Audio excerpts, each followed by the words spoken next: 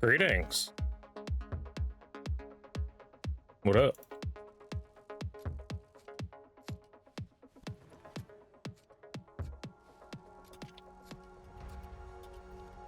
How we doing?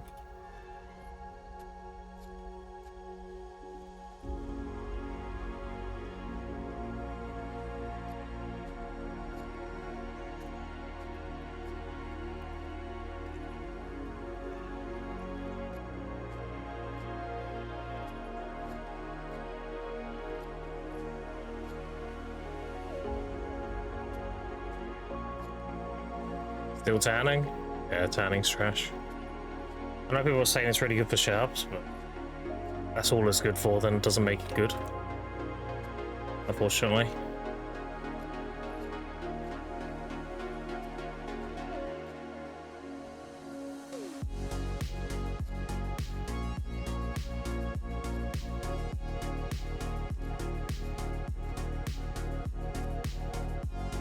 So I did my bosses before I went live, my shrine bosses, because I forgot to do them. And dude, it's so frustrating doing some of these Calamity 10s, and I simply don't have the DR to trade to do damage. Like I failed Odusini Calamity 10, the Enrage phase, at the end, because there was just so much bullshit going on that I was dying trying to do damage. I was on like 10% health, like bro, can I just do some damage? And then he enraged and I died. I was like, okay, GG's. It's pretty rough not having the Adana armors because they give you a lot of DR and they give you a decent amount of HP per enhancement level as well. So if I had the proper boss crystal page set up, I would have another like 5,000 health and like 40 something DR. I can actually just face tank mechanics and do damage. So annoying. But fuck it. I'm just gonna do the lower bosses, I guess. Worth the headache.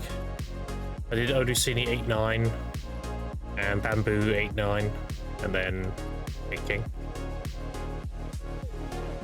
Odusini 10 always kills me on Shy, yeah. If I was on Suck Stage, I reckon I could do it. Because I wouldn't have to eat any damage. I can do mid-range DPS. I've been a melee dude, it's rough.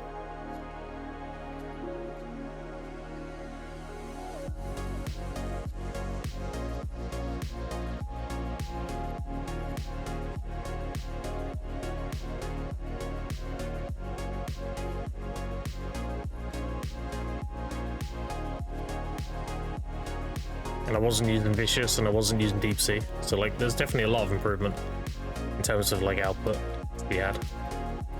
And I got it down to like 10% or something. So like I know you did it anyway. Yeah, it's fine.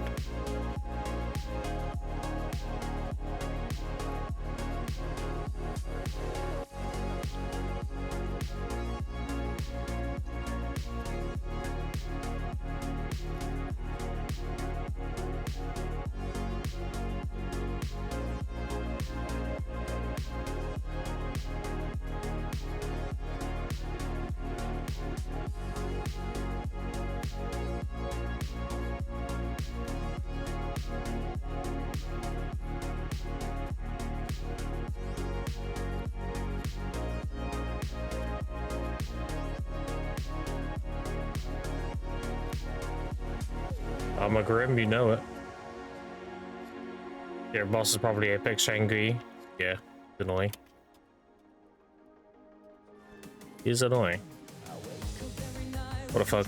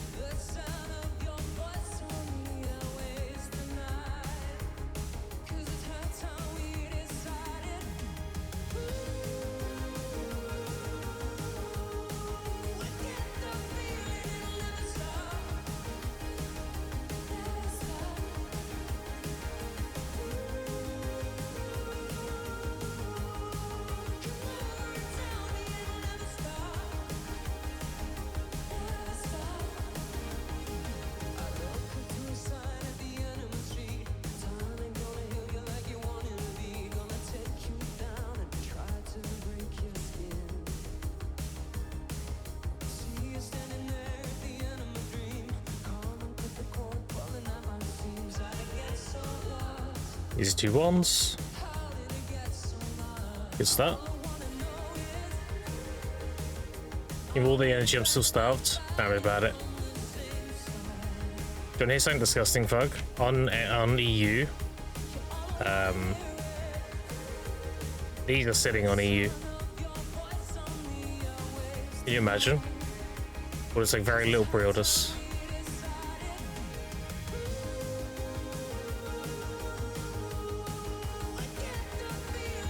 Please point me to the spot gatherings, please, and thank you. I will send you 500 bill in the mail for your travels. Right there. There's Olvia, there's a stable keeper, right here.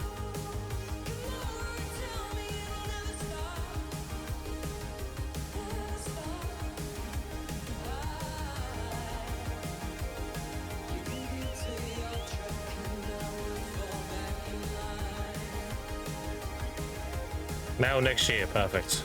Just when I need it.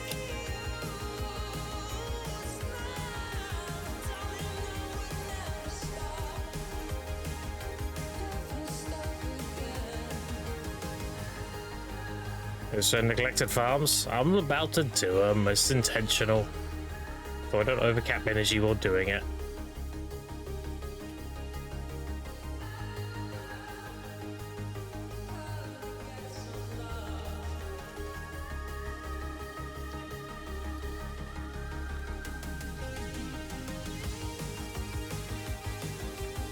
Rid of all stuff we don't need.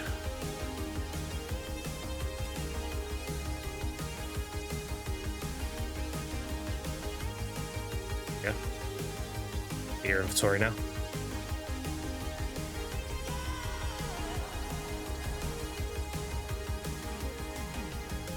$15 watch streak. Holy. I would do the farms now.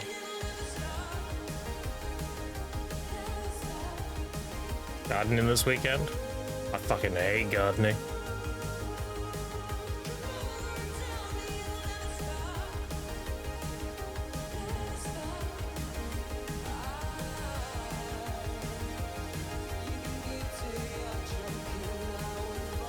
Active fishing. You catch anything good?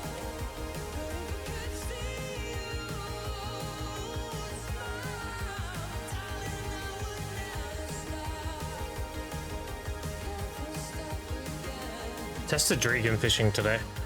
It's all right. Got like 800 million. I think it'd be a lot better if we had a fishing event though. Yeah, Smok is a lot harder because it's abundant.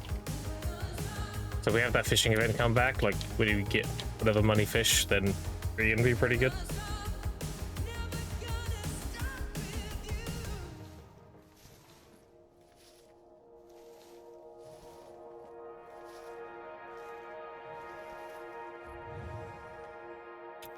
Besides, mastery is still low. I'll buy a fishing chair, dude. Use a fishing chair IRL, a wooden stool. If anyone questions it, just tap your temple and say mastery.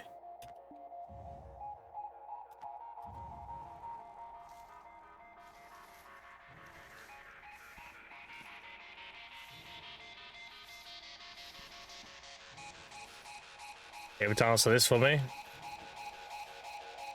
Go ahead, what's up?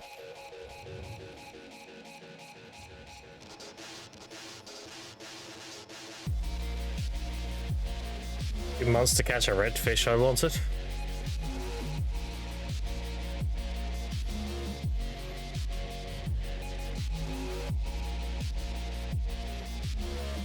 You get ready to drop, apparently.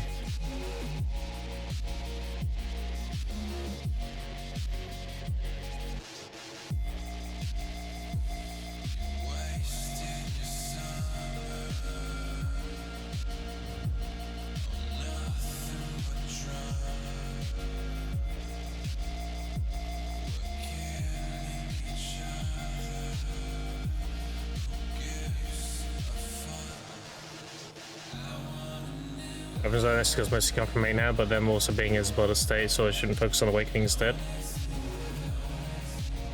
He is more so main hand than awakening. Think of it as like a 60-40 split. You shouldn't neglect the awakening, but you should prioritize the main hand, you know? So if your main hand's like Nov, then his awakening is Oct, for example.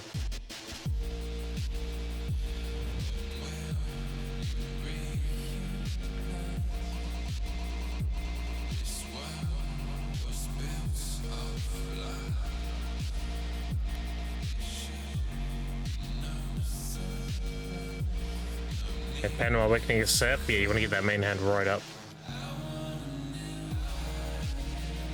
Don't touch the Awakening anymore, just do the main hand.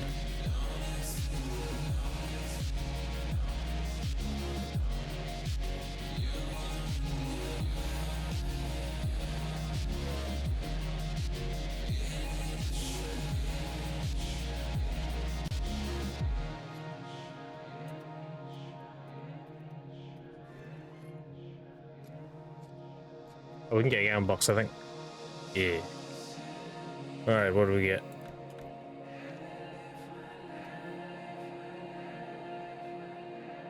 What's that? Use your Resplendent Enhancement. Interesting. 700 crons. We need to do some math.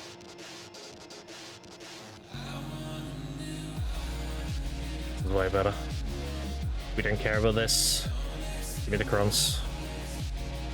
This is 2.1 bill. These are valued at 5, saves you 1 bill. Yeah, these crons are the best. Easy.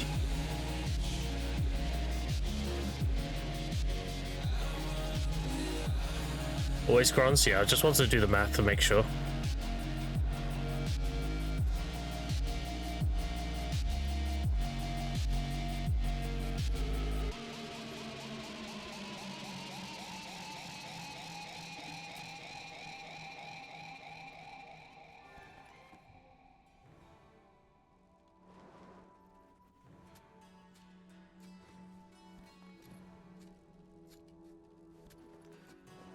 Puts me on 1,700 crons. So I have money over me, so I should be able to do a tap soon. Actually, I can because I sold my hungers. I've got 9 bill. Just remembered.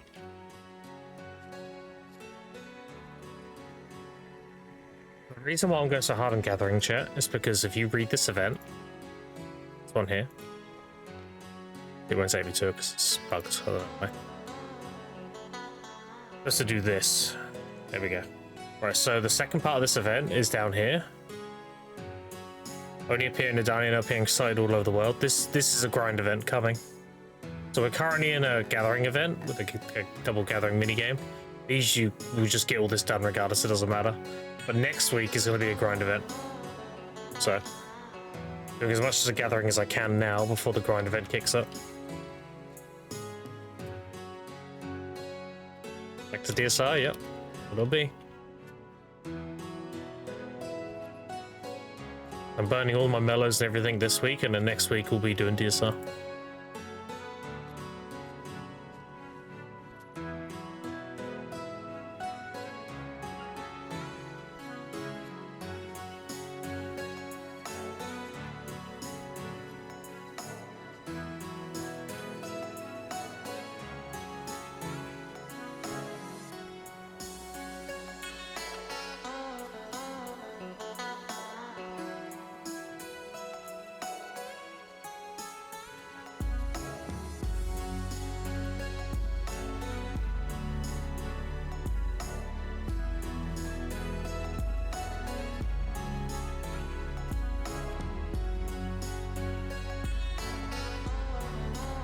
My guess is you're going to get a mob of different Adania grind spots. Like you'll get a Stone Guard Guardian appear, or one of the Tenebran mobs, or a Zephyros Lava Frog, or whatever. One of those random mobs will appear, and then my guess is you'll kill it and it'll give you like an RNG box. So it'll be a glorified present event, basically. A reskinned present event.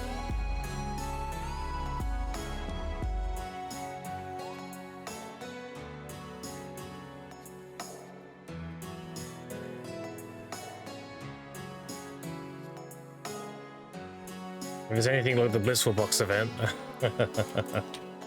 well, we'll see.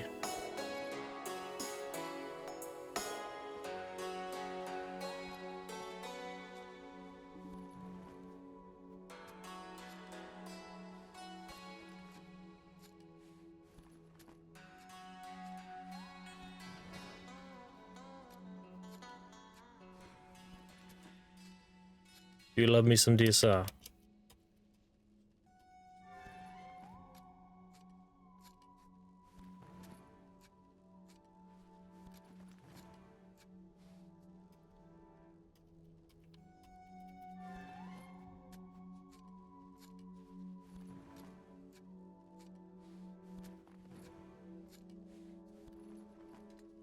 Where do the treasure room things come from? What are they under?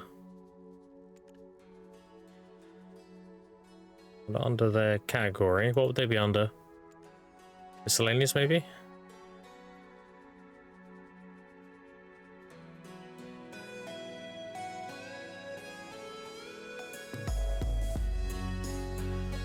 Seen them yet?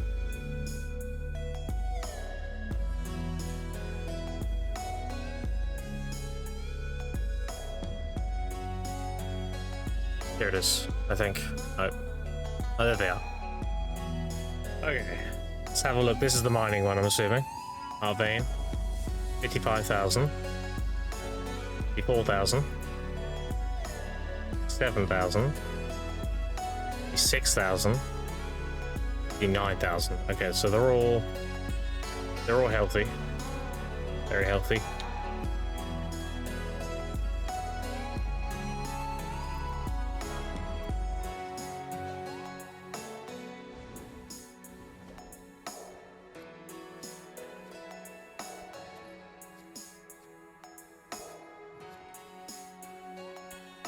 Age of the OVA gifts will be easy. You'll find to be a little gambler. Yeah.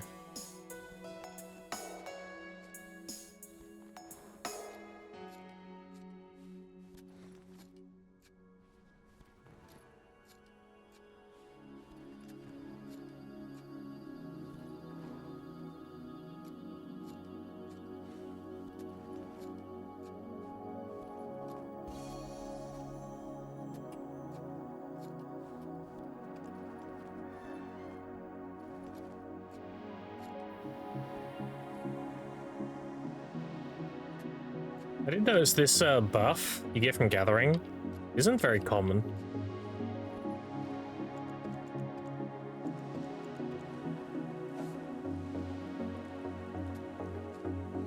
Doesn't seem as high as a drop as it used to be.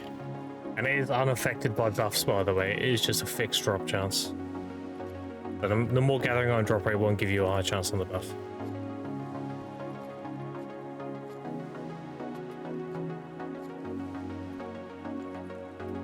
Buff is pre-nerfed? No, it's post-nerfed.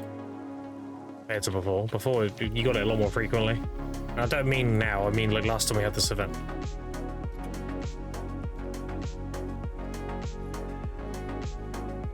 Last time we had this event, it was a lot more common than it is now. No, before we got it? Yeah, I know what you mean. Know what you mean.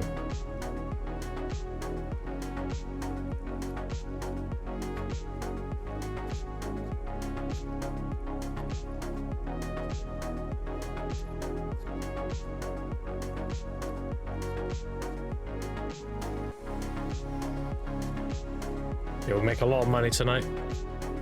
None of my charms will sell. Most of them will. I've got all my shops and fruit nature and everything to sell. Do you want to see the rate I'm getting fruit nature now? Look, I'm on 44,000 already. I'm not going to sell them now though, because people are going crazy for gathering. Once people calm down with gathering and move on, they'll get back up and then I'll sell them. I'm going to hold for now.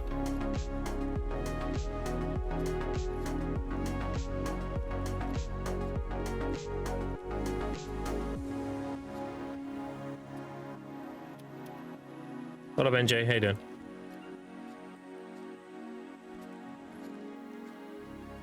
Rank 9 NA for Life Fame. Route 36 for Alchemy. He said he's like number 9 on here. Yeah. Yeah, it doesn't really mean anything. I'm gathering 2. 20 Alchemy. I haven't really pushed Alchemy, I'll be honest.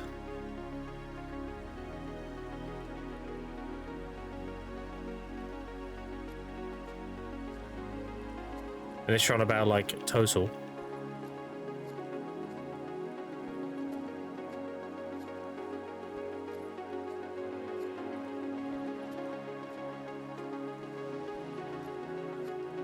There's a file of game losing its indication is annoying. Yeah.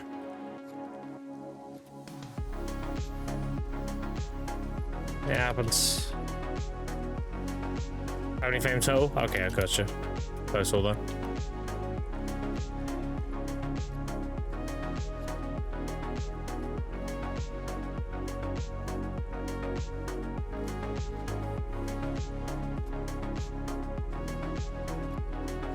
Yeah, if he's going for family frame total, then he should have a lot higher alchemy. It's an easy one to max.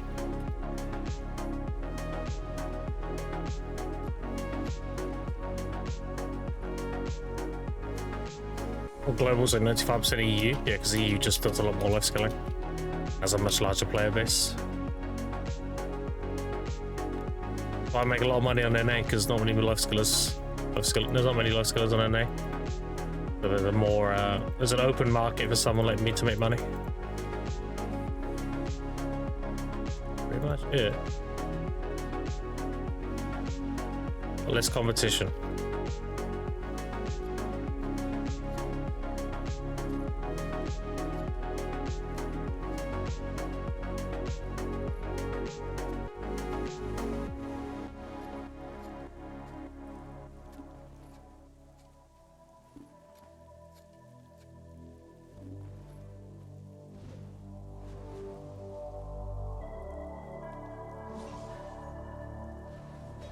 That goes so far. I collected it, was like, nope. I'm gonna keep going.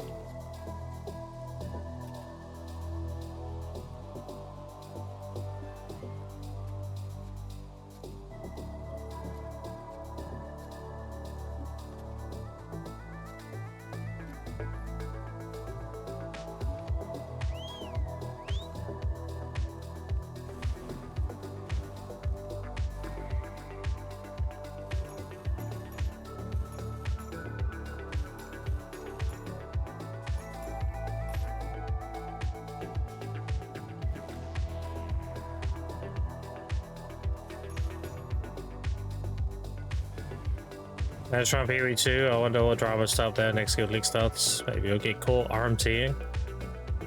Who knows?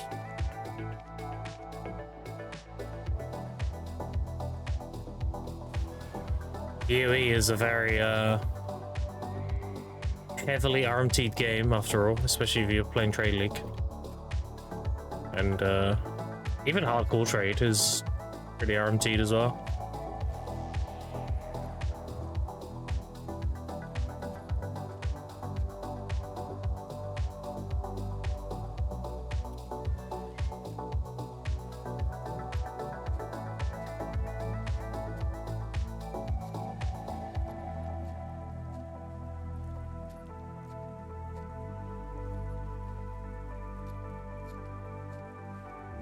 I can't memorize the house spots. Takes practice.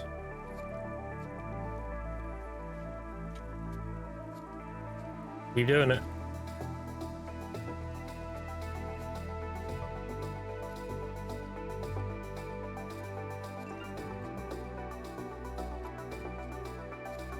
Well, just remember which direction to go, pretty much.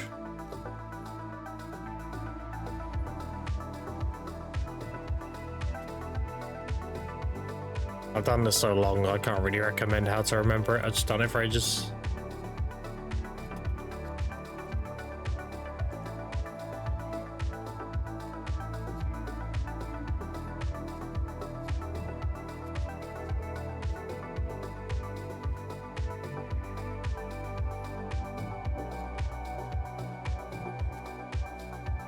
Guess I'll tell you where they are. Yep.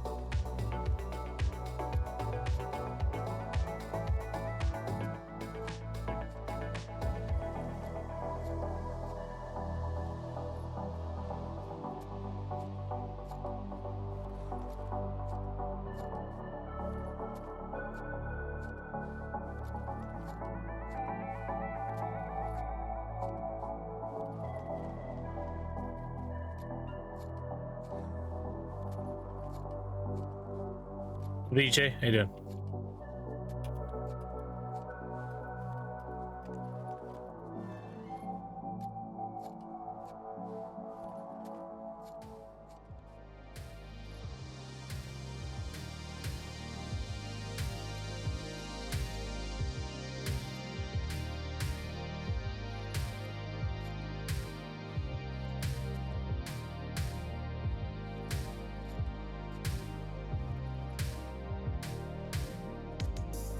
I think it pays 250 pitties at your spot.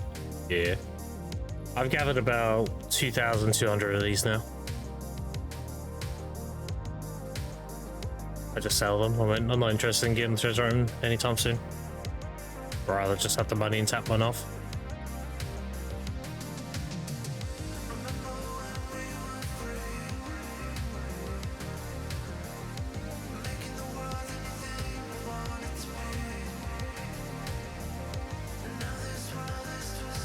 Morning, what a Roderick, how you doing?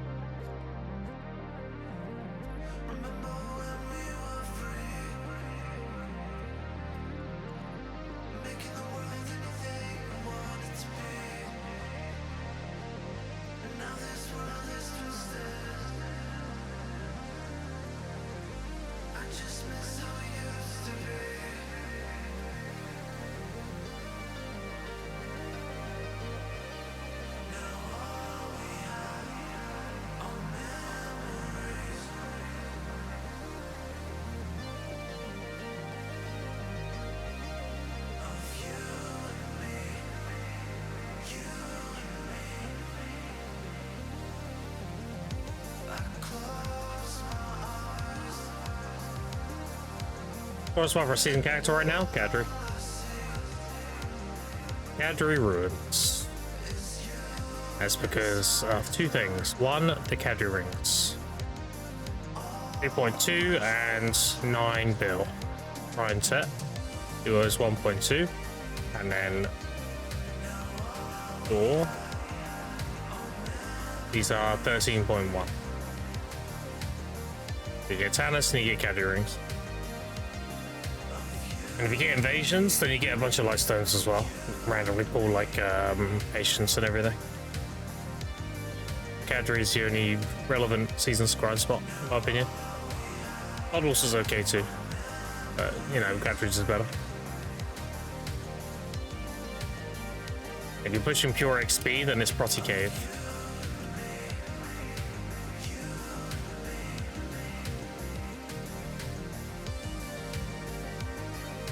Bring me that again, please. It's just Kadri ring and no door essence. Kadri rings. Get them from the spot. And door. It's the potion you make. And you have the Tannis. Tannis is up here. There you go. You get 100 of these, 100 of these, 100 of these. That's the potion. That's it.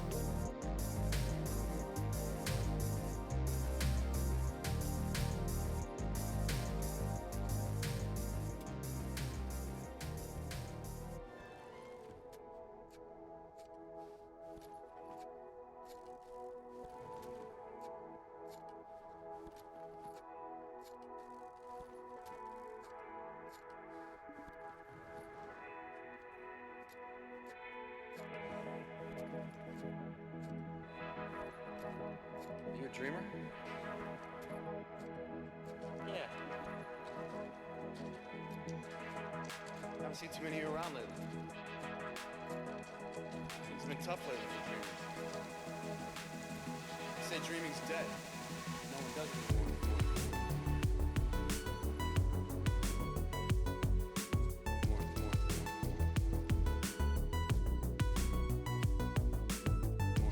Yeah, I'm going to be burning all my energy during this event, and then after that it's going to be a grind event, most likely. I've still got a bunch of mellows to go through, a bunch of energy potions to go through. I have 5 miraculous to burn. I should be able to do 1 a day up to maintenance. I have 1 on me now, it's got an hour cooldown. Yeah, we burn a lot of energy very quickly here.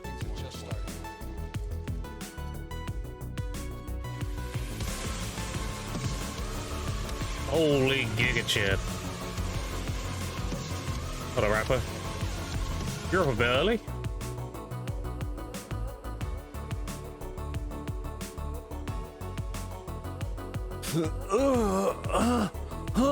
Zeph, be quiet.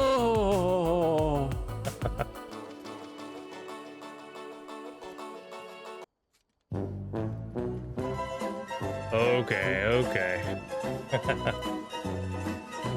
Smilers. Look at all the smiling, happy people. Just follow Ryan, appreciate it. Parents eat food, sir. Good luck with the gather. Appreciate it. Thank you. I've got a lot of gathering to do today. Already 10 hours worth.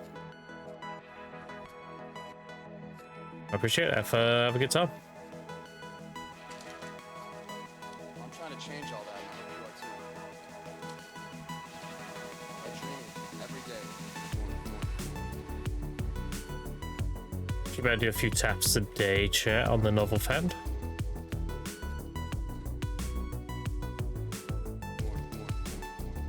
Are you doing well? I am, yeah.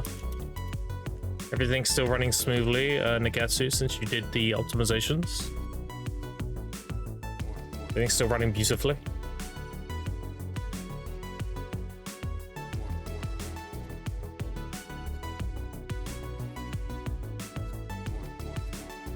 I still haven't replaced the monitor, but don't talk about that. Still using my old monitor. I'll get a new one soon, it's fine.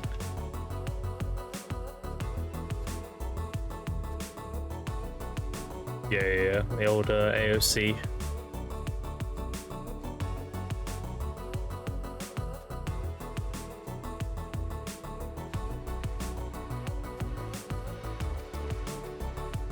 I'll get a new one when I move my whole setup, probably.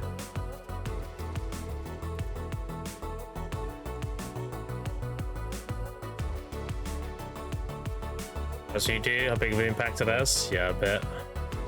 I'll probably get 240 hertz all dead. It's not dead, it's just forgotten. From my language. Nobody teaches it, so no one knows it exists. So whatever you do, don't be bored. Yeah, I'm not actually doing the treasure item chat, I'm just burning more of my energy. I actually sell the treasure pieces, because I don't actually need the treasure item. It doesn't really do anything for me. That's part of my progression. It allows me to get event buff, furniture buff, wherever I am, and it allows me to gather at pilgrims because I can auto deposit the chest every 30 minutes. But honestly, those two things don't serve me right now. So I'll get the treasure item later. I'm in no rush.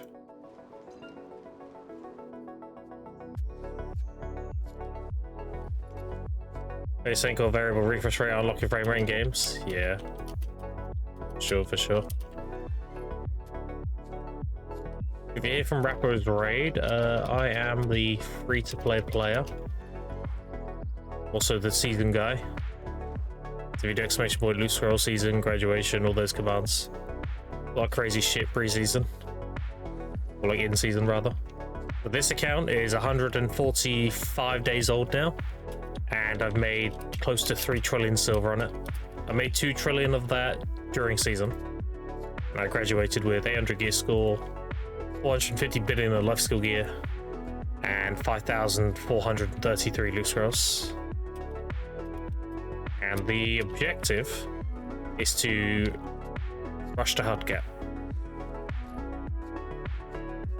So I did that in 120 days. That's what exclamation point 120 is. Now I'm currently working on, I'll show you my gear, hold on. Actually in storage, because I want the inventory space.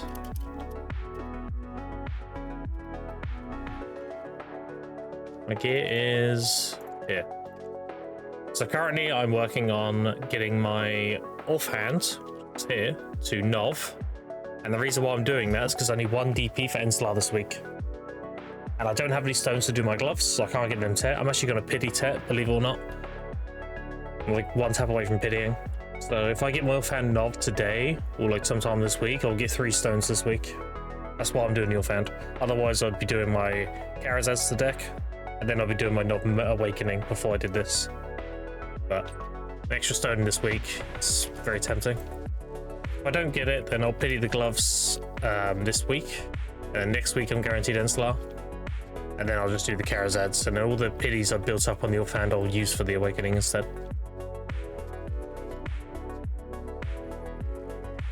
I've actually speed ran quite badly with my gear. Now, you're probably wondering why I only have 1 piece of Adana. Because if you look here, I've only got 5 gloves, the rest are tet armors. It's because I'm going for obliteratings. I'm going to buy the obliterating chest because it sells often enough. I'll probably get one around Hardable. The helmet and boots. The helmet I'm going to try and buy. I might have to tap it, and the boots I have to tap. And the reason why I'm doing that is because I'm injecting silver to skip time gate. And I've already had a pretty bad time enhancing the gloves as it is, so like I'm pretty firm on doing that. Unless they give us grindable armor stones at the Hardable. They announce like, oh, Adania Part 2, here's the new spots, and you can get a piece of Adanas. Then there's no point doing obliterations at that point. At that point, you just grind the new spots and get the stones. So yeah, that's my plan. It's been going flawlessly so far. Chill on. Having obliterations? Yeah, it's fine. It's only like 5 trill average. Not that bad. You consider I've made 3 trill in like 145 days, and I haven't been optimal because I haven't had access to really good grind spots, then yeah, it's not that bad. Very good one, makes a lot of sense for your case. Yeah, I don't recommend a new an average player doing this. You should just tap the armors. But I'm doing it just so I can go as fast as possible. Skip time gates. Mad amount of silver though, it is, but it also isn't.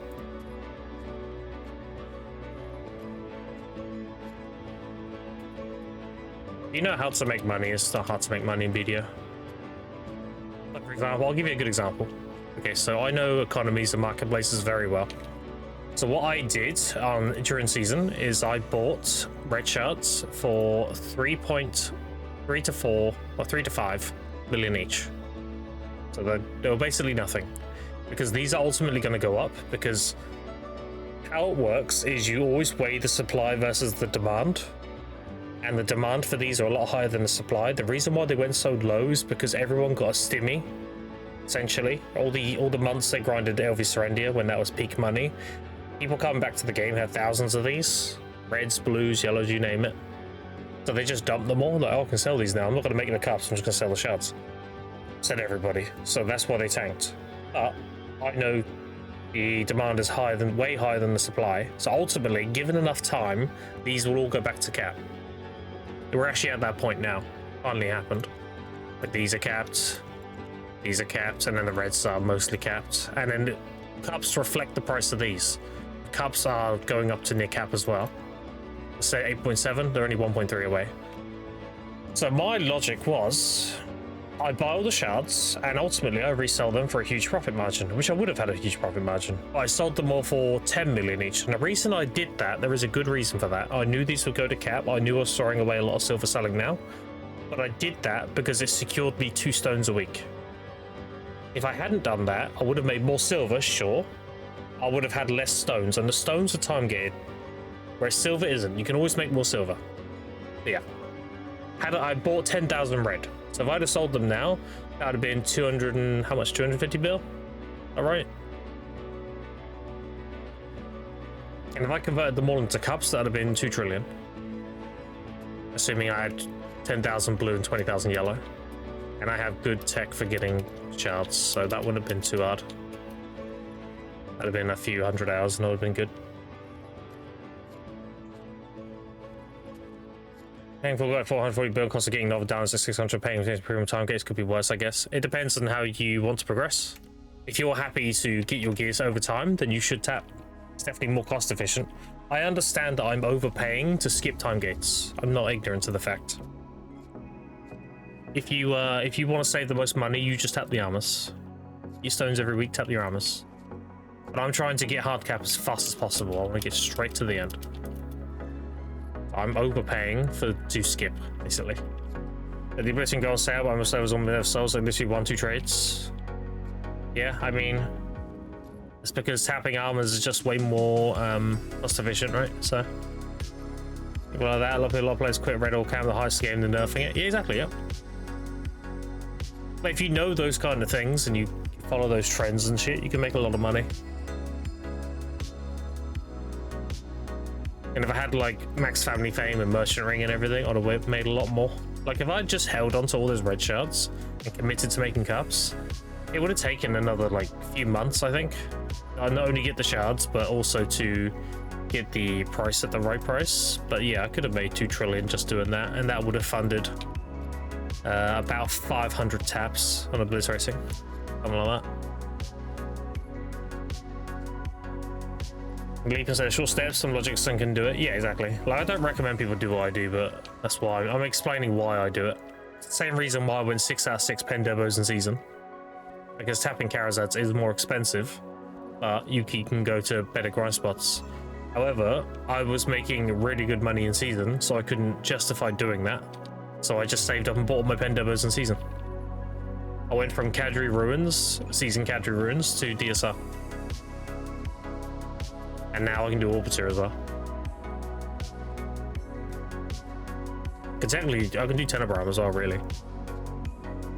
And Grim, well, afternoon. Yes, it's 20 past 4 right now. In the afternoon. Yeah, I'm just explaining my thought process. I'm very leapfroggy when it comes to progression. Which is why when people ask me for gear advice, I'm not a great person to give gear advice because I didn't go through the regular steps of gearing. I didn't start with season into like early Karazads and all this. I went season 800 gear score.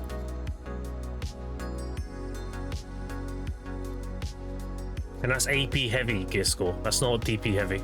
That was with like duo tri-armors.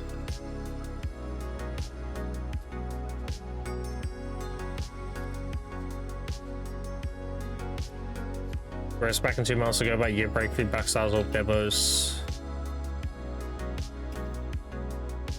Yeah, sounds good.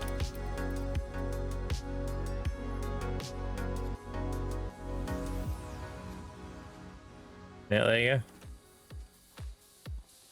This is also my gathering rotation. I have made 3 accounts over Guru 40. Gathering, doing this rotation.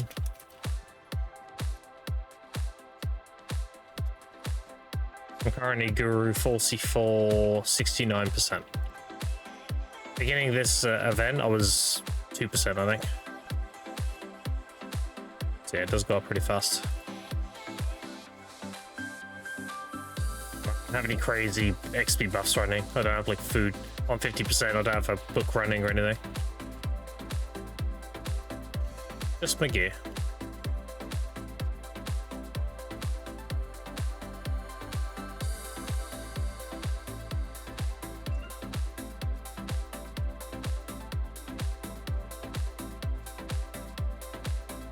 Yeah, next week, chat, it's going to be a grind event. Just a heads up. These remnants of the currency thing we're getting. These remnant of distortion. This is going to be a grind event as soon as the maintenance hits.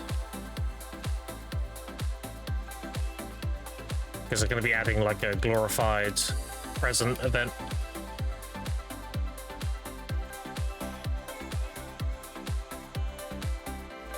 And I know this because if you read the event page itself, I'll show you how I know. Go to this, go here. Down here, look. Week 2 preview. We're on week 1 currently. Monsters that only appear in Adania are now being sighted all over the world. This basically means that when you're grinding, you're going to get like a mob from the grind spots in Adania spawn, and then that'll give you stuff. That's what I interpreted that as, which is basically a present event. One like gift box, yeah, exactly. Like, oh no, one of the 10 Brahm sages spawned. Kill it, and then it gives you whatever loot. It's basically a gift box.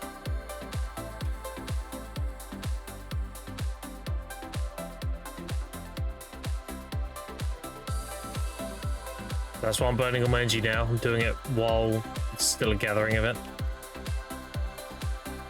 And afterwards we're going to be probably a DSR again.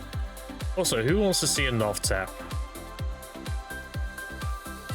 We can do a Nov tap. Sold another 10 hungers recently. I have a lot of stuff to liquidate, chat, so I'm going to explain some little things here. Just to give you an idea of like how much I'm pushing and shit.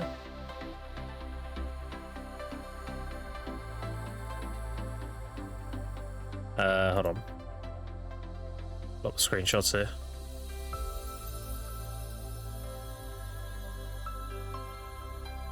This one, and this one. Alright.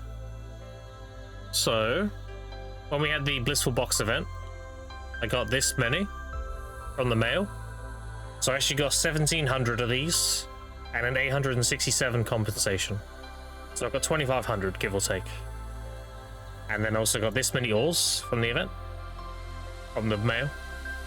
And then I opened these boxes and it gave me that. So I had about 800 billion from this event. In value.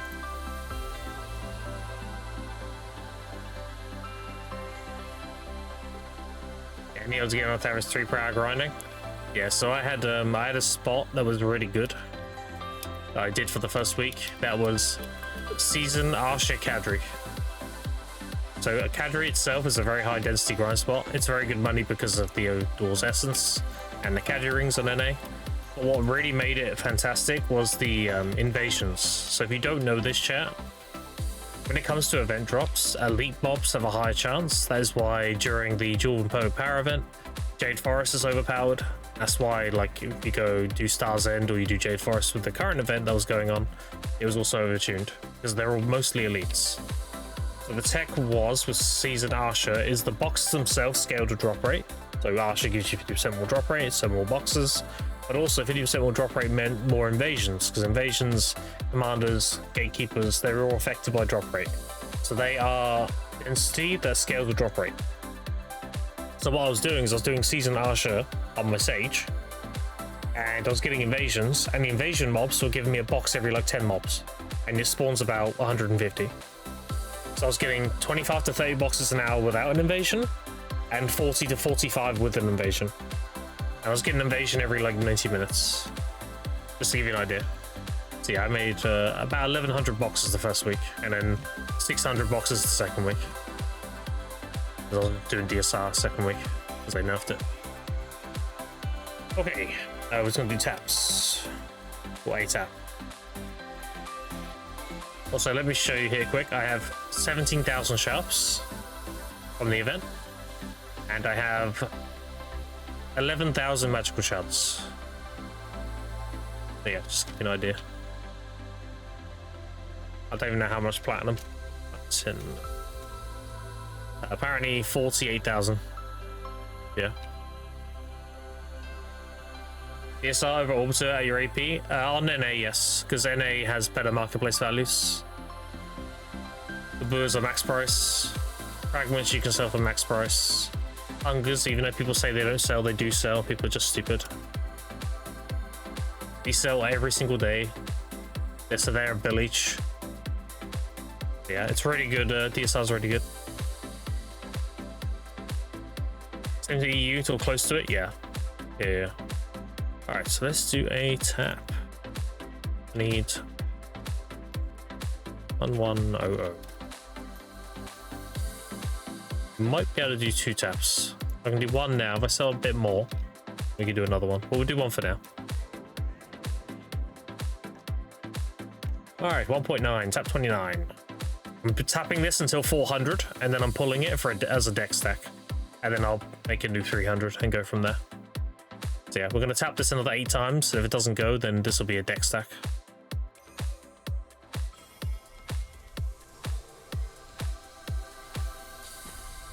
All right, 7 more.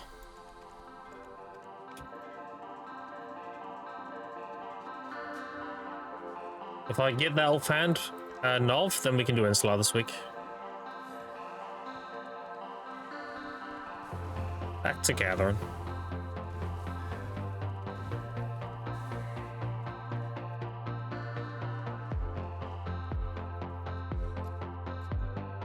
So at least somebody staying in his major AK fishing region? It is, yeah. NA severely lacks life skillers too, so if you are a life skiller, you make a lot of silver.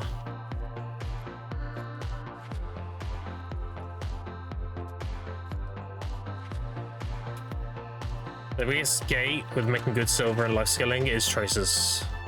But if you know how to get traces, it's not that bad.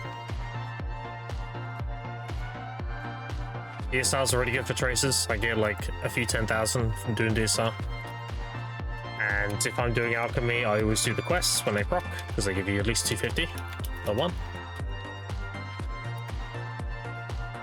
You sometimes get the 500 quest. Let's put it this way. This recent event,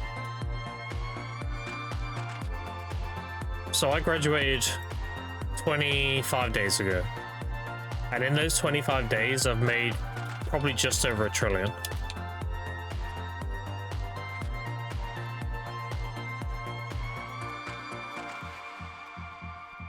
So when you tell me like, oh, Obliterating's average is 5 trillion, I mean that's like 4 months.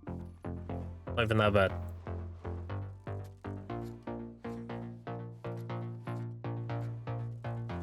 Explained that they couldn't get little pieces from fishing. Kind of wild. If you know how to make money, chat, video is an easy game. That's simple. Consistency is more important than efficiency. That's what you need to remember. Stop sweating about your per hour when you're grinding and all that kind of thing. Just put the hours in.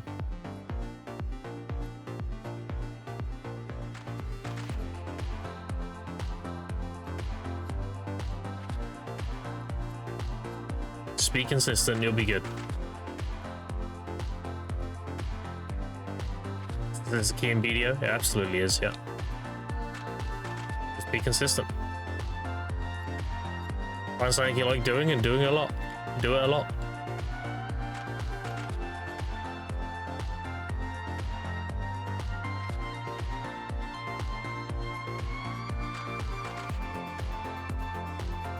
Oh, I didn't show you my Caphras. I didn't show you my Caphras amount because I was in the box too. I'm currently on 16,700.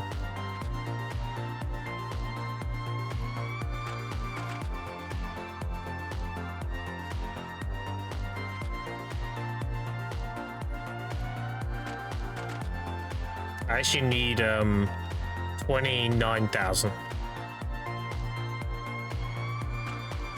So I plan on making 4 pairs of boots and tapping them to duo. I might tap them Tet for money, but I want to tap them to at least duo. Because that way, if I do it that way, I'll explain why. Tet boots, duo boots right now are about 30 bill. It's 17 bill in Caphras, plus the boots themselves, which are usually 3, that's 20, and then the flame. The flame, you can be subjective what it's worth. I mean, if it's the boot flame, it doesn't sell. That will take like months to sell one of those. It's like 3 sell every day, and there's like 3,000 something listed. So you're not actually going to sell those. But if you do include their value, that would be around 22-ish bill with the Caphras price it is now. And if you tap it into duo, that's 30 bill. So what you do is you raw tap pry, and then you use the distortion crystals here. Desperate rather, that you get from the currency tabs, and you basically cron tap it for free. I'm going to be doing that for 4 pairs of boots. And then I'm going to decide if I want to tap them TET for profit or not. The reason why you tap them TET for profit, try you're going to lose money. Try's just a bad enhancement. You have to have try to get TET. The reason I'm contemplating it is because it's actually a somewhat decent way to build fail stacks. So let's say you need a 350 stack. You would get a stack up to 300 with hungers and everything. And then you would raw tap like pen black stars, which I know pen black stars are really cheap, but they won't be cheap forever. It's another thing. The supply and the demand, black stars on NA will go back up to like 70 below at some point. It just takes time. Anyway, you raw tap 330, and then 330 to 340 is when you'd cron tap for TET, or crystal tap, cron, crystal, either or. Crystal's obviously better. Until 340, and then you'd use the Ultra Blood Hungers to push it to 350. And then that would be like the best way to build a 350 stack. And if it goes, I mean, you're actually made 200 mil, you know?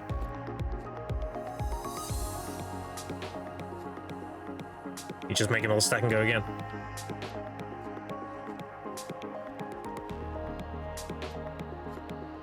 Gathering all, but I feel like I'm missing on this event. Nah, it's fine, dude. It's fine. The best time took away on gameplay 5 months of Devastating. I missed all the 10th anniversary events and more. Yeah. Oh god, Gear is just going to the moon. North American predictor will hit 300 build point near the plus the pity. I mean, assuming they don't change the pity, assuming at harder ball they don't nerf the pity to like 20, which they should. They really should. Then yeah, I could see it going up enough. Yeah, I won't let Blackstar get too expensive. I don't know. If they don't give us any more freebies, if we only get the 3 pen Blackstars and the 2 TETs, and then you have an extra one you can do through season, an extra pen. If it stays that way, then I can see Blackstars going up. Because the average player is going to have 4 pen Blackstars.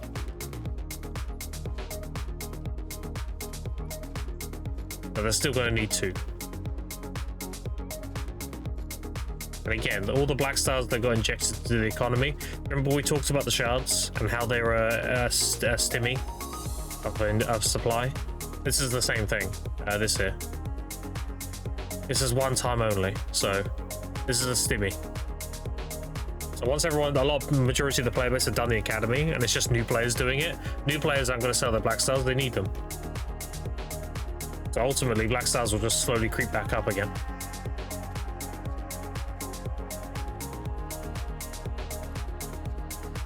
Good as well, at least having Paul got pity amounts, yeah.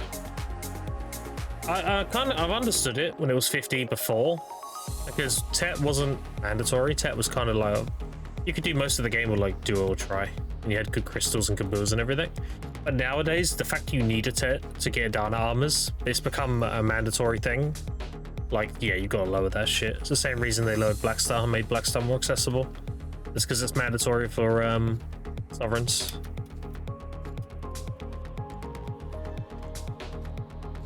Same reason why they made Blackstar more accessible.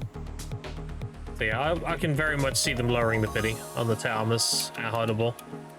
I think they should have done it back in Calphion Ball, honestly, but yeah. What is the best gathering? Too early to say. You gotta let the life skillers cook. From what we can gather so far, the spot that gives you the 4 buffs. Oh, I mean it'll be O gathering, rough stone, and sap. Your alchemy sap. If you want to do metal solvent, then rough stone. If you want to do well, to be honest, herb and alchemy. Herb and sap go together to make harmonies. And then rough stone is just metal solvent. So metal solvent's really good, then rough stone's good. The other 3 are just kind of whatever. Cooking's fallen off quite drastically compared to alchemy. Tanning is a meme. And wood cutting's whatever.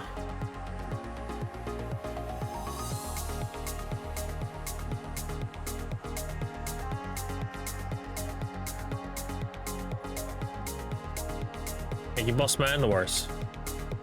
Game's going SU soon, maybe gearing easy as hell. I don't think they want to make gearing easy as hell.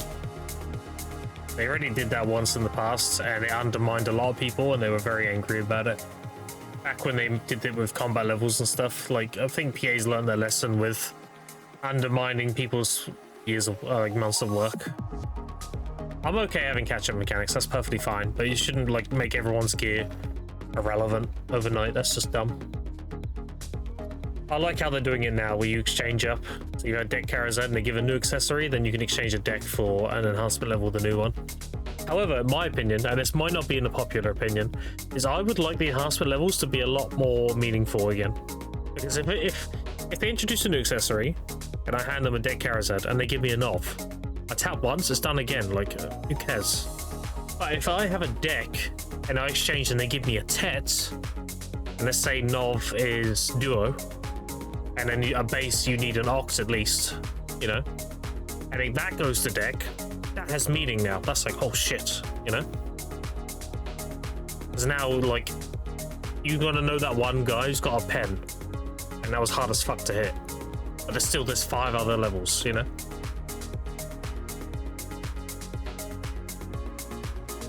Entering life skills, good luck with it. I don't think people are gonna grind a 10,000 hours to get into Act 2 again, to be honest. Well, that's why you increase the ground, right? You don't have to reduce the ceiling, you just increase the ground level. And that's what the academy is, that's an increase of the ground level. Just getting people caught up. That's what catch-up mechanics are. I'm okay with that, that's fine. Just don't make the ceiling really short, you know? Still doesn't matter? Of course it matters. That's the whole point of the game. You play the game so you get better gear, so you can go shit on somebody with not as good gear.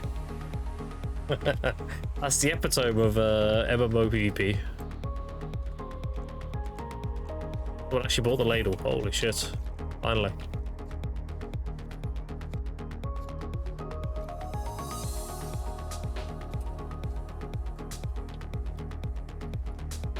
Now, I don't want it to be like Renown. Who remembers Renown? Where, like, you have so much gear that it gives you, like, a ridiculous amount of damage reduction and percentage damage increase or whatever. That's just dumb. When I talk about, like, somebody having Trive and accessory versus deck, the guy who has deck has, like, 5 more sheet AP. It's nothing crazy, you know? Stefan Dual Black Star Assault weapons. I wish they had tiers like did in the armors. Yeah. Renown was awesome. I was a striker main back then. Yeah, I bet you enjoyed that shit, dude. I bet you enjoyed it. Fucking strikers, man. Shift F. 360 super armor knockdown. Back when hardly anyone had protected CCs.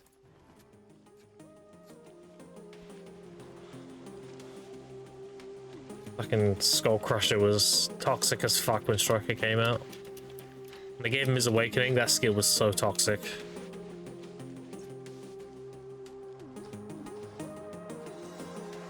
The thing is, not only was it protected and it had a CC tied to it, it hit multiple times.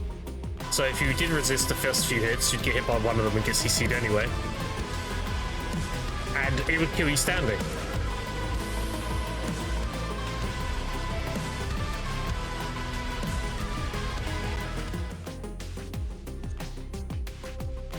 Well, Thanos, I'll say do. Last since 2018, 6 months of release. What's up? Not much. Do you know how I know Striker was OP as fuck on release? Do you know how I know you were killing people standing doing Shift F? What up? Thank him.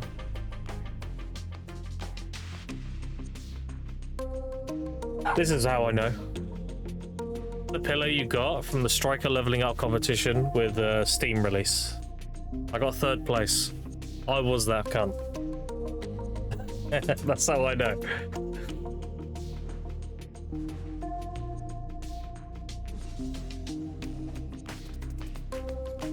Oh, there's somebody at my Pirates main rotation in my 5-man stack. Don't worry, I'll just go solo him. Shift F. Alright, he died. Back to it.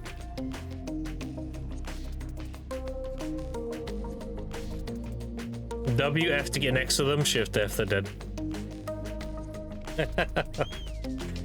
So stupid.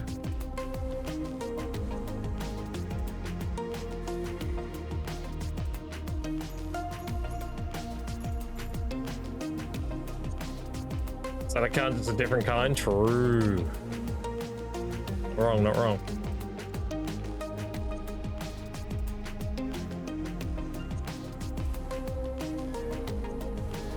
On mid game, yes, we would not forced to stay DSL tank red until they can grind tenor. Yeah.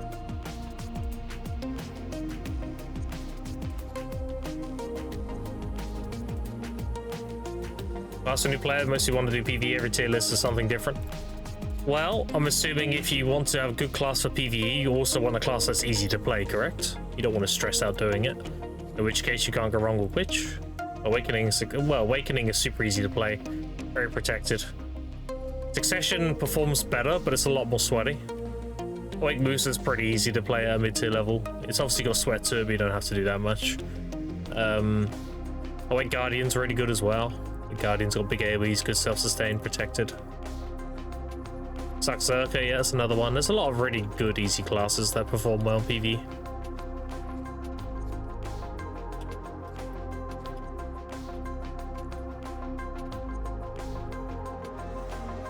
You can't go wrong with Witch. Witch is like cheat codes. She does a lot of damage, she's easy to play, she's very protected. And she has a sweaty option if you want to play that, which is Succession. A high output.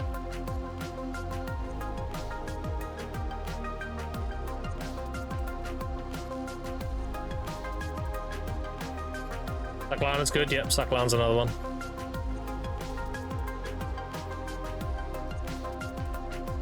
Kuno's actually a really good one as well. Does pretty well in PvE nowadays. Nova got some buffs, she's pretty good in PvE as well now.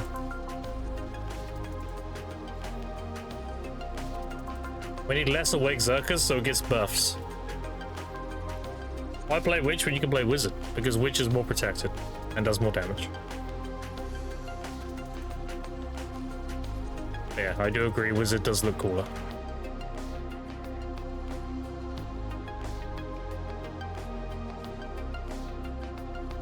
Suck Wizard? Yeah, Suck Wizard's really fucking good. Let's wake Zerg so it gets... Well, the thing is, it's gonna... Look, you're fine. So long as Norelio is doing AOS on the Wake Zerker, like, they'll see it's underpowered. It's fine. Just don't let them see your fan. They watch Steve playing it, they'll be like, yeah, no, we don't nerf that shit. He's in good at PvE and PvP. Sarah from Witch. In character craft for 2 hours. Yeah. Witch, I would say Witch is the safer option. Witch has always just been solid. Can't really go wrong with it. He's my favorite Wake Zerka? Yeah, because he's one of the best, if not the best. You watch people play Awake Zerka, then you watch Steve, and you're like, that's how it should be played. Holy fuck.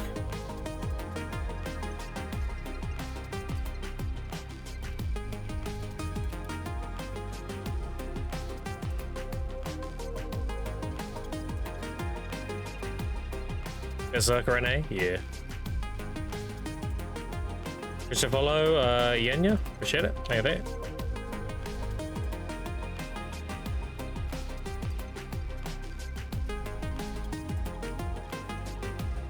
Yeah, we just vibing today, chat. I got a lot of energy to burn. When stuff sells, we'll do taps as it sells. You know how it is. I'm still waiting for concentrates to go up in price. I want them to go around 7 mil before I start selling them. I like that they're fluctuating because the people are grabbing their compensations in the mail. That's giving them a shitload of sharps. So this is the compensation here to there. But they have been up here, you know. Just gotta be patient. Up, back up.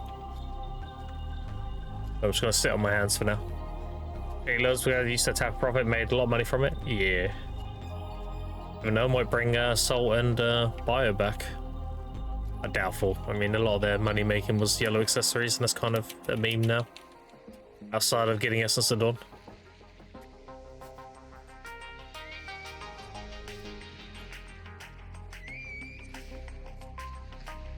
Does it follow Flacco? Appreciate it. Hey there.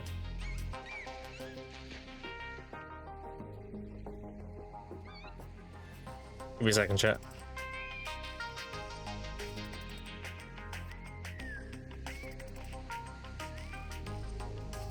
Alright, I had to close the window. We're good.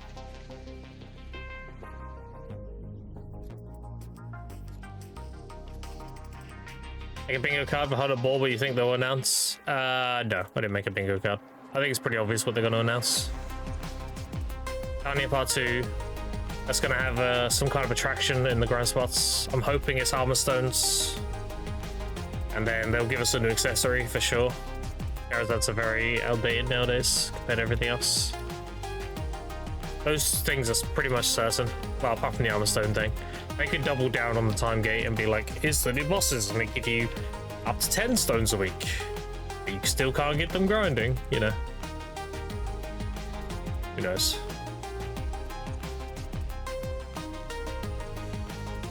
They said they're doing a lot of life skill reworking this year. So we'll see. I'm expecting a big life skill overhaul. And the return of trading. Because it was mentioned that they're removing harpooning. Why would they do that? If not to reintegrate it into trading somehow.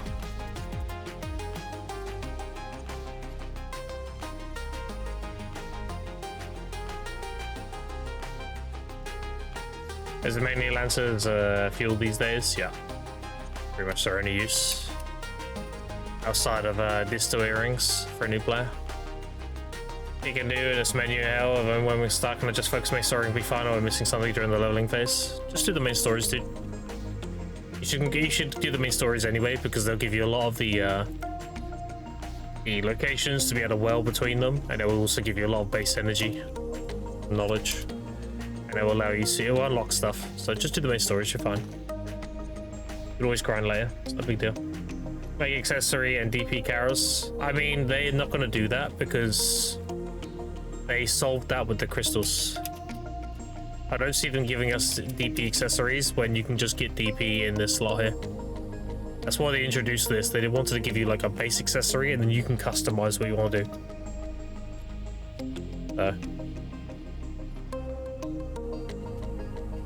I don't see them doing it. Get better with active fishing like Manus Rod that doesn't allow AK fishing. Active fishing has needed buffing since the dawn of time. I know because I was somebody who active fished a lot.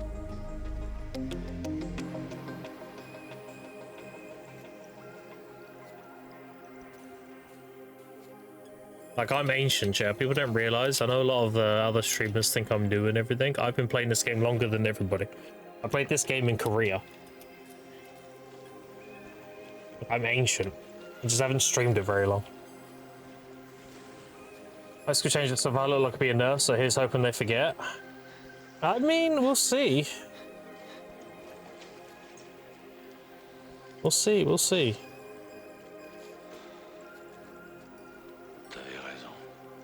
Thing is, I don't want to say how the life skill changes are right now because we've got double green done.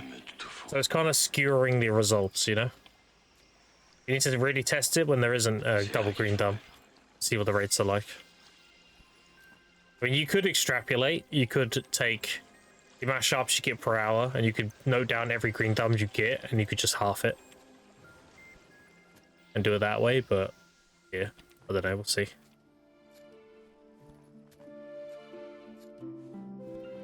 It looks to be, look at this, looking at the method, yeah. Yeah. I think it's still too early days to judge if it's better or not. I know a lot of people are saying tanning is really good because there's a higher sharp chance, but you have to understand you can't value a gathering. You can't value something based on a singular drop. It has to. It's your whole, everything you're getting. So yes, if you're getting more sharps from tanning, obviously that's really good. But if you're getting a base yield of nothing because the feathers aren't worth anything, for example. Then you have to factor in that if you're doing rough stone actually has a value.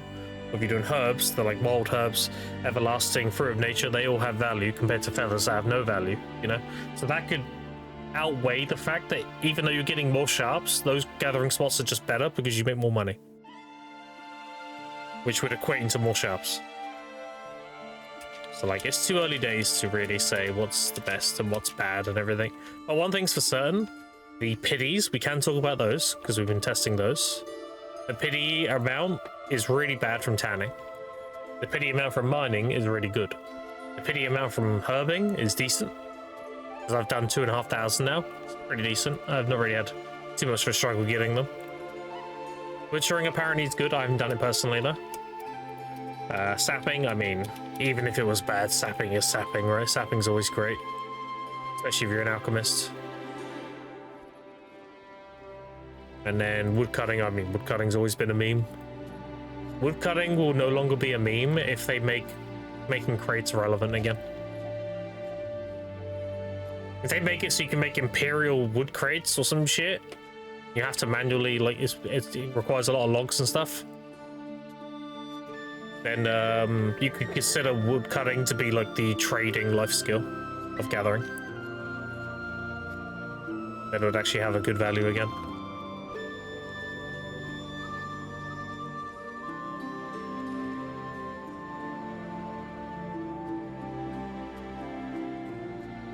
Everything okay with downloads 4 hours and 2.3 mastery. Yeah, so sapping's, you know, even if it was bad, like, it's sapping, dude. Even if the pities were bad, it's still one of the best gathering types just because of alchemy. So it can be bad and it'll still be good, you know. Whereas if you're tanning, you feel like you're inting, right? Because it's just so trash.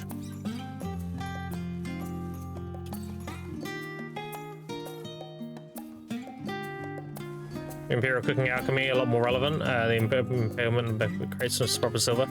I would be okay with them lowering the profit margins on Imperial alchemy and cooking, but making it so there's no limit. So there's always like a certain percentile markup of packaging and selling, but there's also no limit. And then people who cook alchemy and all that, that can be their the primary source of income, and then that would fluctuate depending on the prices of what's available in the marketplace. So all the Valencia mills will go right up, all the Box mills and all that, you know, all that stuff will go up because you'll be selling the mills reflecting on the price of the Imperial. So you'd be like, well, I could sell on the marketplace and make this amount, but if I sell it to the Imperial, I'll make more. So like, why would you sell on the marketplace?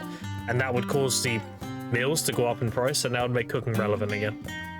Or more relevant than it is now.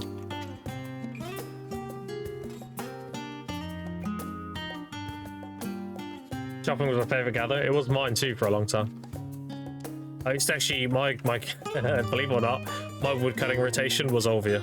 I would go through here like this in a loop. Like that. And I would turn all the logs into crates. It wasn't the best crates, but it was chill. You didn't really have to move around too much.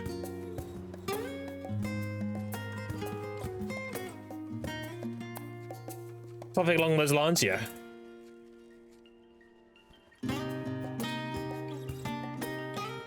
I've already said how they can fix active fishing.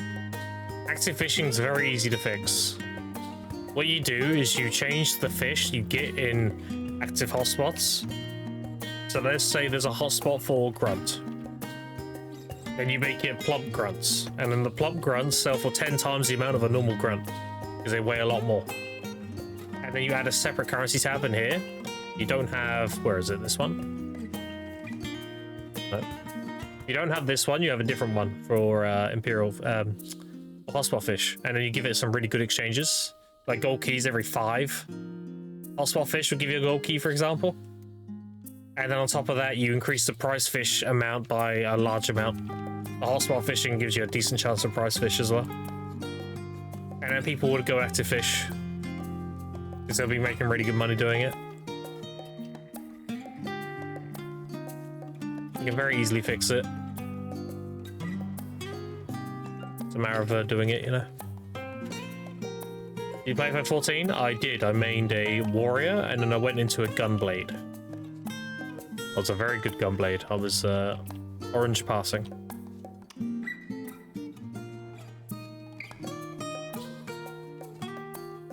Morpio was talking about this, the cuping life skilling from the normal market. Yeah, I mean, they've already gone a step in that direction, right? I mean, these here. You may think, like, you know, these are tied to the marketplace, but realistically, these are just a silver buff to gathering. Purely because if you can't sell them, you can vendor them for 1 mil each. It'd be very unlikely you can't sell them, but I'm just saying. They still have a base monetary value. Their acclimates are already at a loss, which they're making boost for profit, but they already treat Imperials and trading boxes in the trading system. Thoughts? I mean, maybe. Maybe. How they could do trading in terms of Imperials is when you make these Guru boxes, they can have parentheses next to it saying like Death Elixirs. Like you made these with Death Elixirs, you know? And then it could be regions, let's say Glish, has a high demand for Death Elixirs. So you get more money taking your Guru boxes there and selling them.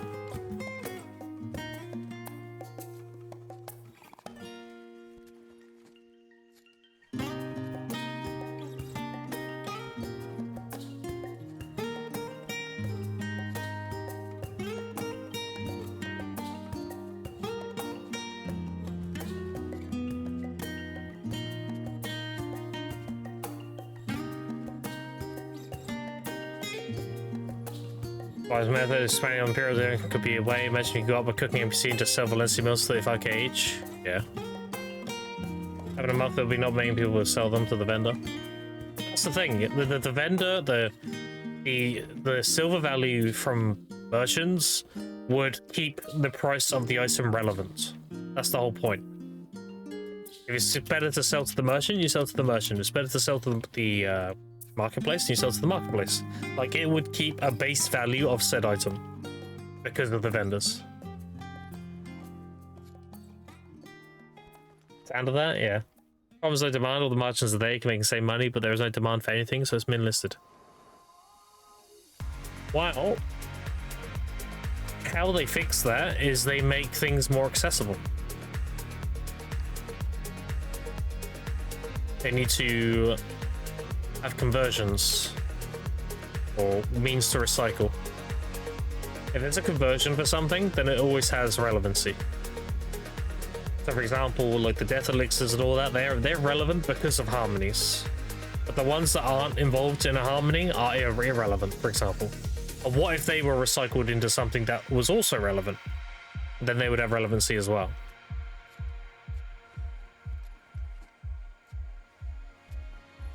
And the way you would do that is make it so Imperial deliveries were infinite.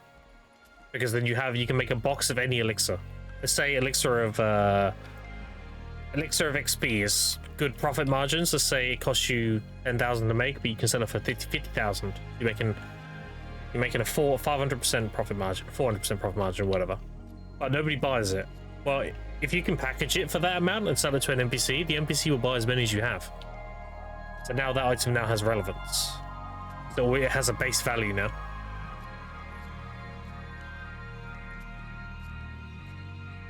And then you tie that into trading. Be like, okay, well this particular place needs elixirs of life. You can add some RP reason, like Calphion needs it for the plague, you know, to help with the infected, the afflicted. Then they're buying them 130% value. Another place that, let's say Camasilvia, they produce life elixirs, so you're gonna get like 80% value because they don't need them. They're a supplier. Like, you can tie it into trading too. I'm saying.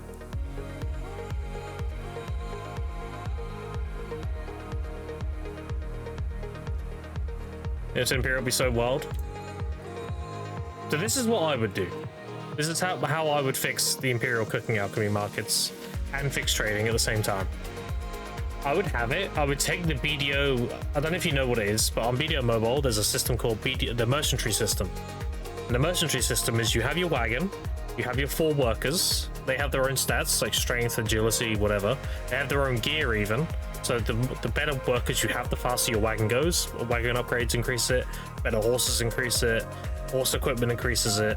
And there's events along the way, like, oh, there's a bunch of, like, an abundance of this herb growing. Your workers go out of the way and they grab it while you're going past. Or there's rocks, or there's bandits. And if you defeat the bandits, you get a trade item they had on them. And it depends on your workers and their level and how much attack and defense and everything they have. AP, DP. So what I would do is I would mix that system with the Imperial delivery. So I'd be like, okay, Calphion wants elixirs of life, and they're paying 130% of their net worth in packages.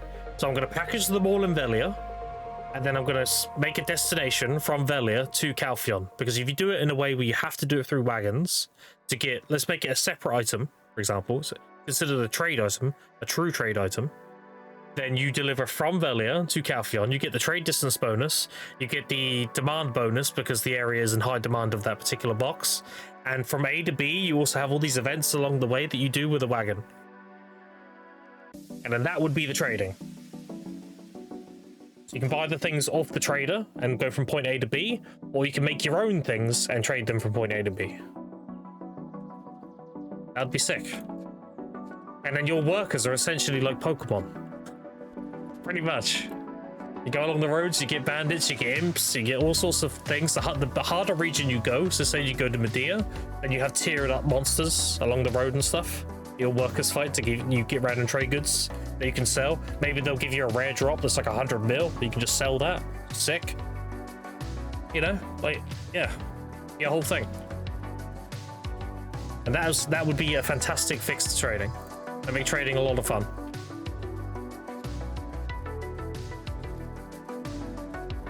And it fixes all the irrelevant markets because you just make all the irrelevant markets trade items. Let's have a look at a relevant market right now. Let's look at cotton. How's cotton doing? Well, that ain't too bad. What about flax? This is somewhat relevant. What about, there's one, let me think of one. There is one I was thinking of earlier. That just has no purpose. It'll be easy to do this actually. I mean, we can go by herbs actually. That's a good one. Sunrise, Fireflake, all that kind of crap. Yeah, like you just go through this as a developer and you can be like, okay, what is not selling? What's not worth anything? Like, what is just min listed, nobody uses, nobody cares about? And you just turn that into a trade item. Supreme Boar Hide. There you go. Make that a trade item. 20 hides gives you a trade item. And it's worth like 5 million to sell. Or some shit like that. And my point is, you grab the items that are completely irrelevant and you just make them trade items. And you put them in the new merchantry system. Aloe? Yeah, Aloe's the one. That's the one I was probably thinking of. They somewhat fix these because of bartering, but like, what I'm suggesting is essentially bartering for the land. It's the same kind of thing, but instead of giving them the raw material and they give you like a barter mat, you just turn the raw material into a trade crate and you go sell that. You taxi and sell it.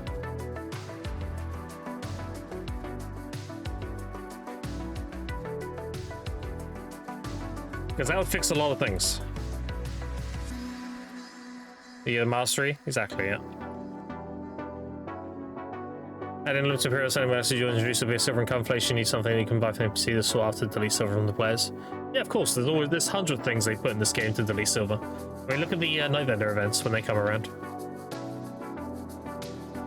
You have to think of it like this. It's not necessarily an influx of silver, it's an alternative. Because you could argue that the grinding makes too much silver, because it would. Grinding would always be the best money.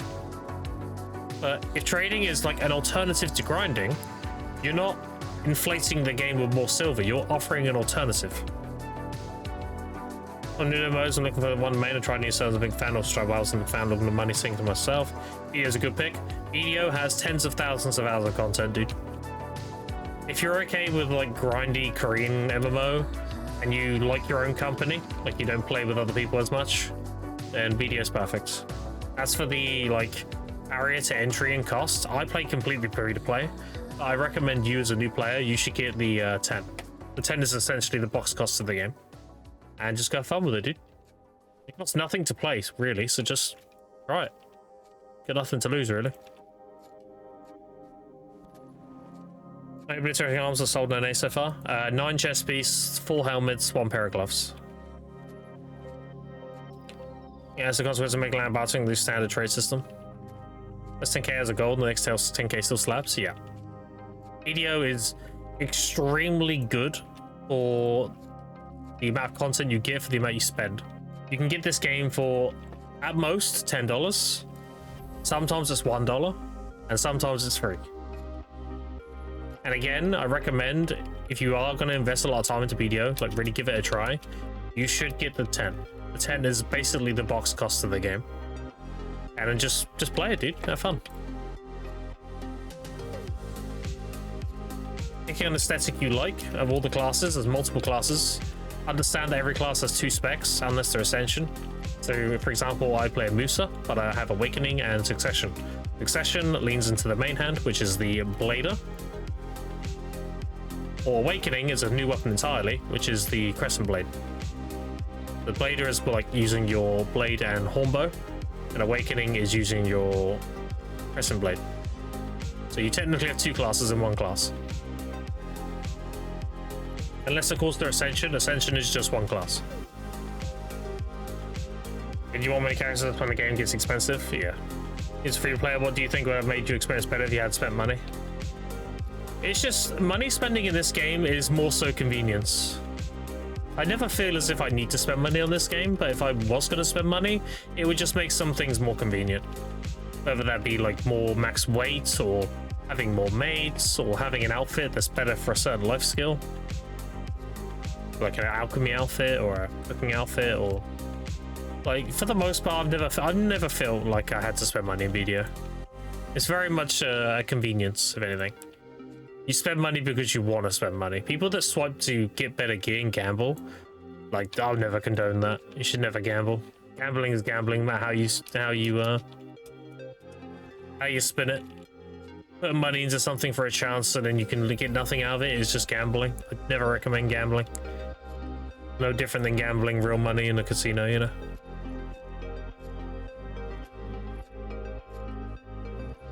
If you're gonna get account upgrades, perfectly fine. You're gonna get things like more weight, more workers, you know, all that stuff.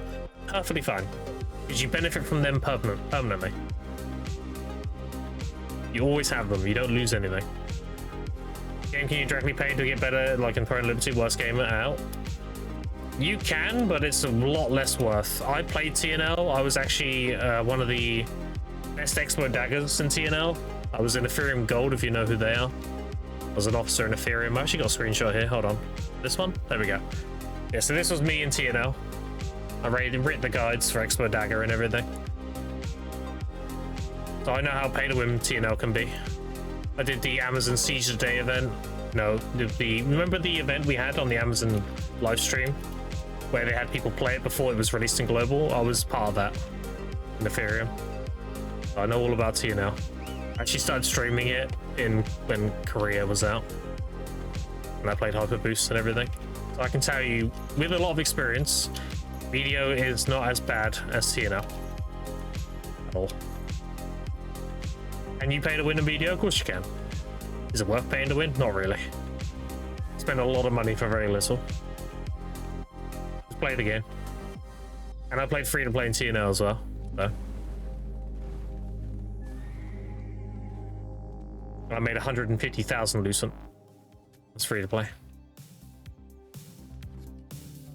I think it was convenience was the 10. It was also 2 years after the release. I didn't start with the 10. I used 3 matchlocks and I ran to the town to repair Guru hunting. Well, there you go.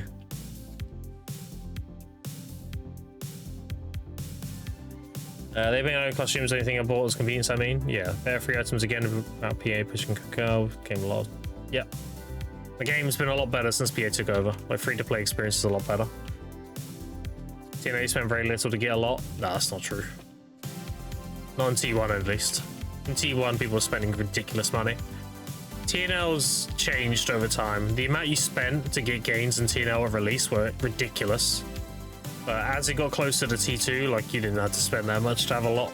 But that's when the game was dying, so who cares? On launch, that's why I made all my money, because people were spending like 3,000 Lucent for a heavy attack on the elite stuff, which is a blue weapon. Right, like, people were just going crazy the first few weeks. And I knew where all the drops were, and I went and made a lot of money. I did the elite farm in Sandworm Lair. farmed the elite sandworms as 6 spawns. I'd rotate between them. By the time we got back to the first one, they'd respawn. And I was farming elite resistance weapons and selling the traits. That's how I made my first few, like 10,000 or so lucent. After that, it was knowing the next upgrades and everything. Another one was Silius Abyss opened. No, not Silius Abyss. Shadow Crypt opened, and then that gave you access to Abyss tokens. And I used all my contract tokens to get Shadow Crypt contracts, and then I got 80 Abyss tokens, and I exchanged it for a lithograph for the chest piece for the tanks, and I made and sold the chest piece for 70,000 lucent because it wasn't available yet. Because Silius Abyss still wasn't available because of world events at the world building. Yeah, made a lot of money in Rome just by knowing what to do. Aeon 2 and global launch? Hell no. Aeon 2 is not free-to-play friendly at all. So. Everyone can get pets and mates and logger rewards. Had so many cuckoo birds. Yeah. Yeah, we'd update the dice game in some way. Yeah, I've yet to do my dice game. I claimed the dice. I haven't used them yet. There's a good reason for this. It's because I haven't done the astrologist quest chain yet. This gives you like a bunch of dice. The reason why I haven't rolled these is because this is some tech, if you don't know this, by the way. If you have a 3x3 dice and you use it at the beginning of this board, it gives you a 2x2. If you get doubles, you get an extra roll. So you use a 3x3 to get a 2x2, and then you get extra roll. And the board after this, there's a 3x3 dice on the 4th square. So if you do a 3x3 to get a 2x2, you then use the 2x2 to get another 3x3. Essentially giving you 2 extra rolls per 3 boards. That's why I haven't used any dice yet. Because I'm going to do the astrologist quests and min-max it as much as possible out of it. Oh, was it grinded too? Yeah, there was, yeah. There was a... We used to sit outside the ant nest and kill all the bots going in. If it was a normal player, they would like wiggle, jump or whatever, and we knew we'd let them in. But if they were just like spawning, running down to the nest, not saying anything, their name was like a bunch of letters and numbers, we'd just kill them once constantly, stop the bots. Throne Liberty. Not kill Throne Liberty. Currency-based progression. The fact that guilds got bored is another big thing. Like Ethereum got really bored with the game, for example. Like, dude, you have to understand, Ethereum was so fucking strong in TNL that we had... So alliances were 4 guilds. So we had Ethereum Gold, we had Gold, Emerald, Onyx, and Sapphire. That was our 4 guilds. We would go to a server and people would leave. They would actually just swap servers. And eventually, it got to a point where if all 4 of us were on a server, we killed the server. So we decided 2 of us would go one server and the other 2 guilds would go on another server. And despite being only 2 guilds per server, we still won 2 castles. There was Gold and Sapphire, which is seeds 1 and 4, the best guild and the worst guild we had. And then we had Onyx and Emerald on another server. And Onyx and Emerald allied with Blue Squadron because we needed people, because Cherno just had a fuckload of people. So on Amos, which is the server I was on, we were outnumbered 1 to 8, but it was fine. On Cherno, we were outnumbered 1 to 15. But with Blue's Guild, it was more like 1 to 12. The guilds were a bit better. It was very much like we needed people. And we still won both castles. Amos wasn't even close. Dude, Amos, they didn't even break a wall. We were going outside the castle and farming them outside.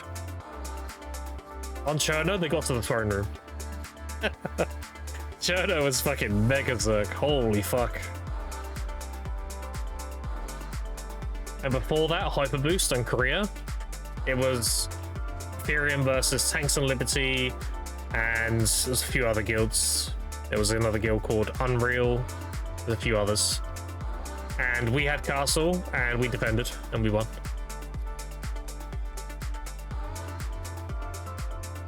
So yeah, we won pretty much it. We won every boonstone, every riftstone, we won every castle. And then T2 was coming up, and guild just disbanded, dude, got bored. Obviously there was drama that caused the guild to disband. the e-guild drama, but we were already kind of fed up with the game at that point anyway.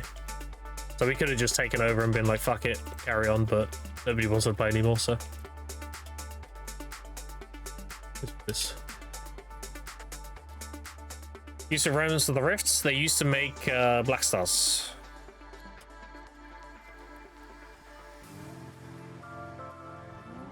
They used to make Black Star weapons. You need one to start the quest chain.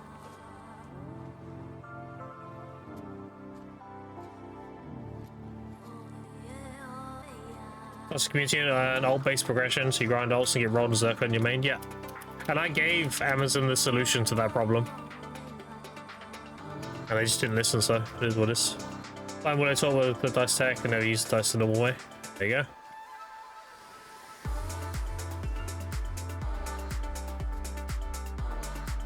Gold keys listed? There is, yeah.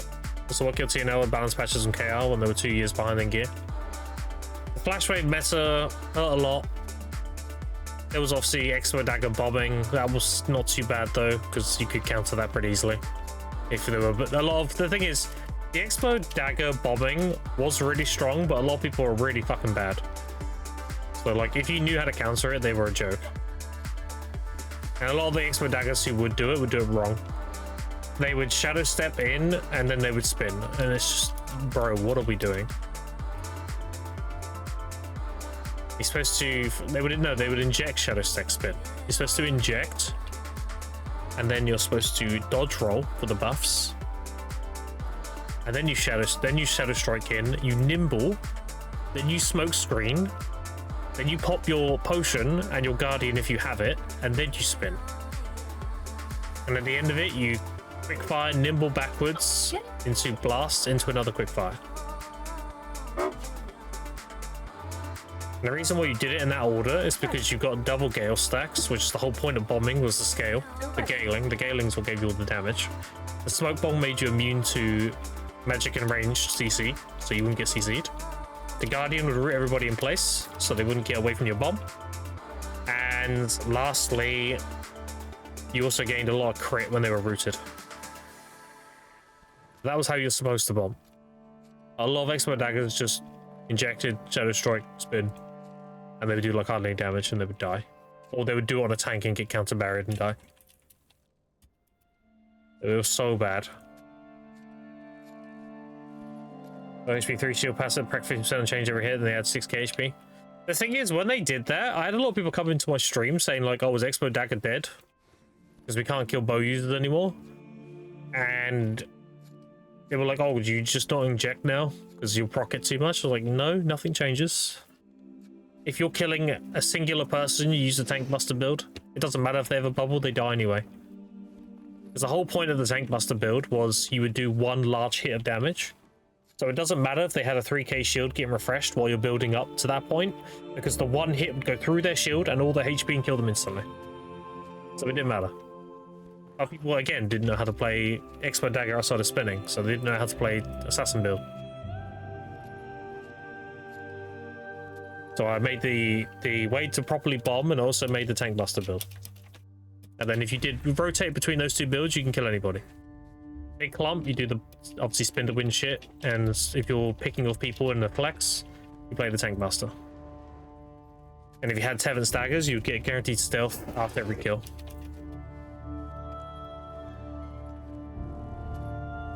Oh, Mark Brock, you can kill them? Yeah. You can kill them with single Mark Brock as well. I did testing in the guild hall with other Ethereum members who played bow. And I was getting bad RNG. I would do the ankle strike for the 30% offhand chance. I would do destination mark and only hit with the singular shot instead of double, not proccing the offhand. The worst case scenario, I didn't proc the offhand attack on the bomb, and I didn't proc the offhand attack on the destination, and I was still killing them. It didn't matter. It was just that much damage. You'd be critting for like 24,000, and people's HP was like 19k. Just because you're stacking a large amount of crit damage, and you have a really good offhand chance.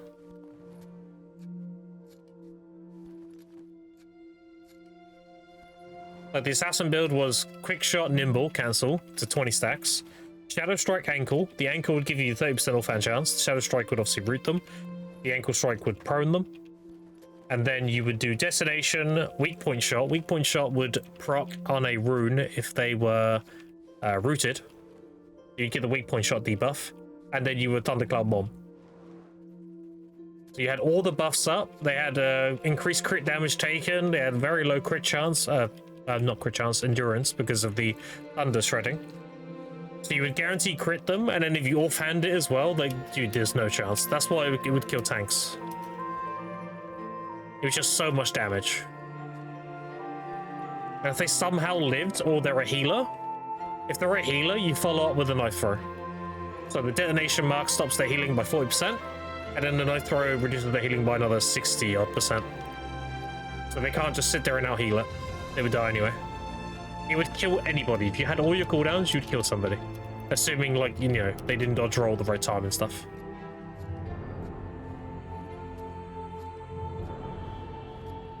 It was so strong. Again, we had a lot of people who played Expo Dagger, just didn't know how to play Expo Dagger. Like, I remember fucking... Oh, what was his name? Shiku, I think his name was saying Expo Dagger can't kill healers, and the clip he sent about of backing up that claim was him solo spinning on a healer. I'm like, bro, like, what are we doing? Stop. Game was that? That was Throne Liberty. Is a follow, Tarian, appreciate it. Yeah, I had a bit of a back and forth with Shiku, Joey, Cannon, everybody, because they kept telling me my class was bad. It's like, hey, my class isn't bad, dude. What are we talking about? Constant. I'm like, no, it's not C tier. Stop. Just don't know how to play it. So annoying. The thing is, I kept getting flooded with people coming into my stream and asking, like, oh, Grim, why are you playing Expo Dagger? This is trash, isn't it? It's like, no, it's not fucking trash. Stop. People just don't play the kit properly. You play it properly, you kill anybody. It's ridiculous. Oh, the 30 kills and Demon Eye boss actually fun for 3-4 weeks? Yeah. I've actually got an old clip. Do you know what? I can back up what I'm saying. Here you go. I'll show you an old clip. I've got it on my... See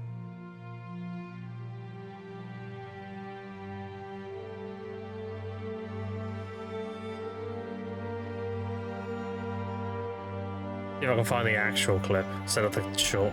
Be better to look at it as a clip.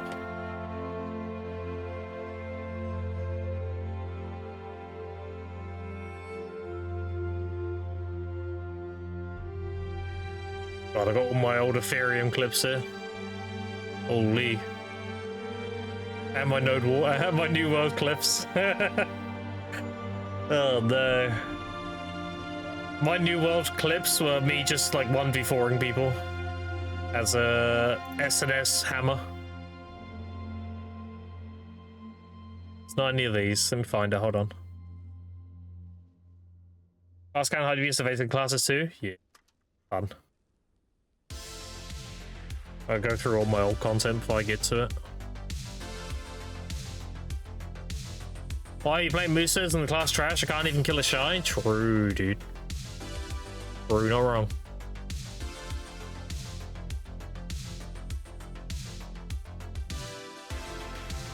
EPH versus Transmigrate Boonstone.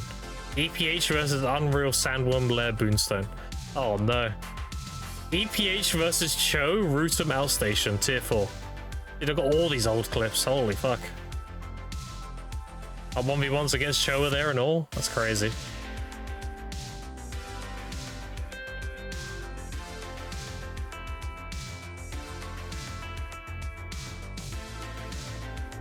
Oh, I can't find it. I'll just show this one. That's fine.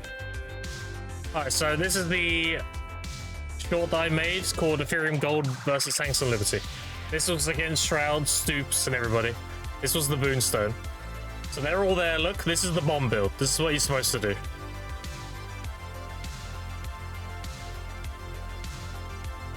And they all died.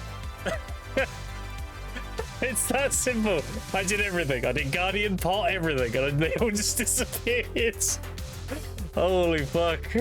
I got like 30-something kills from that. But that's how you're supposed to do it anyway. That's the normal, that's how you're supposed to bomb. I've also got my tank buster here as well somewhere.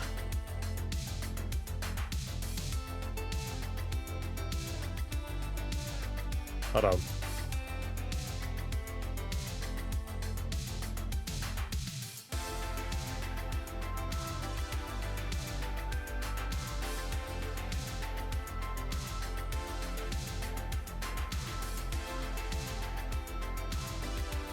Oh, Casper.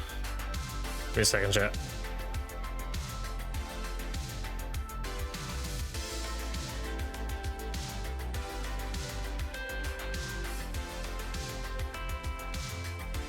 Alright, so this was my tank buster build in global, because the other streamers were saying that the only reason I was able to do it is because I had more gear. So this was, what's the date on this actually? Don't have the date, hold on. 25th of October. Alright, let's have a look. Let's actually do the exact day. Throne and Liberty release date. I don't remember the exact release date. October 1st. Right, October 1st. This clip was October 25th, so this was week 3 of release. Just so there's context. So everyone's still wearing blue gear. The Giga Whales have like traded purples and shit. I'm in half traded blues at this point. And this was my tank buster build. So I'm in stealth at the start here because I opened on him and he counter barriered. So I was like, okay, reset. You don't fight a tank counter barriered. That's just dumb. So I know his counter barriers on cooldown when I do this hard reset. I do this so he can't track where I am. And then I do the full combo. Watch his health. He has 22,400. So this is a whale. This is like nearly fully traded purple tank. And I'm in half traded blues. Watch what happens. One comboed. And I showed that to people. I'm like, okay, how was it C tier?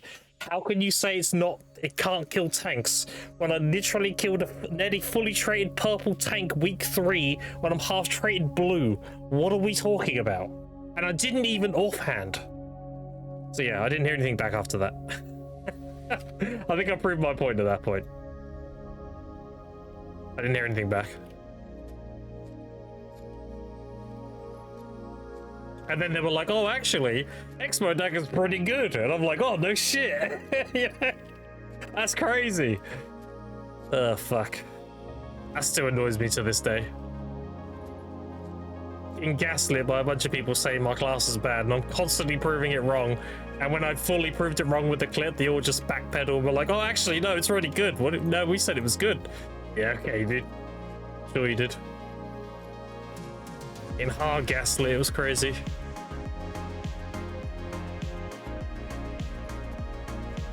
So I just play video again. I think there's just a grow manifest and sorted class at the very least. I mean, Eddie's not gonna be far out, dude. If you wait for the hide or board, they'll probably have him, they'll showcase him and then have him available like a week after. So if you can wait till like July, then yeah, there'll be a new class. Anyway, I just want to explain some context to all the stuff I was talking about. Wild how AI generated clips back then? Yeah, that's crazy, dude. That's crazy. See, I originally did my tank buster build in Korea, and I blew up a SNS wand, which was the tankiest tank in the game at the time. And he had a Tevin wand as well, so he was like super fucking geared. And they were saying, oh no, he probably wasn't that geared. Tevin wand's SNS tanks are more DPS, so I'm like, okay, but that's not really true, but okay. Yeah, sure, whatever. You know, I didn't really want to argue. I was just saying, okay, whatever. But then on global, I fought a fucking SNS greatsword. He has 22,000 health, and I'm in half traded blues, and I still one comboed him. I'm like, bro, you can kill anybody. It does not matter.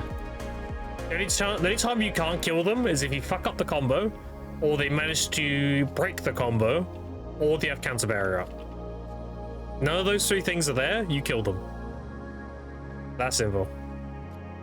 And what I would do is when we did our Boonstone fights in Ethereum, I would mark all the tanks.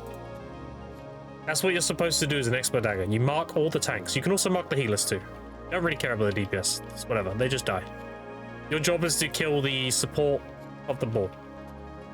So if you're an assassin build, you can jump healers or you can jump tanks. Tanks you have to be mindful of. Healers you can jump for free. They're just free kills. You jump a healer, you do your combo, they die, you get free stealth, you're good. But with tanks, you have to be a bit more methodical. You have to be like, your flex would tell you like, oh, because we all have the same symbol, so it'd be like, oh, blue just use counter barrier. And I'll keep track of that. I'm like, okay, my blue mark has counter barrier. So now he doesn't have counter barrier. Now I can jump him and kill him. If you kill all the tanks and healers, the rest of the ball just dies. But you would obviously prioritize healers over tanks. Healers are easier to kill, more predictable to kill. And tanks aren't really that big of an issue. You can kind of ignore them.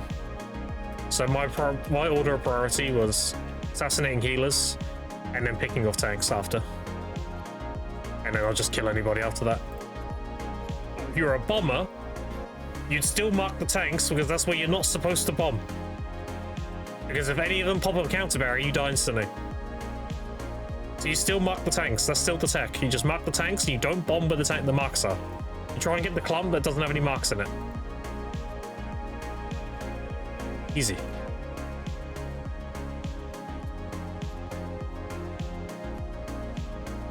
As well as Altanese.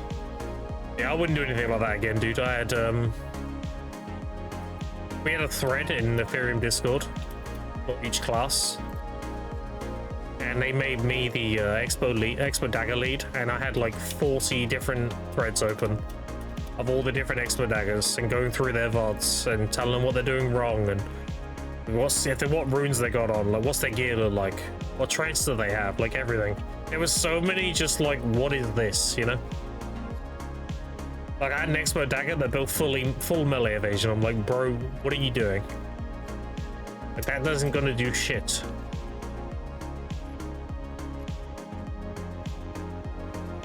Your job is to kill the bows and magic. If you're running full melee evasion, the second you come out of stealth to do something, you're just gonna get one tap by a staff.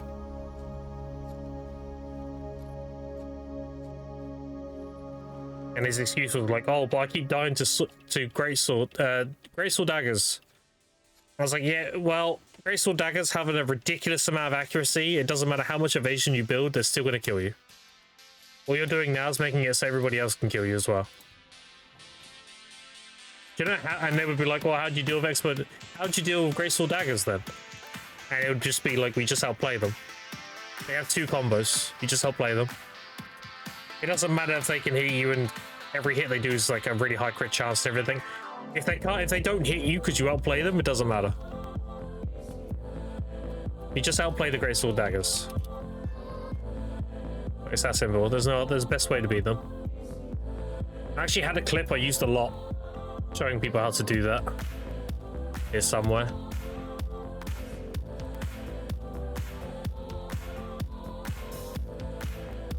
Oh, there's so many clips that I didn't make.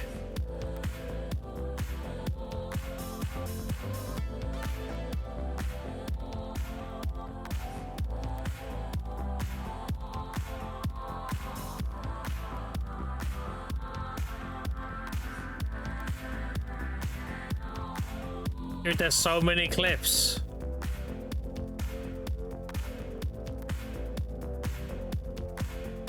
Maybe I made the clip. Maybe easy to find.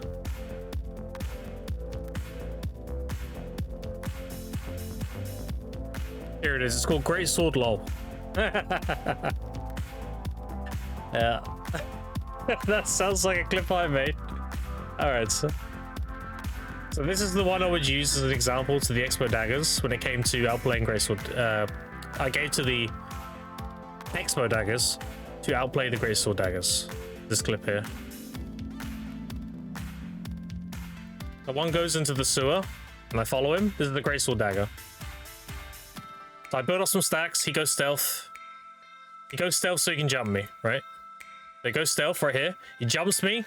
Greatsword Daggers always do the same thing. They do a stun into the overhead thing, which prones you. or they do Shadow Strike into Ankle Strike. If you get stunned, you hit your Selfless straight away. If you get rooted, you just dodge roll. It's either Selfless or dodge roll. It's that easy. So he stuns me and I instantly Selfless. I'm like, Selfless. I break it so he can't do his combo. And I re-combo on him. I Shadow Strike and do my Tank Buster. And I just delete him. There you go. Outplayed. That was how you dealt with them. You just outplayed them. You had the same fucking combo every single time. If you're stunned, Selfless Diffusion. If you're rooted, dodge roll. Because Ankle Strike was a wrap attack. Which meant if you dodge rolled, you'd go into stealth. So you'd be rooted in stealth. Just don't come out of stealth and then you can open up on them after. It's super easy to counter. The Ethereum that had the ego drama with the GM or something? It was, yes. It was very cringe. How'd you have Musa skills and TNL? That's crazy, right?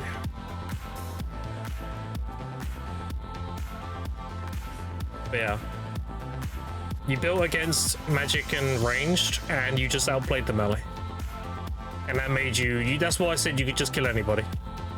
Because you could just kill anybody.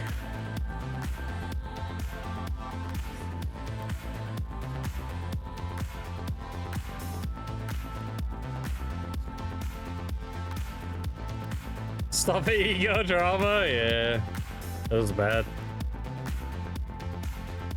There was a lot of ways I thought Ethereum would disband eventually, but the ego thing was lame. Like, really?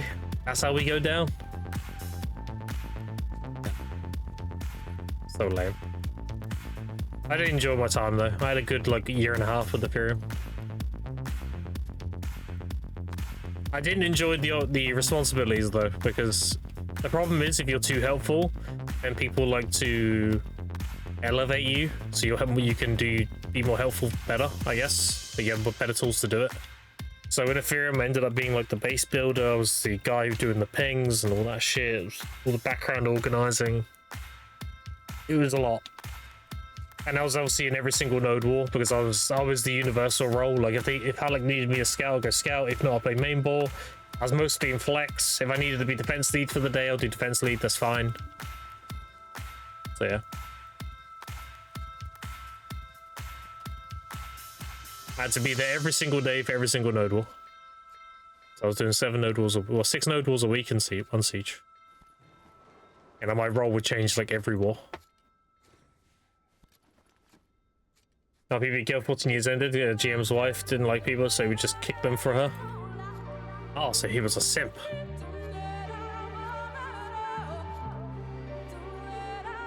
Anyway, enough about TNL. I just wanted to give context behind some of the stuff, as to because I got asked like how the game died and everything. I was just kind of elaborating on that.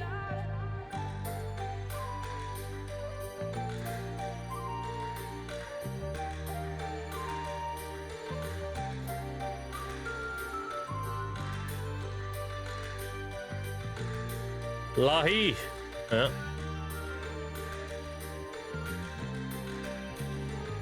Have you ever seen? Yeah, feels bad. Feels bad, man. So yeah, my opinion of TNL versus VDO. TNL was fun because the people made it fun. The game itself was kind of a shell. The amount of opportunity for PvP and the friction between PvP players is what made TNL fun. The second guilds and people got bored of playing it, the game died. Because the game itself was kind of a shell. Not really much to it.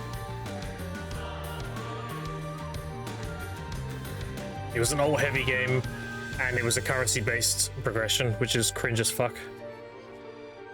I hate currency-based progression. I hate being told, like, no, you can only play this much a day. Suck my dick. I was trying to join Ethereum for months, you finally get in, you instantly did Soldier to Ego Drama. Funny thing is, I was actually trying to get fake uni into Ethereum, and that's exactly what happened to him. I was going through the process of getting him to join as one of our healers. I think he was going to be in Emerald. And then that's when the ego drama was happening. I was like, look, you got to give me a minute. We've got some internal shit happening at the moment. When it's resolved, like, I'll get back to you. And eventually I was like, oh, never mind. Apparently we're disbanding, so it is what it is. He's like, fuck, okay. Yeah, my bad, my bad. I did try, though.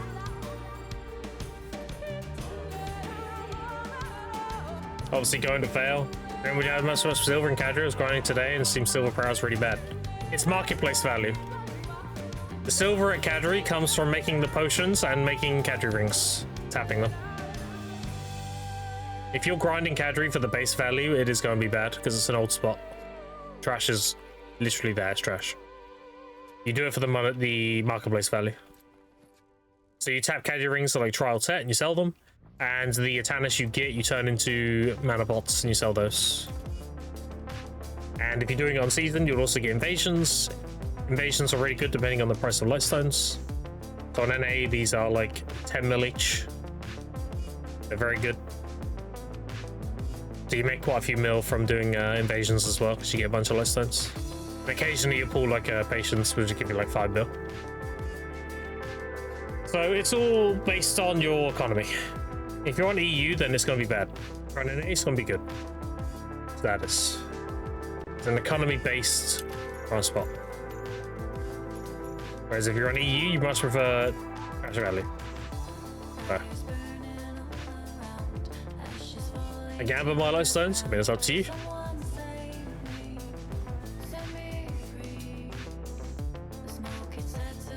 Your wealth, you do as you please. You want to double down and try and make more? It's up to you. I think only cadre do it as a best start, kind of come back and graduating grinding mid game.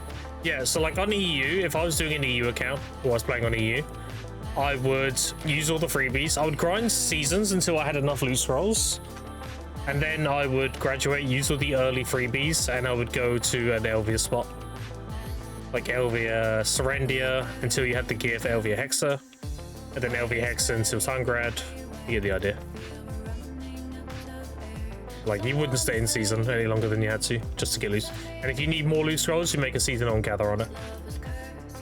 So, on NA, you can actually stay in there because it's really good money.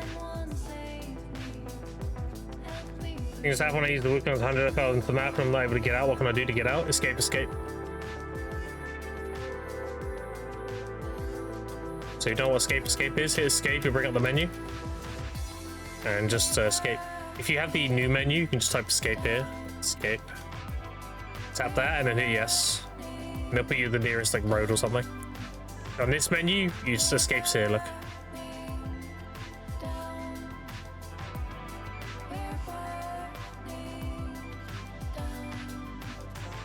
Not sure well, but more for an actual good lightstones I'd use. Fair. Enough loot scrolls and a lot, but you also make season gathering items, get scrolls. Exactly. Hey, Casper's learning, dude. I'm so proud of Casper. Came into BDO, not really knowing much, being like, what is this? What is that? I don't understand. And nowadays, like, he's fucking giving advice to chatters about what to do. That's crazy. He knows. He's learning.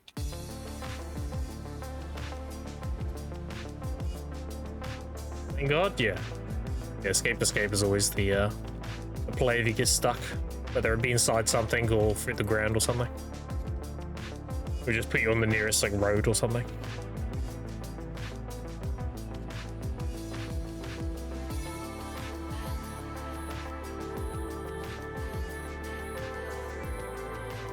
Casper has an ulterior motive. What is it, I wonder?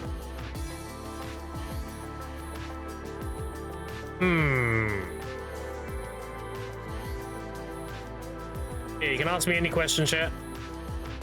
Played the game for a very long time. I played a lot of MMOs for a long time. I played MMOs for 32 years. And I'm 38 years old, so I played MMOs since I was 6. You can ask any question about video or whatever. That's like advice. I'm tapping Oxdol and made a 351 stack. Should I save the stack? Save it. You tap Ox to Nov until you hit 350, and you tap Nov to deck until you hit 400. You will want those stacks when you go to do the next announcement. You'll be happy you saved them. because the later enhancements obviously cost more money, so having a higher chance on them is going to save you money in the long run. So just make a new stack and go again. Thank you, sir. Yeah, no worries. You want to make the best of a bad situation. If you're failing a bunch, you got to at least get the fail stack value, you know? I mean, look at my Nov I'm tapping now. I do 7 more taps, and I'm going to pull that stack, and that'll be a deck stack. So even though I didn't get my Nov in those taps, at least I have a stack now for deck. So I got some kind of value from the failures. No, my luck, they'll probably go on the last tap. They'll probably go on the 399. Like, you motherfucker. Okay. That keeps happening to me for some reason, so. This works with 380 for Nov to deck. Yeah, I mean, because it goes based on, like, optimal cost. But the reality of the situation is, you're more likely going to build a 400. Just tapping for a Nov anyway. You can stop at 380, but I'm greeding a little bit. I'm greeding because how I see it, if I get it before 400, would I be upset? No, because I can do Enslar now. If I get the 400, would I be upset? No, because now I have a deck stack. The most I could be upset is if it goes on the very last tap. And even then, I'd be like, I still got my Nov, you know? Like, you have to look at every outcome when it comes to enhancing. And every outcome needs to be positive. Yeah. So, for example, tapping Debos. If you're tapping Debos for money. Say I'm grinding DSR, I get Limbos, and it gives me Debo rings. I'm okay tapping those, because I could have just not had the Limbo drop, you know? How I see it, that was a free gamble. So when I make a tet and people are like, make a pen, and I tap it for pen and it blows up, I'm not upset. Because I'm like, well, these are free taps anyway. Think of it as like going to a casino to buy a meal. You have a meal at a casino, it's a great meal, and they give you $10 to gamble with as like a voucher. You're like, oh shit, okay. You don't care if you lose it, you know? It's free gambling. You made money, great, you walk away with more money. If you lost it, okay, it was free anyway, I guess. That's how I treat all my enhancements. Best case scenario, and if it's things that I get, then it's free gambling. You know, I don't feel bad losing it. Alternatively, you could just sell the bases, you know. If you really want to get as much money as possible, but I like a little bit of gamba. There's a lot of big Riddick, appreciate it. My paycheck is also kind of a free gamble. You think about it, comes next month anyways. Yeah, but you worked for that paycheck. Well, I'm assuming you worked for it. That's not the same thing at all. What are we talking about?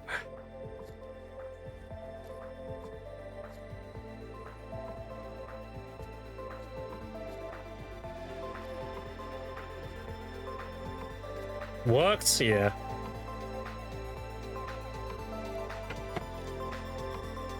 I'm gonna preface chat. Streaming is the easiest job in the world. Anyone who says otherwise has never worked a real job. You get to sit on your ass, talk shit with your chat, and play a video game.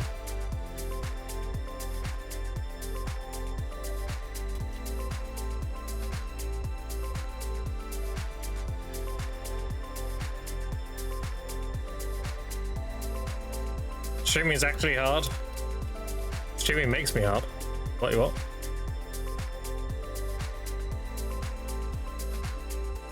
You know, there's a crazy level of like nepo baby entitlement when it comes to streaming.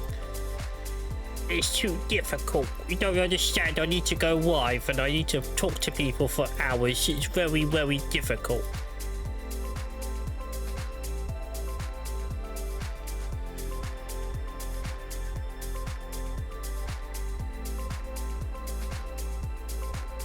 You are wrong. Oh, my bad.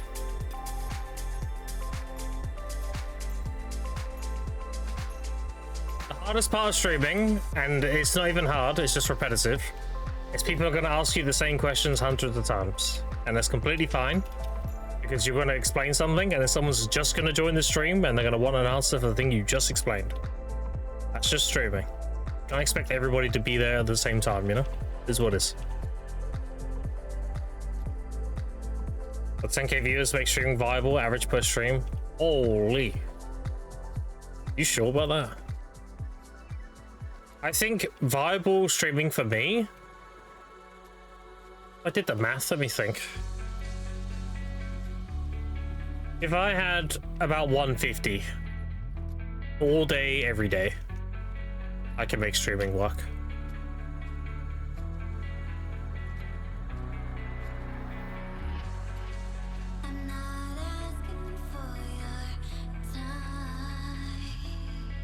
That was the break to press over. It's pretty chill, just and melt presses into shape. Oh, there you go.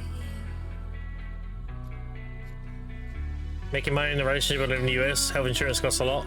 Or insurance in general, taxes, food is just insane. Yeah, it's understandable. Even if they don't sub, yeah, it's fine. I live a very budget lifestyle.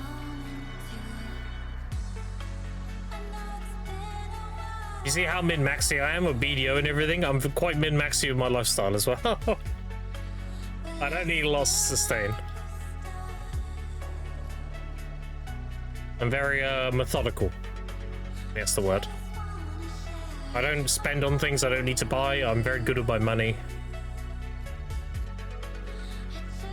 I don't leave lights on for no reason, shit like that, you know.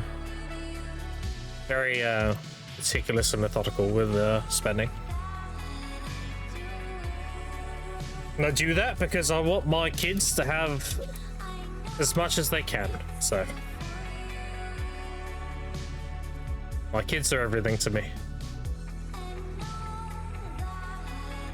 Having herbs IRL in the garden? I hate gardening. Spoken like I say, sounds like Dad, yep, spot on, exactly. I have nothing so they can have everything. That's my mentality. The only money I spend on myself, chat, is if I fancy like good eating. So I buy like a, you know, a nice steak. And maybe I'll get a ribeye instead of a rump.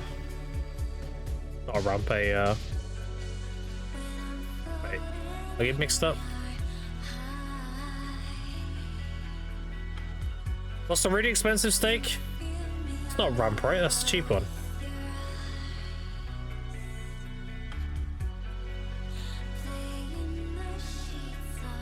How bad is it? I don't remember. I haven't had a steak in ages. Ribeye is expensive? Yeah, but that's like medium range. That's not like the expensive one. The really expensive one is fillet. That's it. Fillet. Fillet's the really expensive one. Yeah, so I have rump most of the time, but occasionally maybe I fancy a ribeye, you know? That's what I was thinking of. Fillet is the really expensive one. Fillet, yeah.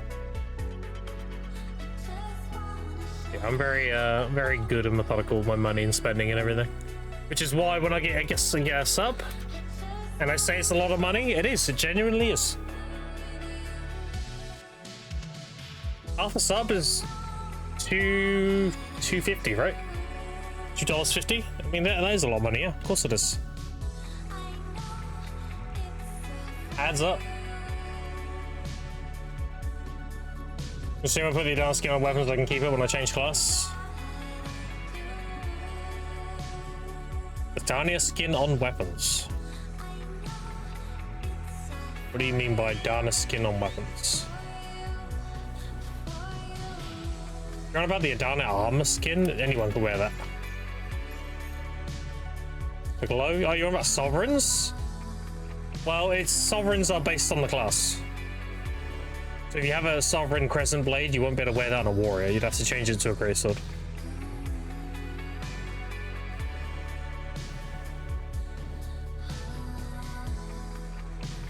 Like another class? Yeah, but yeah, of course you'll have it. It's fine.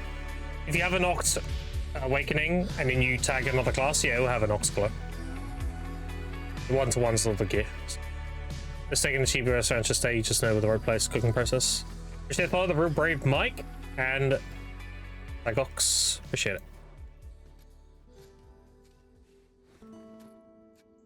Oh, yeah, I forgot the name. It was the glow. Yeah. Yeah. Main warrior awaken PvE and I need the glow for that sword. Yeah, you'll have it. It's fine. Awaken warrior, while he's not the best grinder, he's very comfy. He's a solid choice. He's not like top 5 in pulling numbers, but he's very tanky and very comfy. So he's a very solid choice if you want to grind with him. There's a follow assassinate, appreciate it. Suck Witch at the moment, but I'm bored. Yeah. Yeah, Wake War is a lot easier to play than Suck Witch, I will say that.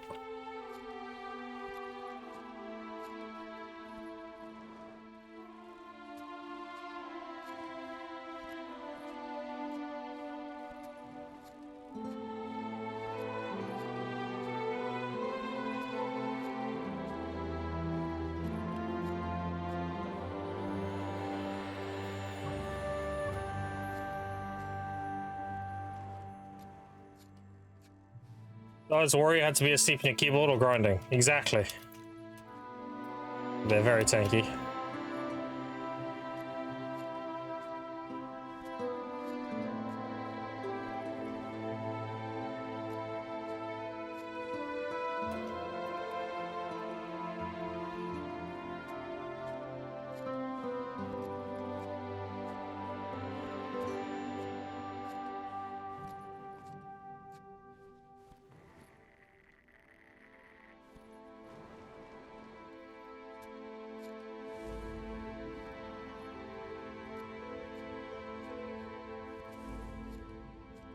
I met Zaka.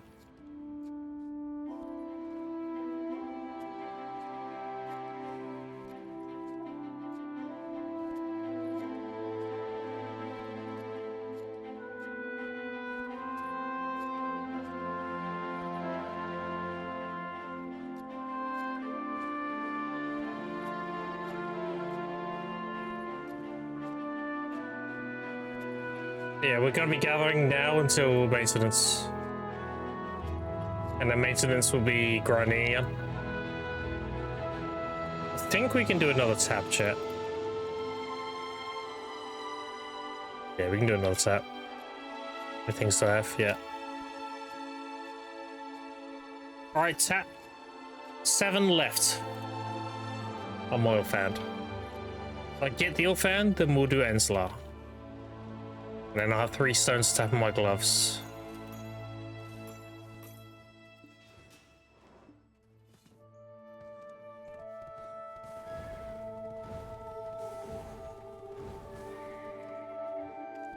Throw that in, throw these in,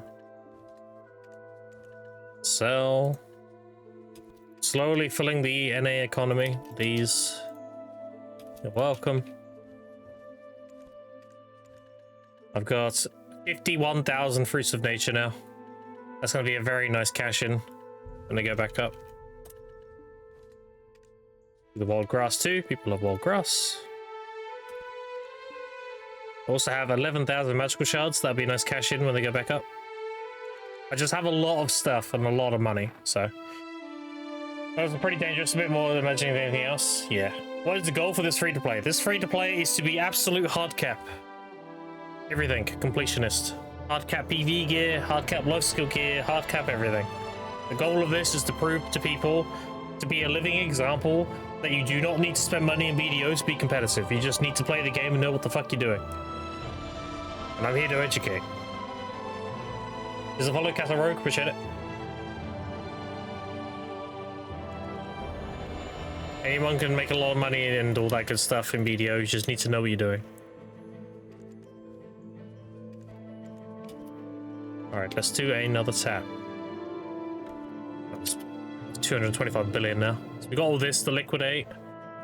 And I also need to liquidate my Caphras. I have 17,000 nearly. I've also got 500 of these to sell when they go back up, and 1,100 of these, and like 5,000, 6,000, 7,000 pack gems. A lot of everything. A lot of stuff to liquidate. What treasure items too?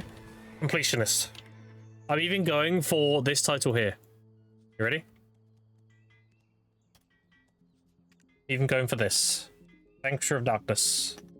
The Vanquisher of Darkness title is getting 5 pieces from alchemy, combining them, and then summoning a world boss Zaka, and it gives you the Vanquisher of Darkness title. And how you do it, you get 1 piece from Imperial Alchemy, you get 1 piece from byproducts, you get 1 piece from creating alchemy stones, and 1 piece from destroying alchemy stones, so grinding them. So the hardest one to get is the Imperial one, because that one is daily gated. You only hand in so many boxes a day. If you get that one, you're pretty much, you can just go grind the rest of the other 3. You need a shitload of shining powder though, because you need to make a lot of alchemy stones. But yeah, that's another thing I'm doing as well. And nobody's done it yet, so it'll be a first time thing. Okay. Yeah, I got a lot of shit planned.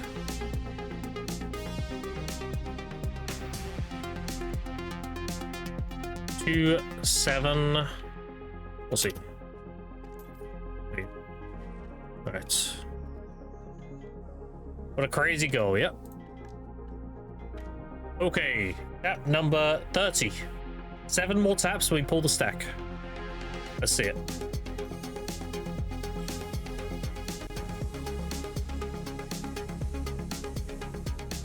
Six more.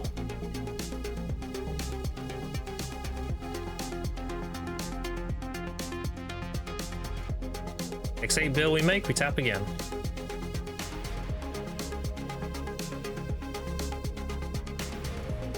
Yeah, you talk about how you make money in video. I just analyze marketplaces and supply the demands. On 399, don't say that.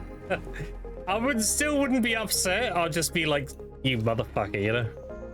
I still wouldn't be upset though. It would mean I get an extra stone a week. You never know. So how I make money? I'm consistent. I don't sweat about how much silver I make per hour. I just put a lot of hours in. I don't sit there thinking like, oh, if I do this on this class, I can pull 4 bill an hour grinding this. Like, no, I do my Awake Musa at DSR and I pull 3.5 to nearly 4 an hour. And I'm doing it completely chilling. Because what I do is I go to a grind spot, I figure out the best way to grind it. So like, okay, this combo seems to be the best. I'm doing the most like burst damage for killing this part of the rotation. In this case, Darkseekers is the big guys. And then I put add-ons on to complement the rotation. So if you look at my add-ons, I open up with Searing Slam. So they get DP Shred from the Searing Slam, they get DP Shred from the add-on. I get my attack cast speed, this is a very important buff. Then we go into Inferno Slash. This is a very hard-hitting skill. This gives me my crit rate and crit damage. And after that, we go into One Step Back. I don't have an add-on for that because I cancel it. Sometimes it doesn't proc. I cancel it with the Twister. And then I go into a Crust Crusher, which is up here, into a low blow. That gets me back attack and crit damage again. So I've got back attack, crit chance, attack speed, DP Shred. Then I go into a Pyro. This is using my plus DR, and it refreshes the minus DR add-on. Into a Dash Slash, which is another DP Shred and back attack. And then I do a backflow at the end, which is a crit rate and back attack. So I do this whole add-ons rotation within the first like 3 seconds of pulling the pack. And the reason why I've got a DP Shred on Dash Slash, it doesn't benefit blowing up the big guys because they're already shredded at that point, but it helps with the little guys. So it's a way of optimized killing the big guys as fast as possible before they turn, while also having the DP Shred and everything for the back attack. So why am I lagging? Am I lagging? What's happening? That was a hell of a lag. What the fuck? What's he yapping about? Everything. I'm lagging. Hold on. Good? No, we're good. A bit of a lag spike there. I'm yapping about how I make silver in BDO. I optimize the grind spot I'm doing, then I make it muscle memory. And as for life skilling, all life skilling is optimizing your downtime. You shouldn't think of life skilling as a replacement for grinding. You should think of life skilling as when you're not grinding, how much money you make. So optimizing your downtime. Right now we don't have any good grind events, so I'm actually doubling down on the downtime. The gathering is actually considered uptime right now because of the events. And then next week I'll be doing grinding because the next week event is going to be a grind event. Just be consistent, dude. That's my #1 advice. You know, I'm yapping about kaboobas. Oh, don't worry, I will be next week. Yapping about kaboobas all week next week. And if the event is as cracked as the Blissful Box event was, then we should be shooting ahead in progression again.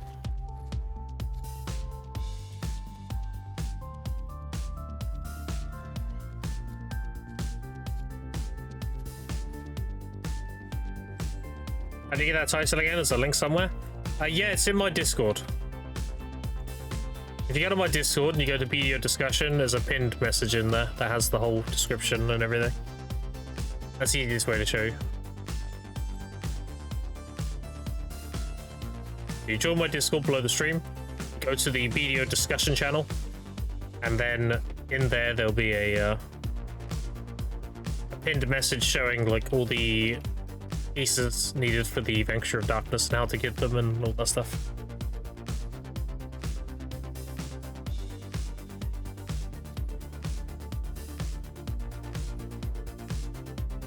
Yeah, I plan to do everything in video. I'm very much a completionist. I've already completed other MMOs in the past. I completed Guild Wars 1, I completed World of Warcraft up till the end of BFA. Very much a completionist. I did a lot of Guild Wars 2, I got my legendaries and everything.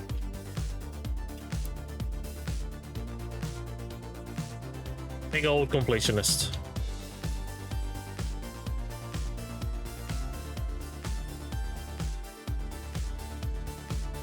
I have a lot of money, chat, I just haven't liquidated it yet. I haven't converted it into things and sold them yet.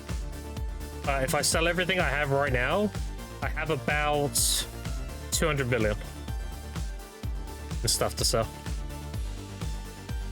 And more than that, actually. Hold on, do the math. 200 plus. I didn't do the magical shards. 5 bill per thousand. I have 11,000. So that's 55 billion. So I've got 250 something billion. Stuff to sell. The achievement's already done. Nobody's done the Venture of Darkness. Lagging again. Extra lag, please. It keeps lagging up, or I just turn it off. We good? Did it?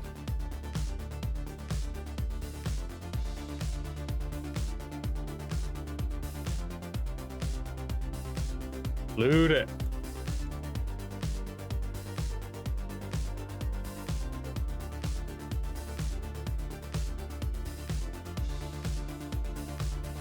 Any second, surely. Any second, you'll loot this loot pile. Come on.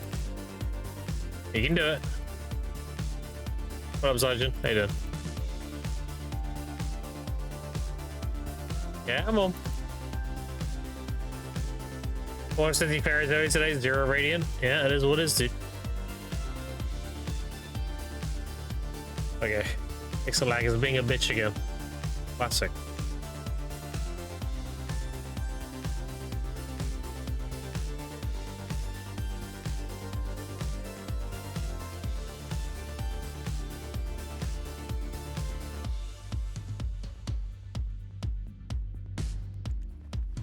Holy shit, dude. I'm surprised it hasn't just DC'd me at this point.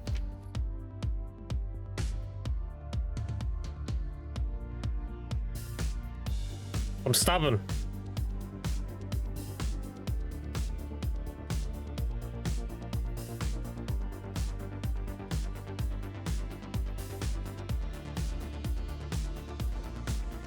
My skills are working. Oh, there it is. God fucking damn it. Alright. Exit lag's being a bitch. Again. So we're turning it off for today.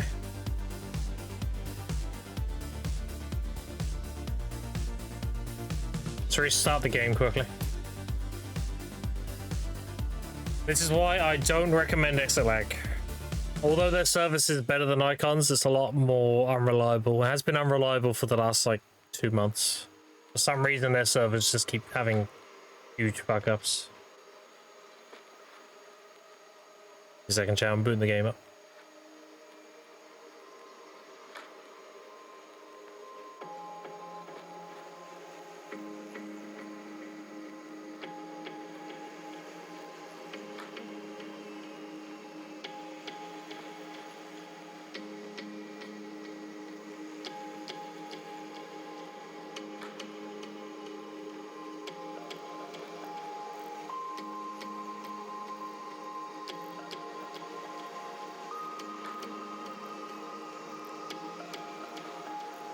Fun.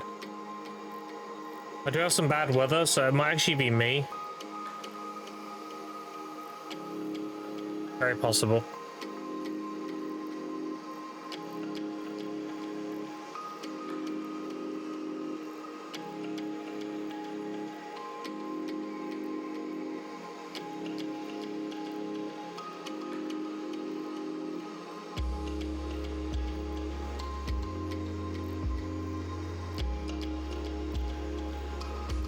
That one game.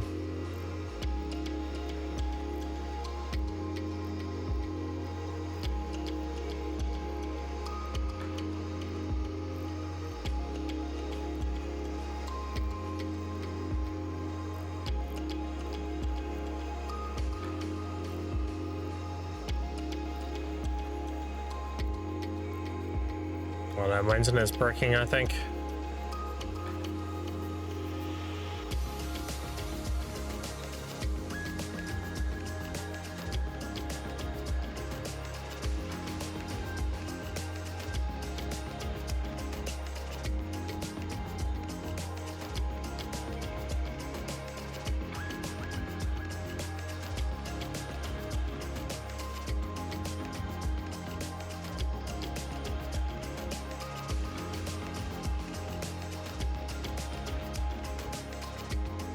It might be me, chat.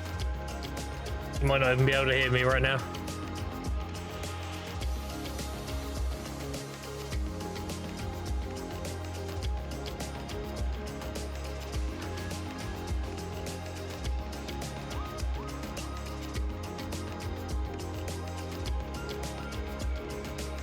Here's a follow, Haraka Landa. Appreciate it. Yeah, my internet is having a huge dump right now. Holy.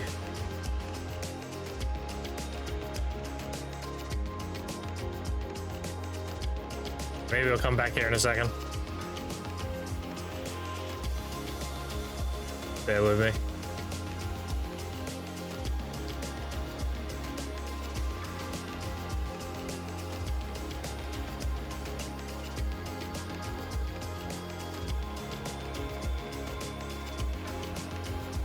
Oh, I think we're back. Maybe. Oh, the game's loading now. That was crazy. It's good there's a massive, big thunderstorm outside right now.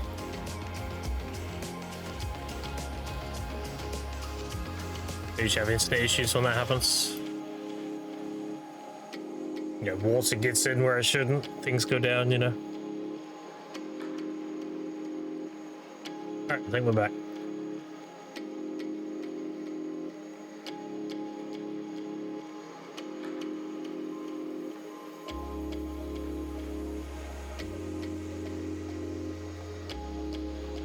Alright, apologies, chat.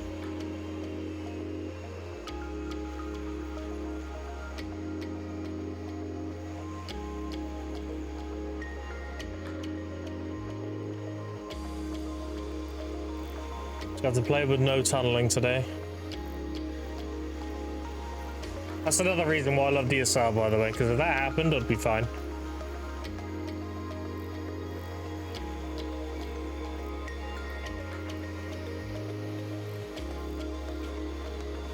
And then we can hear you yapping. Yeah, I can see all your messages, don't worry. Not DSR, internet got sealed the same void as Zaka. Oh no.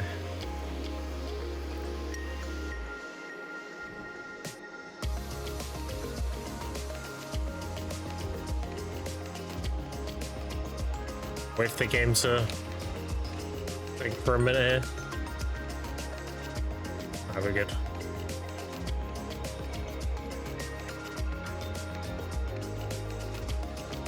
Alright, apologies. Let me switch my weapon. Holy fuck, dude.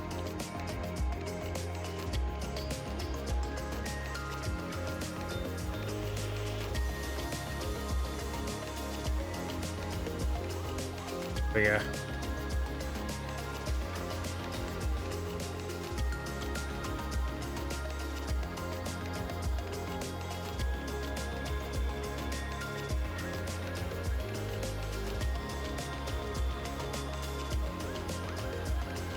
Imagine grinding. Just doing AOS to make money. Yeah, you could. Better when we can't hear you yapping? What the fuck? Excuse me? How do we fix that problem? How do I make it so chat can't hear me yapping? I could mute the mic, but that wouldn't... That's a kind of a lame way to do it. What if I were to put the ads up to max? What even is the max? Just run max ads, then you won't hear me yapping. I get paid to be quiet. Hell yeah. That'd be crazy.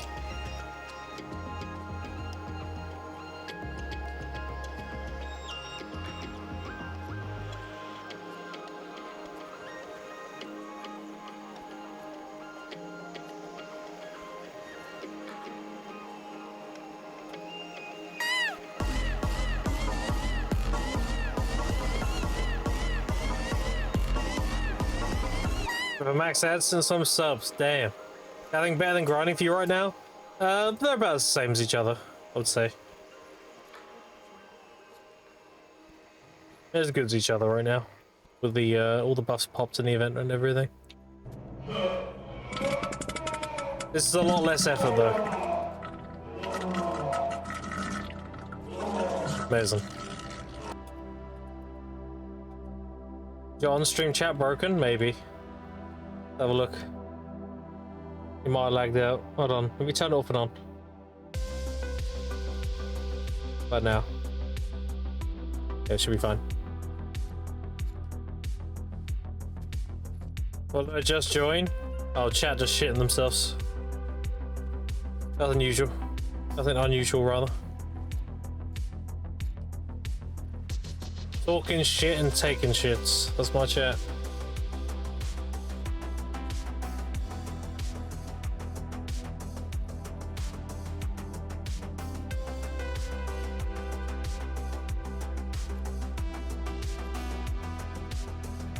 Yeah, I'm burning all my energy this week, chat, because next week is going to be a grind event. So this is the week I have an opportunity to get rid of all my Nellos and liquidate them into silver. Stock up on my harmonies.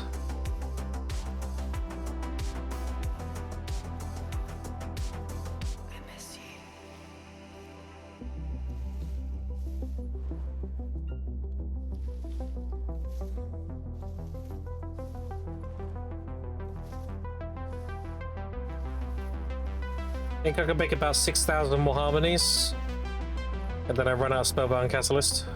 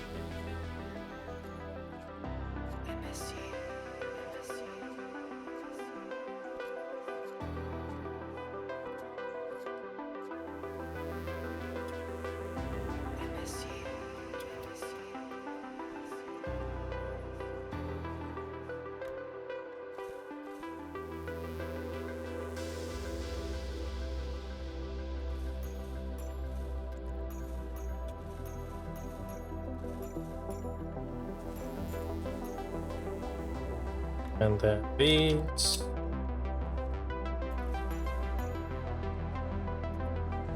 And we're good.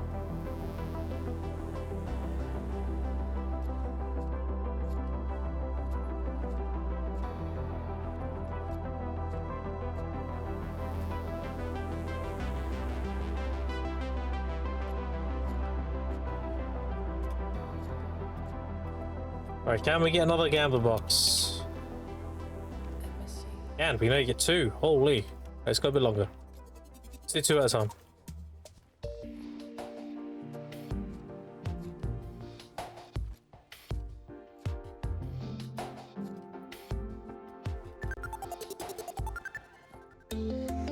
haven't looked at how much breath I have actually. Like I should not exchange breath for sharps anymore. I've just been kind of dumping them. The storage. How much you want to bet, chat? I think I have about 20,000. Give or take. Breath. Or close, 17,000. I'm far off.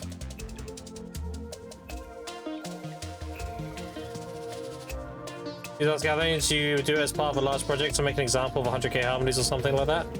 No. I play around the events. I make harmonies as I need them.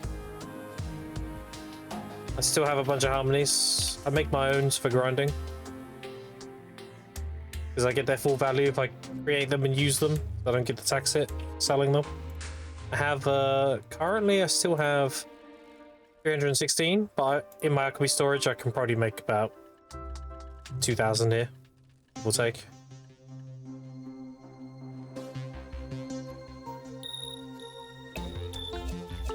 I'm big chilling on harmonies.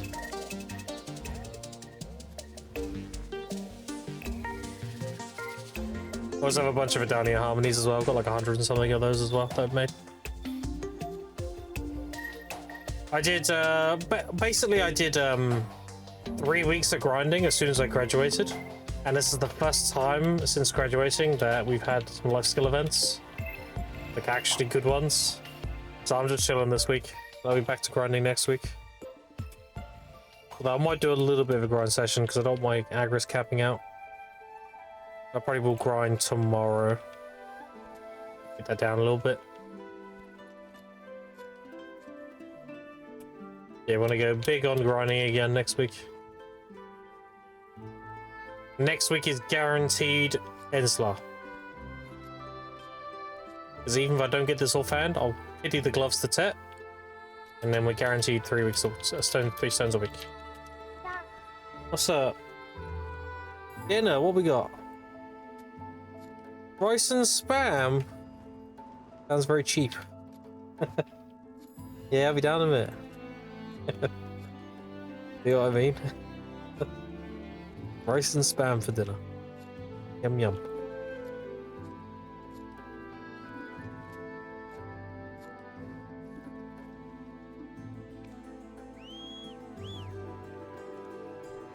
Fancy soundtrack hits, yeah. Yeah. Love me some Divinity.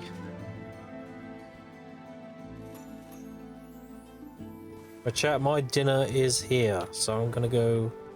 Yeah, been made. Ever tried spam? It's just like concentrated ham. Think of it like that. It's like condensed ham. Really good for frying and stuff. It gives you like a bacony ham mixture. It's like ham, but the outside's bacon. Pretty good. Alright, chance. Wait, hold on. Didn't max this bitch. Hello. Alright. I am going to have my dinner quick. I'll be back in about 5 minutes, chat. Stretch your legs, all that good stuff. And I'll see you in 5 minutes. Be right back.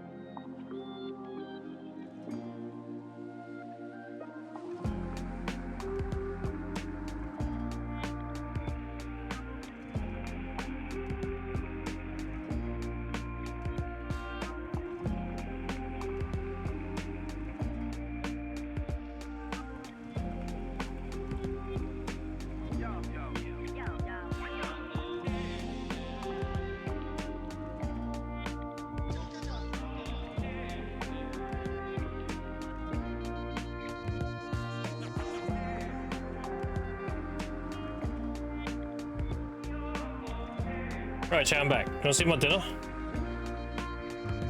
Okay. Where's my camera? Look.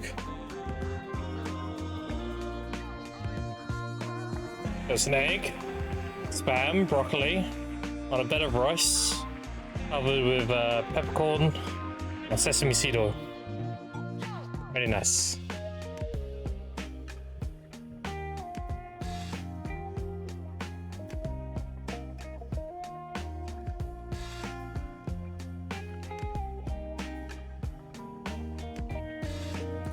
Yeah, it looks pretty good.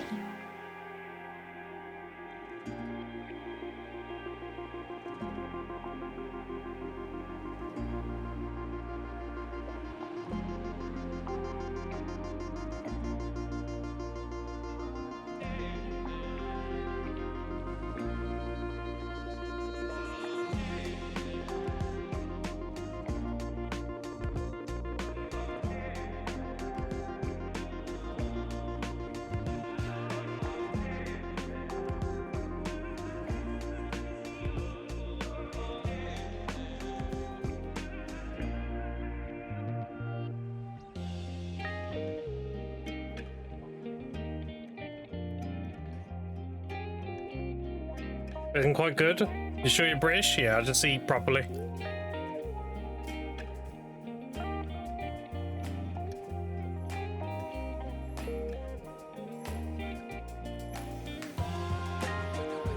Even got some baby corn in here as well. Very good.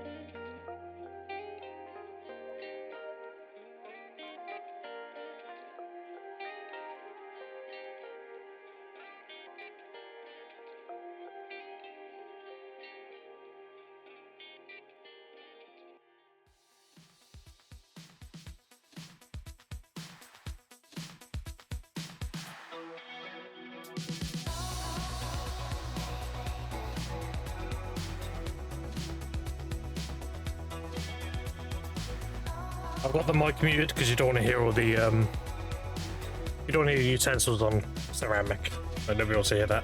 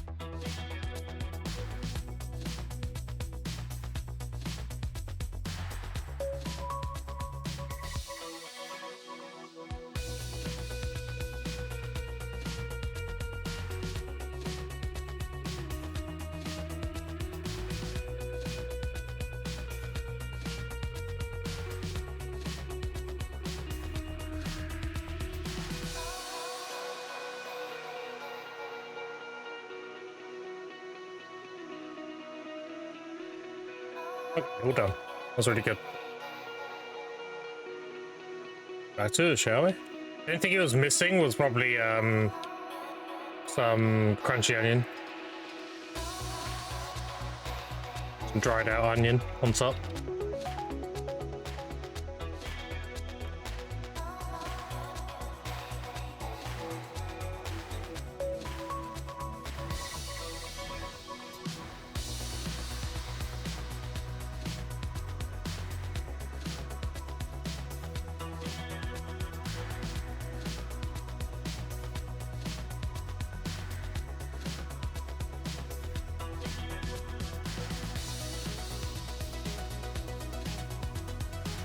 Make you puke from all the sodium? Unlucky.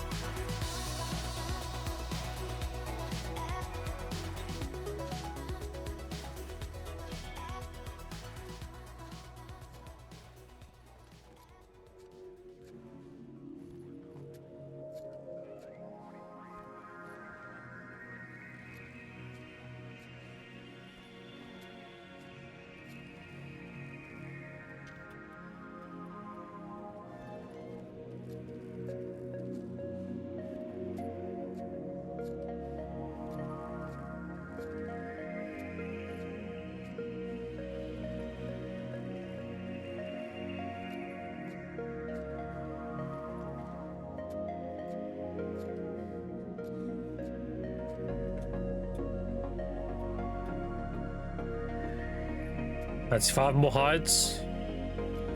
Nearly done, dude. Was you doing never on step? The potion pieces?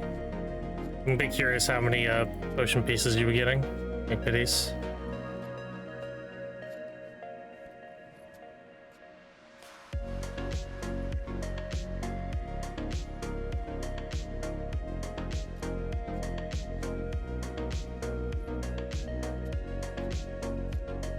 $79 pities the pot.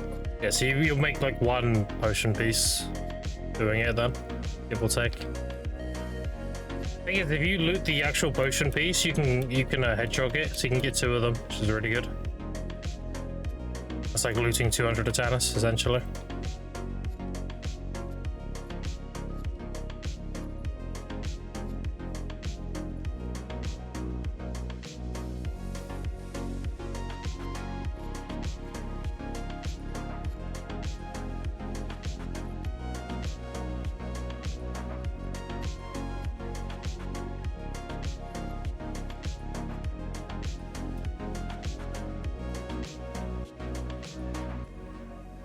Beautiful hearts there, got 108 pity and 1 full drop from the pot.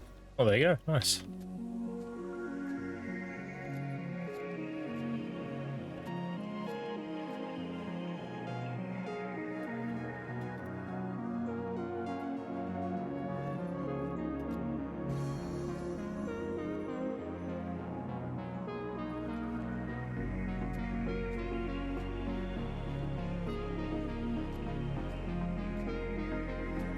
Hours with 2.3k mastery.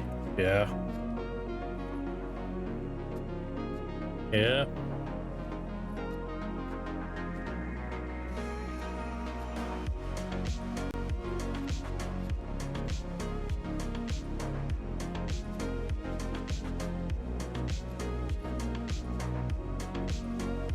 I'm good on that shit.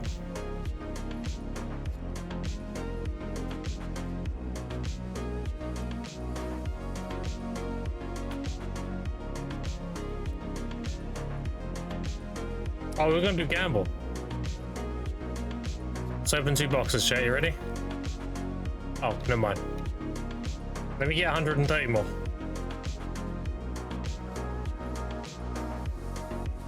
Get more gathering, then we'll do 2.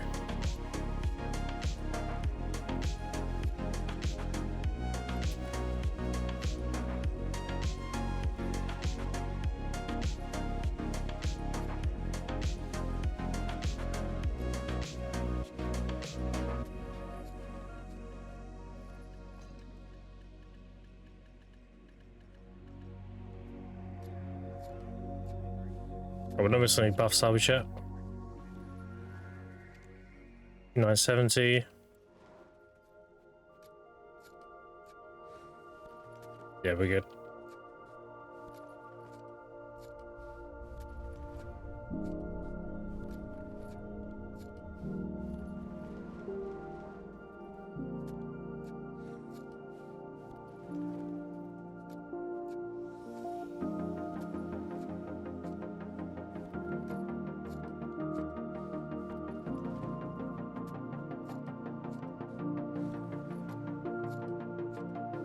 Last one we're using for gathering, villa buff, food buff, the one from the workshop, a tea, the other workshop food which gives energy recovery, a seafood cron. If you're cat's mastery, you want to use the fig pie, the Fugard's magical, the wise housekeeper. These are both 10-hour buffs. My alchemy stone and a worker elixir, labor elixir.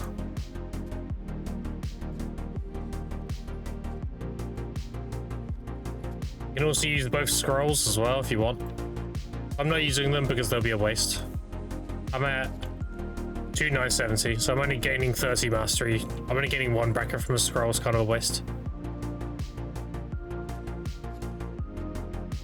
And if I loot the buff, then I'm over cap, so...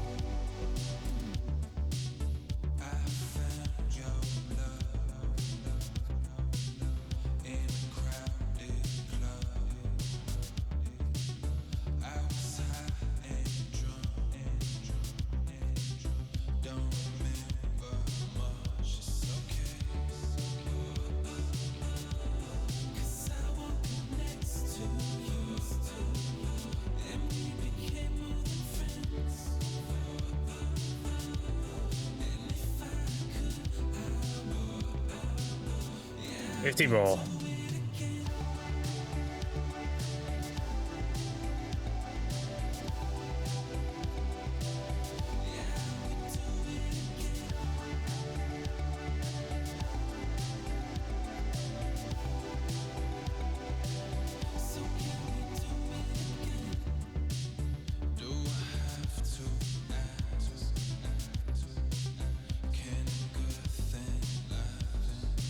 What's a gather in season 7 for loot scroll? Whatever gives you the most gathers per hour. Doesn't really matter, it's whatever you want to gather. I recommend pilgrims or herb gathering because they're usually a lot of gathers per hour.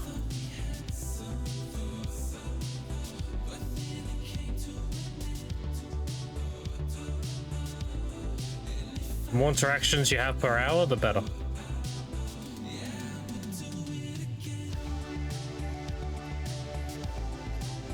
So may I have your playlist? Yes, it's below the stream. Just click the Spotify link. The one I'm listening to now, this is my life skill playlist. I can link that in chat. I don't think that is in the link. Our playlist is my life skill playlist.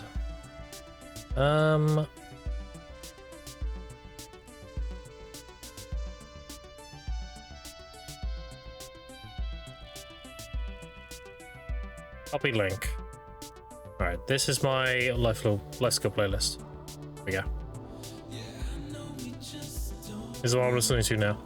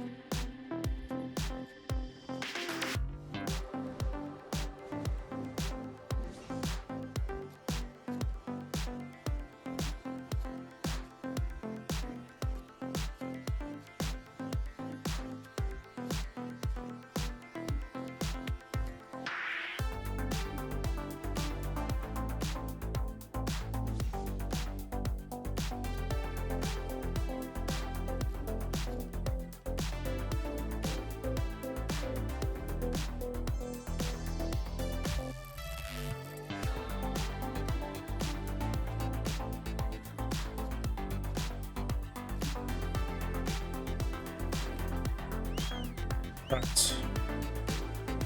Big depot, then we're going to open 2 RNG boxes.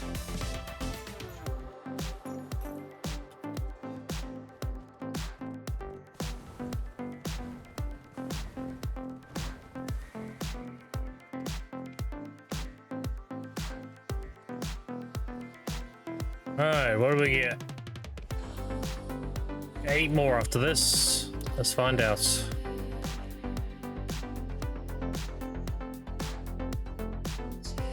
Forest threads and gold bar box. It's $500 million to $3 billion. I got $3 billion. Holy, I got the biggest one. I got the max reward. Oh shit, okay.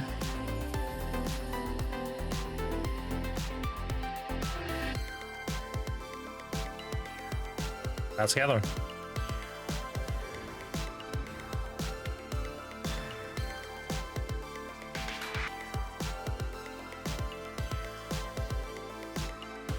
Easy, yeah.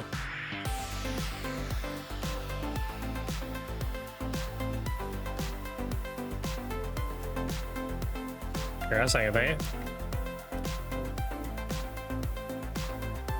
Just think though, if a little ginseng, I get 6 billion. Roll max and everything, girl free to play isn't that bad. True, dude. Luck maxing. Streamer client maxing.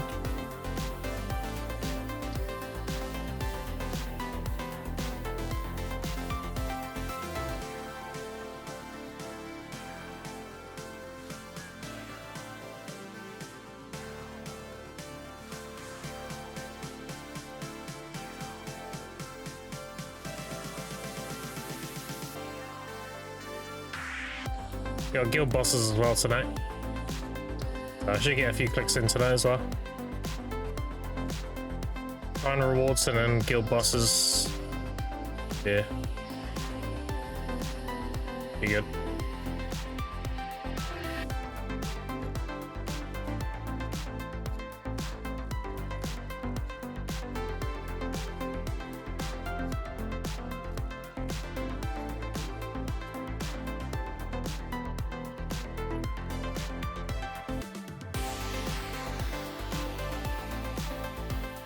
You wrap up mold max roll in one tap? Exactly, yeah. Sure. Skip the thing. Stop failing the thing to get the thing. Very simple.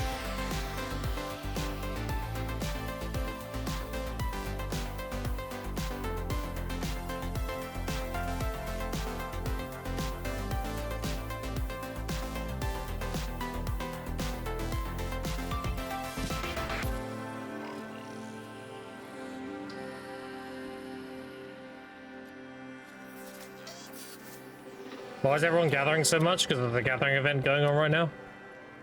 Green thumb chance. And they also introduced a new treasure item that everyone's pushing for. I'm not doing that. I'm just a gatherer enjoyer anyway. I mean, I'm Guru 44 day 45 now. I'm just making the most at the gathering event in turn for the money. Everyone else is doing it because they want the treasure items. You need 100. You need 1,000 of the pities. These every gathering type. That gives you the treasure item. I've gathered nearly 3,000 of those now. I just sell them. Actually, good money. I mean, gathering's always been good money. They just added more money to it. So, Buff, you're right, then. Gathering's always been solid money. Actually, I made the majority of my first 2 trillion on this account. Just gathering.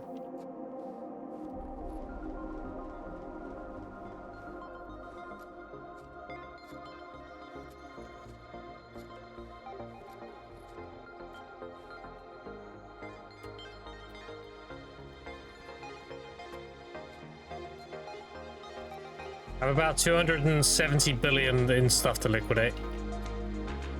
Something like that.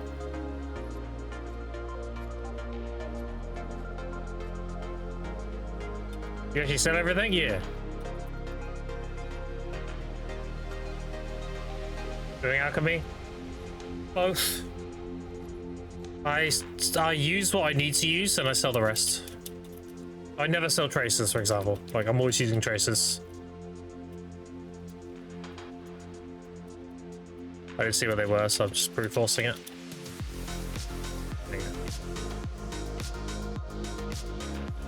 Yeah, I use what I need and I sell the rest. I changed to the grind last 2 weeks. Yeah, I've been grinding non-stop for a while, so.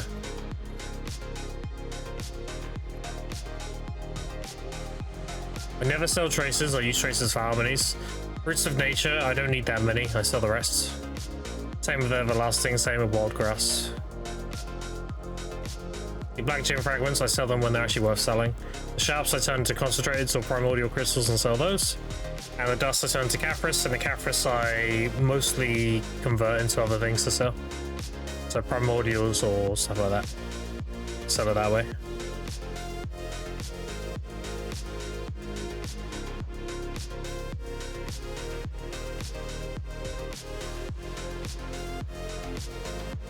Yeah, I've been a big gather enjoyer for a while, so I'm just making use of the double green thumb of it.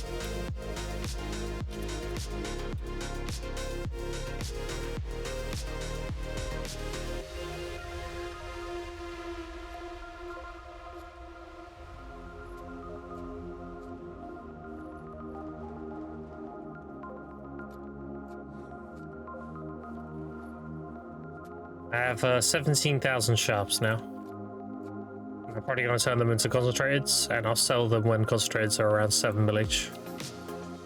Which will happen over time. I also went right down because of the Blissful Box event that just happened. I love it, I've not looted that many 1 crystals today though. I only looted like 2 so far. Oh no, I've looted 4. Yeah, gathering's always been really good money. People just sleep on it. It's not better than grinding. Obviously, grinding is a lot more effort and requires more gear. But gathering is very solid downtime money. I don't feel like grinding, I make solid money gathering.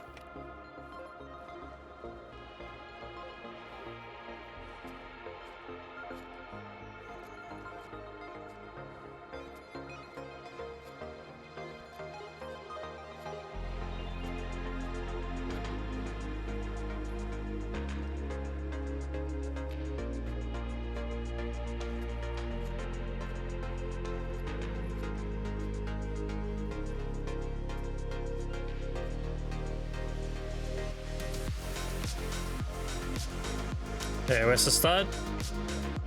It is the weekend, so it opens early.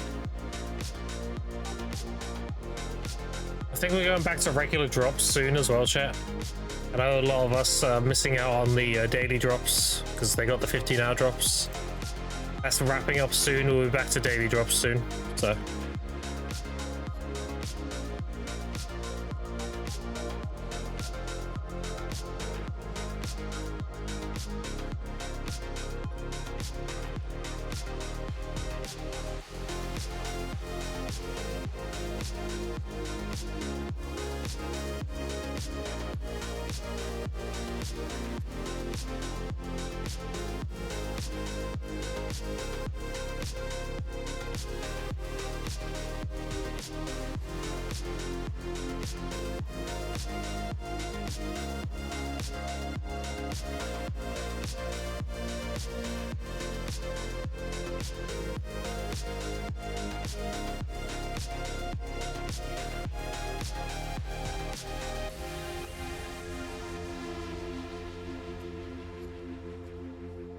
Yeah, grab the tome, yeah. It's the first thing you buy.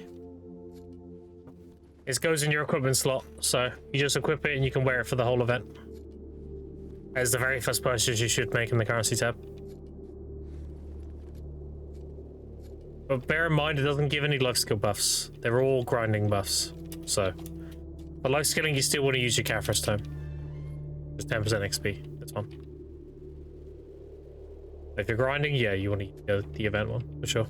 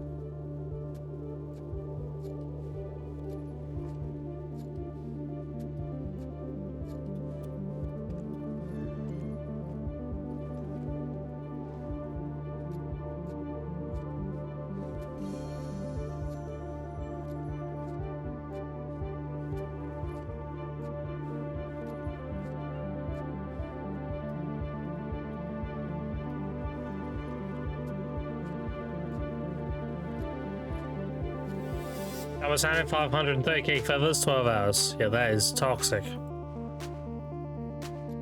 Not looking forward to that.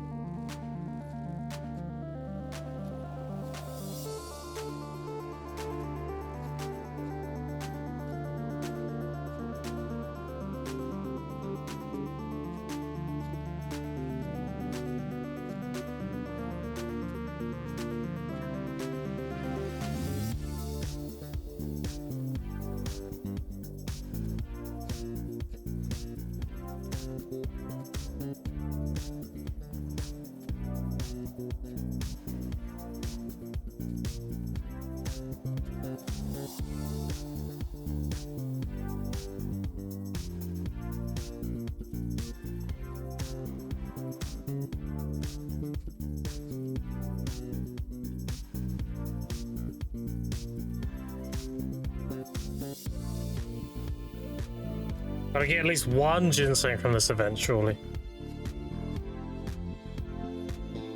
Gotta get at least one.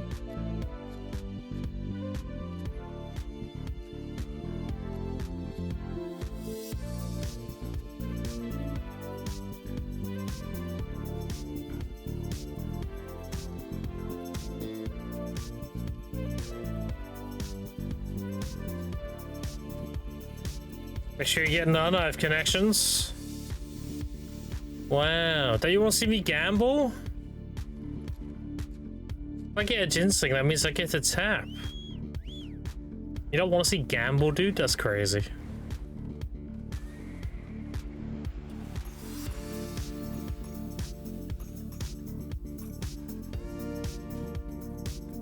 I want to see you lose, damn. Well, you definitely want to see me gamble then. Why am I spamming cover me? What's happening? Why is he doing this? Why are you like this? What are you doing?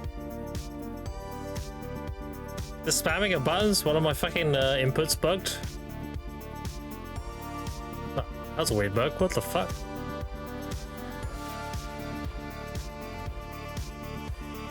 Why can't you be normal? It's all that gathering plants, dude. It's getting to his head. You probably get 1 in 5 hours first gathering? Yeah, only. Well, I'm not going to buy accessories to tap anymore. I'm going to be swimming in silver soon. Let's see how long that lasts. The crazy thing is, if I wasn't tapping any of my gear and I was just saving silver, I would have over $1 trillion by now. That's crazy to think about. Like, after graduating, I mean.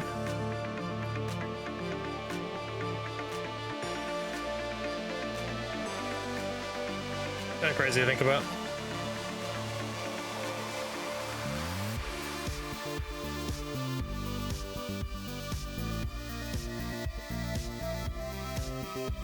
I'm gonna tap and not buy from such a mark to tap further. Yeah, that is the play, dude. Tap what you're given, not what you buy. That's what I do. Because then you don't feel bad about it exploding. Because you could always think it could have just not dropped, you know? The free tap.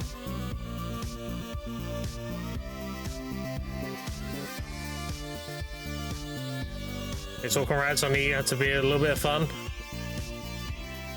Interesting.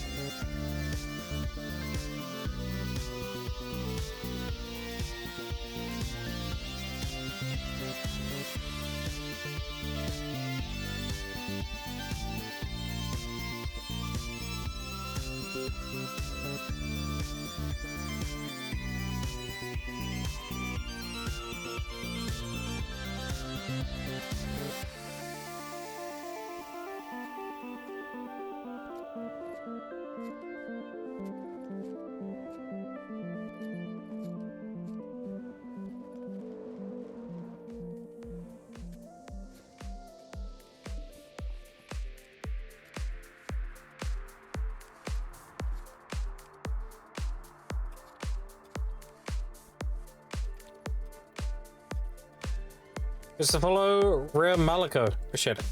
Butchered your name, apologize. Butchering next. Apparently butchering ain't too bad, so won't take you that long. Held on to and got 2 pen tries.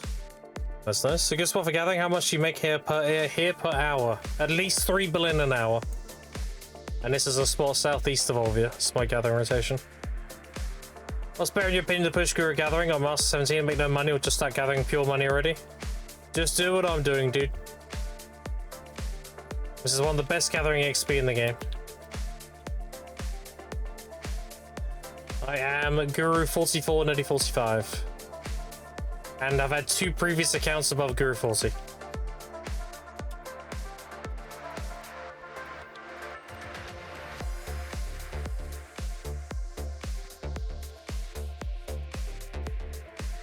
This spot is here on the map. Here you go. Olvia Academy, Southeast Stable Keeper. I'm right here. That's my gathering rotation. It's self-made and it's very good. Doing conserve is good XP but ass money. Yeah, it's really much better here, dude. The problem with the spot you're doing is when you get a lot of seeds like this, like clogging up your inventory, you gotta sit down and delete them all, correct? You gotta go through your inventory and delete each one. It's a massive pain in the ass. With this rotation, when you get to the beginning, which is here, there's a vendor right here, and you just sell it all. Pay it all, good. Like no downtime.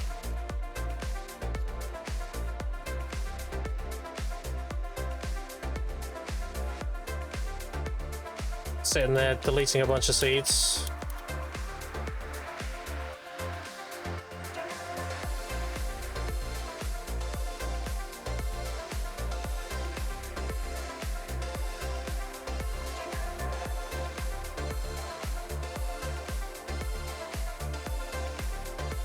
There's a bear, at least got XP and money there.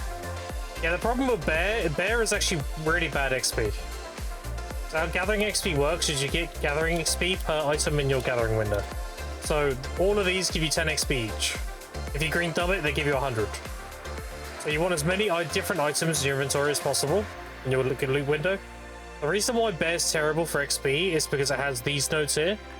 These are third nodes. These do not give you seeds. Whereas my spot has a lot of regular wild herbs, so it has very few third nodes. So when you green thumb, you have 3 times the chance to get seeds, because there's 3 kinds of seeds in this rotation. There's Fireflake, Dry Mane, and Sunrise. So I get a lot of green thumb on seeds, which gives me a lot of XP.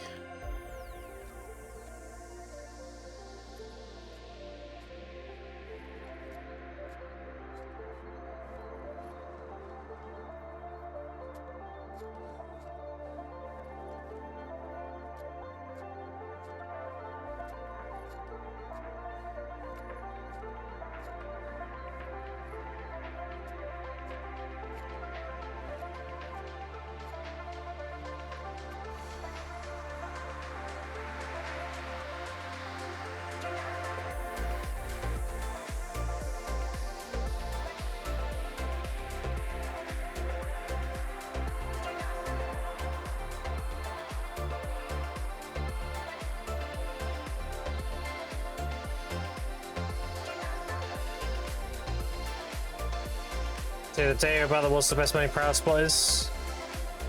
Yeah, I mean, it's going to take a while to figure that out. A safe bet, though, is Pilgrims. You can't really go wrong with Pilgrims. You just need a lot of mates and good weight.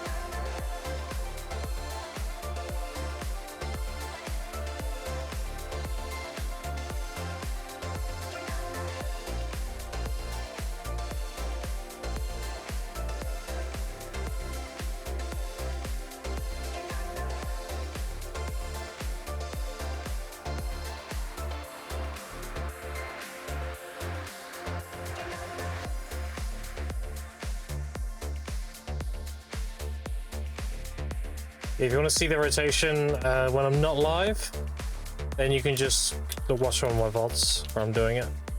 Usually I do the rotation at the beginning of the stream, so. I'll turn out because of the event, after the event, there'll be a ton of cards in YouTube Discord, so exactly, yeah. But the rates are kind of skewed because of the double green thumb. So it will be after the events for sure.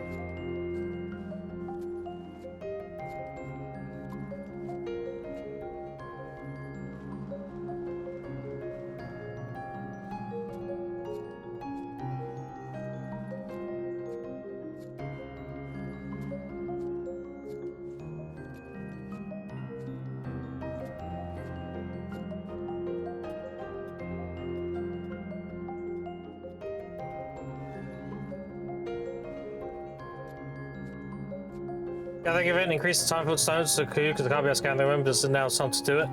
Well, you get more green thumbs, so yeah, you would get more time field.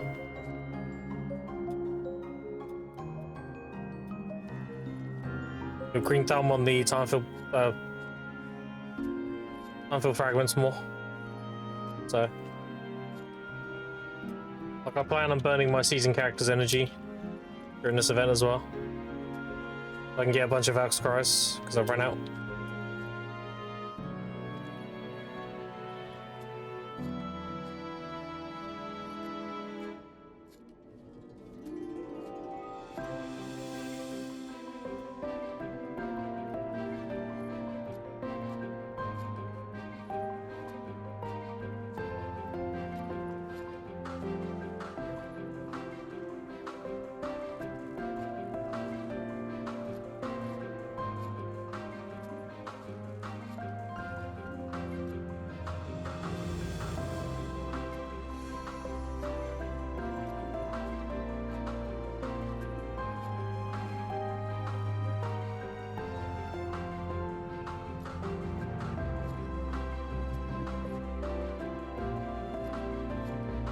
Yeah, my Warden Crystal RNG's been pretty bad today. I can tell, they lured it twice.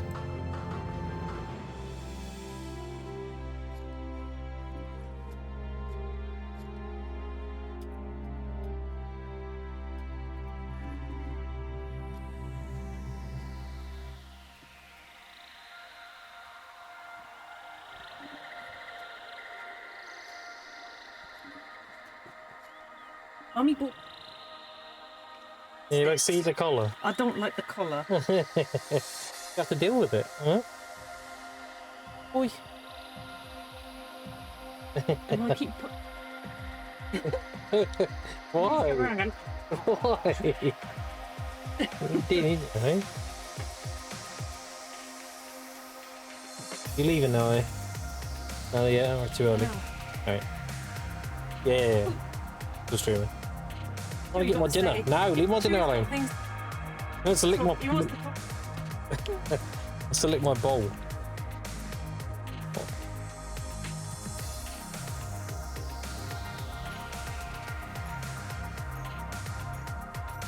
I bet. Why is he stressed? Hardly. Okay.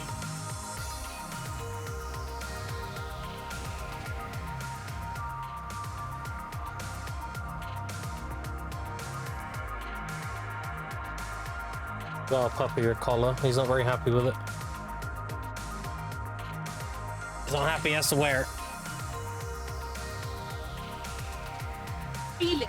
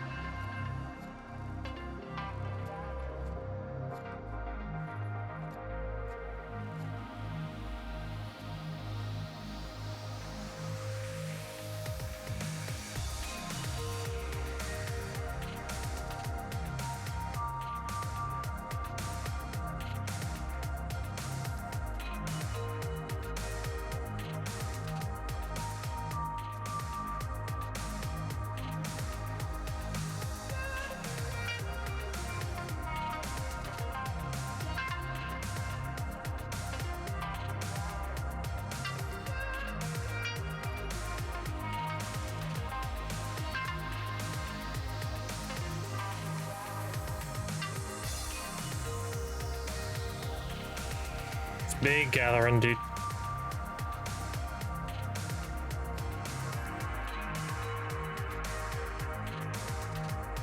Maybe these are on now. 400 already? Yeah, we'll be done with the event page in no time.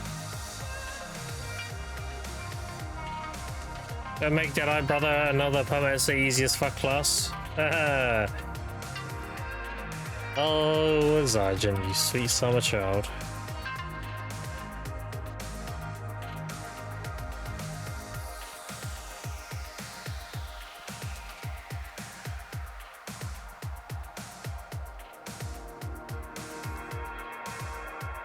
That reminds you of Seraph release.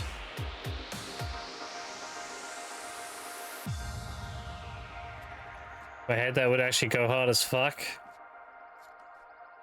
Ninja with guns. That's crazy.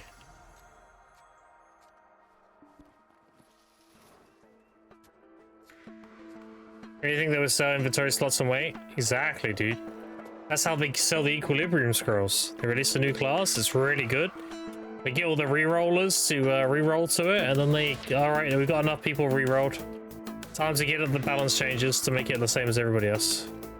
And then people re-roll back to what they were at. That's 2 Equilibrium sales right there. I've had.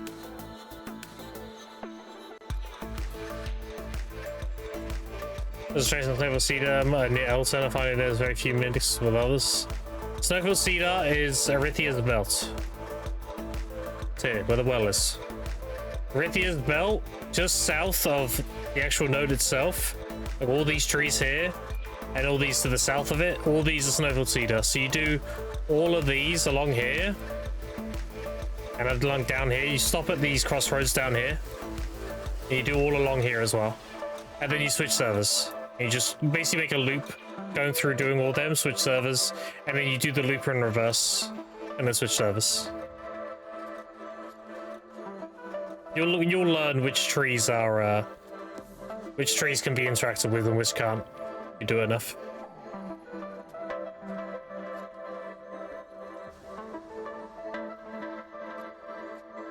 Or is it to make it easy to Emerald Play? No, the northeast. Yeah, you gotta be south. How was the funeral? Good? Yeah, it went great. Went as good as it could have been, you know. Service was really well done. A lot of character to it. Wasn't like really formal. It was very like if you didn't know my mum, you would have known her being there, you know. It was very good. Could have asked for anything better. And we had a coffin was made with it was a wicker coffin, and it was covered in bluebells. It was very nice.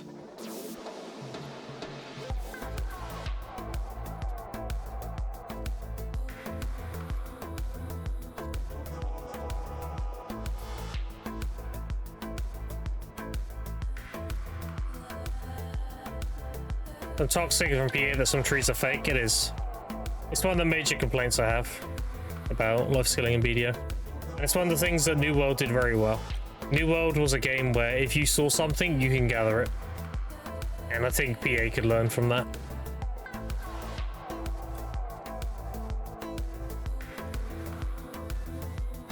One of the best things about New World was its gathering.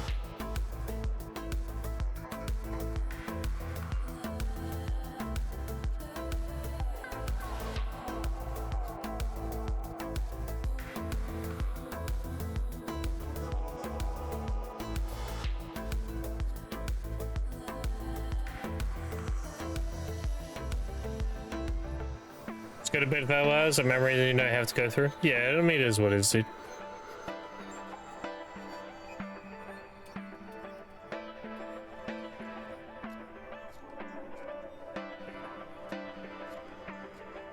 And chat obviously helped fund it too.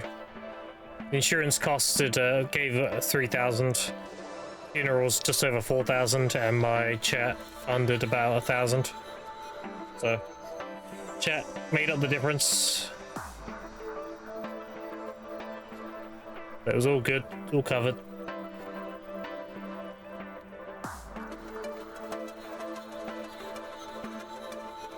There's a special shout out to Fug, Bionicle, and Lacko. Chipping in.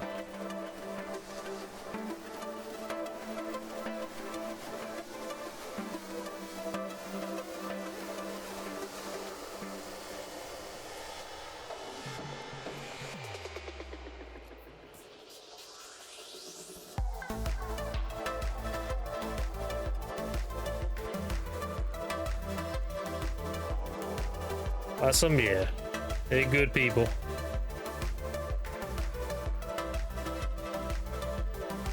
Don't tell them I said that, though.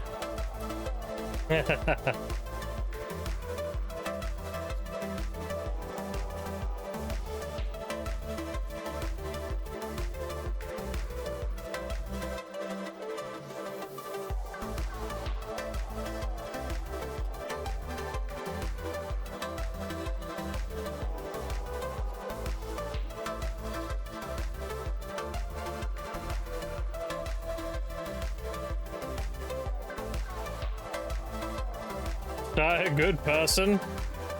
Well, you gotta make up for all the outsider. Everything is balanced, you know.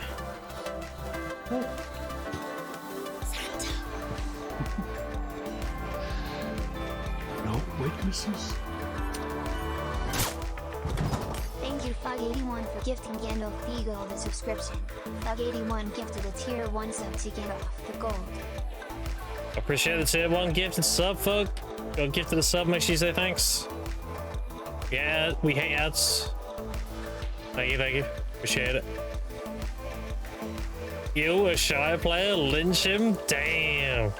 You say that now, Sweeney, but then when you're doing your shrine bosses, you'd be happy you have a show in the group.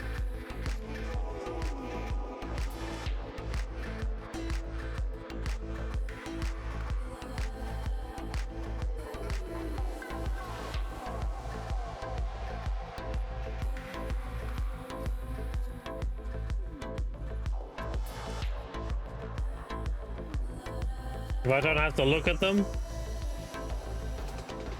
I think Barnacle actually did a really good job with their shy. Actually doesn't really look like a shy.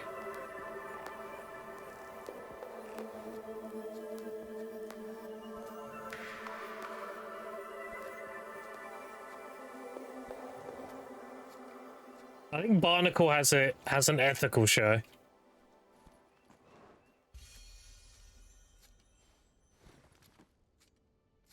So don't forget to do your shrine bosses today, chat. They do reset tonight. Your altar of blood, do your shrine bosses. Especially for those who make an effort to be ethical. Exactly.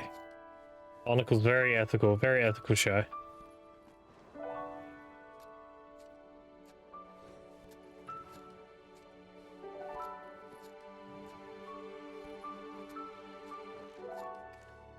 It's 7 minutes. I was on last week. Hope you make it as well. Hell yeah, dude. Congrats. What did you hit? If I don't make it this week, I'll make it next week. I'm guaranteed to make it next week. 10 boots? Nice. Congrats. Huge.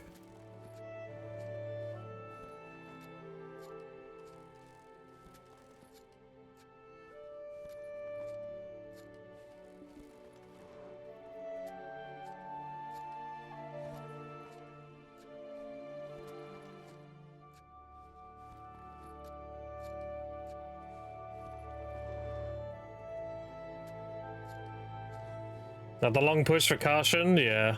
Caution's a good while away.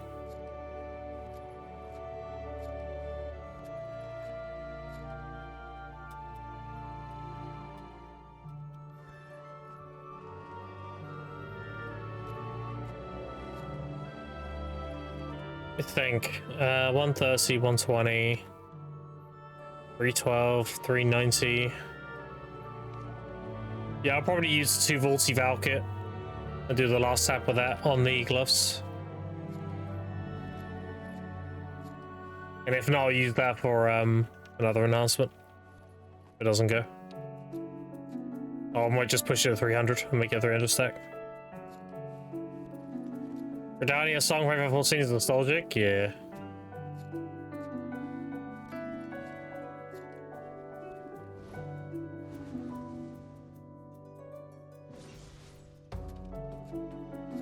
And our 32nd to last, Kara. Well, light at the end of the tunnel, dude. You need done with Karazits.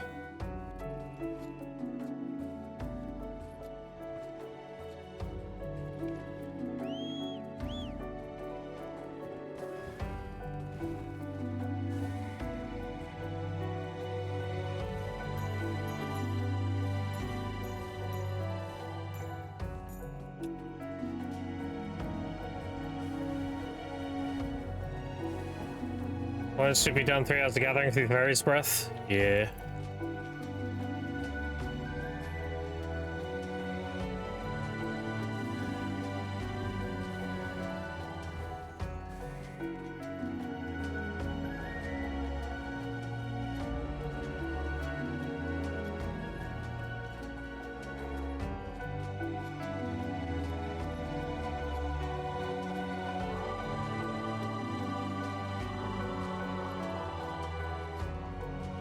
You make Karlstein costume for the crons? No, but I plan to.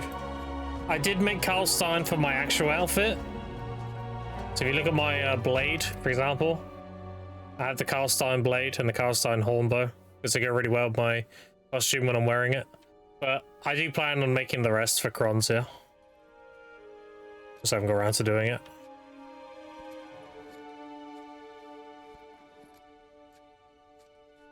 So if I go pattern, I have 440. I can definitely make a few.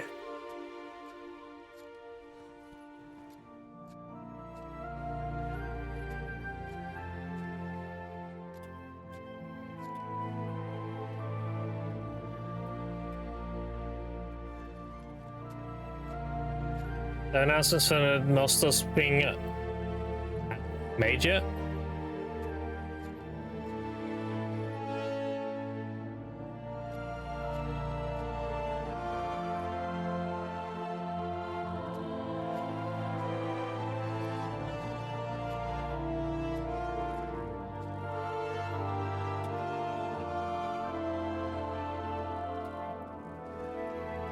In like an Insta Discord, thinking maybe it's also good for new players to make. It is, yeah.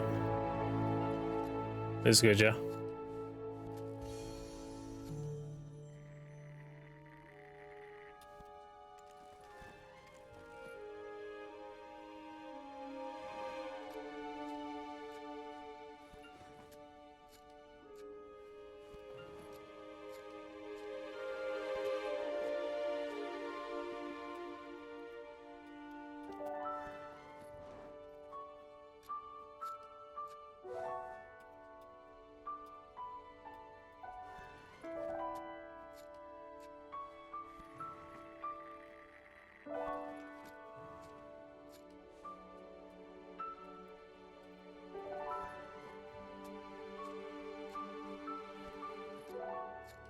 I do love the amount of green thumbs you get during this event, though. I kind of wish your gathering level scaled with your green thumb chance. So if you have like Guru 50, you have this permanently, pretty much. The green thumb should reflect your gathering level, so you get more green thumbs the higher level you are.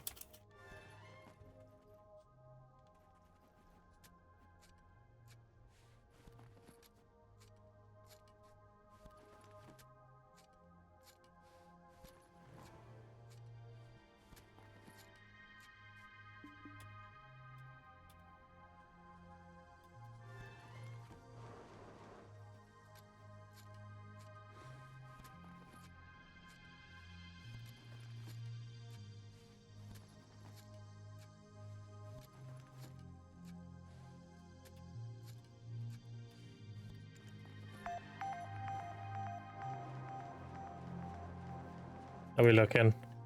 681.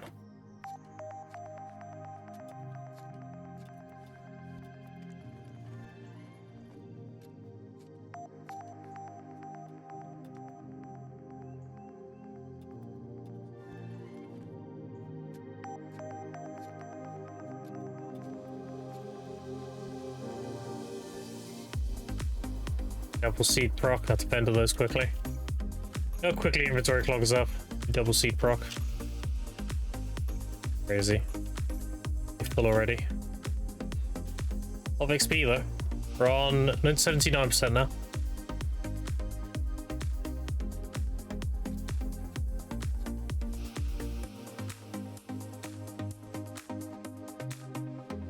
So I wonder how the charms are doing. Yeah, now we're good. Just in a few hours. And the highs of lizards gives you more sharps. Did you check that? Tanning does give you more sharps, yes. What are green thumbs? Green thumbs are when you gather and you get a mini game. And it gives you 10 times the yield. That's a green thumb.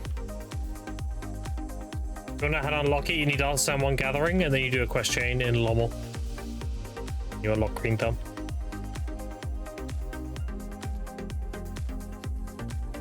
So the event we're running currently, there's double chance for green thumbs. That's why you're seeing the minigame pop up a lot. The minigame for my brain to regenerate. Yeah. I've got really bad memory, but I can do the minigame really quickly now. This is the green thumb here. I've got another one. You can get a green thumb on a green thumb, unfortunately. If you're gathering like I am, where you're already lining up the next gather, then you can gather a green thumb and then gather another one while you're solving one. What happens there? Rare though. Doesn't happen very often. So you make sure you loot that window there, and then you finish the green thumb. You get the new window. Because you can only have one loot window at any given time. So if you loot another pile while doing the green thumb, and then you don't loot it, like pick it up, then it will just delete it and overwrite it with the green thumb loot. And that happens, a ginseng is lost. Shut the fuck up. Why would you say that? Holy shit. I will gather if you're mashing fast even on a controller. Oh, okay. Fair.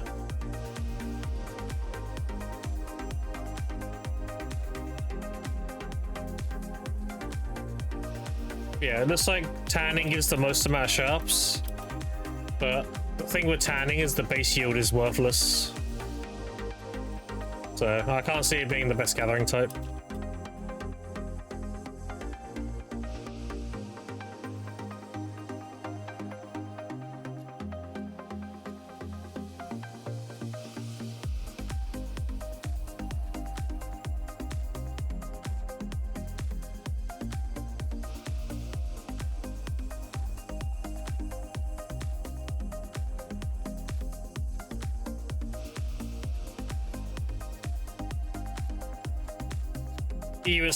Somehow usable. Yeah, I mean, if you value just sharps and everything else doesn't have a value, I could see it.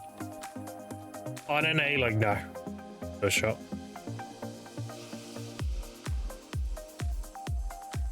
A lot of things that you gather on NA are worth a decent amount, so not worth sacrificing the base yields for slightly higher sharps.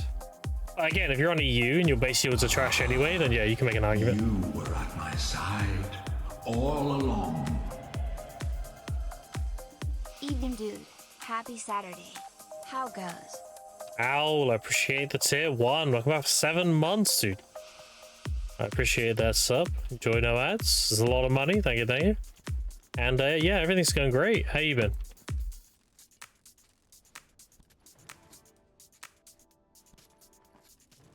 Indicators are hard seeing on the market? Yeah.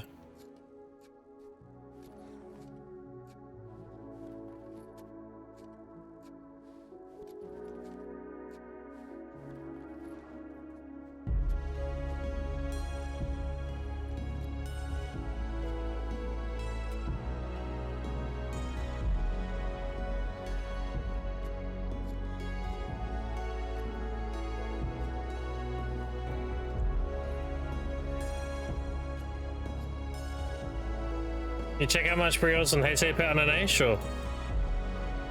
Heytay. 537.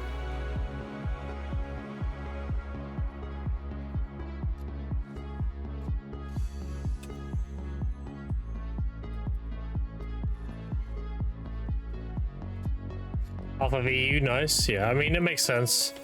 Everybody who wants a pet should be pre-ordering Heytays. They should be selling like crazy. I mean, if I pull up Garmouth numbers right now, I can tell you how many selling. Metro Market, search, Heytay.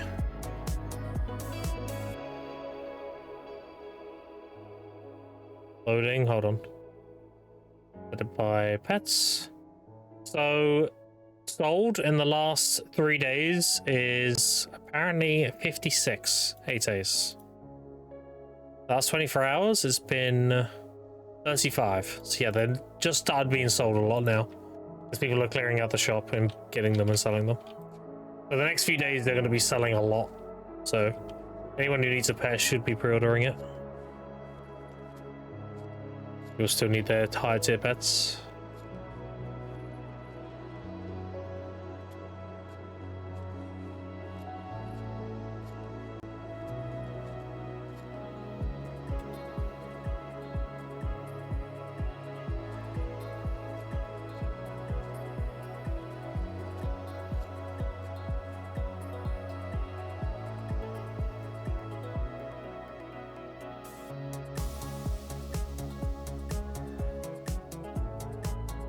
Oh, I know what ran out when I didn't refresh. My furniture buff. I'm 2,920. If I get my furniture buff and pop a master elixir, I'll be next bracket. I keep forgetting about the furniture buff. Find double the hides? Grass.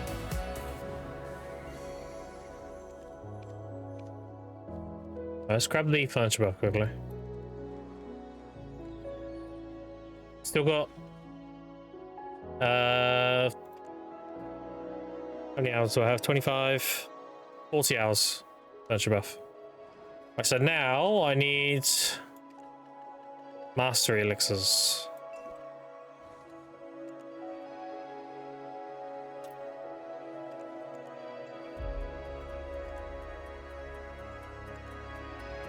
We only need 5 mastery, so using these ones are fine. Right, then already on, good. Alright, that puts me at 955. Yeah, 2955. And then guild buff will put me at 3k. Alright. The buff is in 23 minutes. It's better.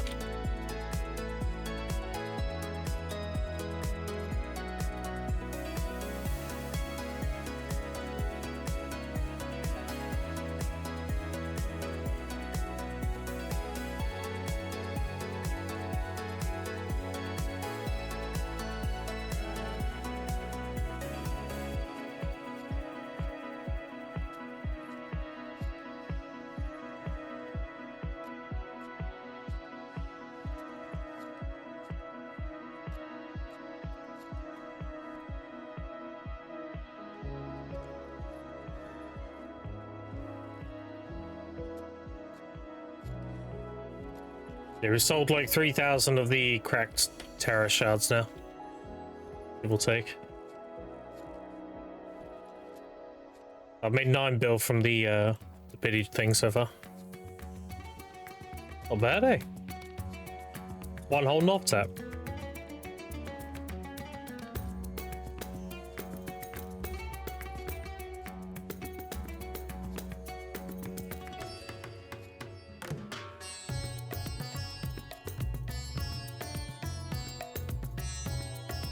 Nice to get some more 1 crystals though.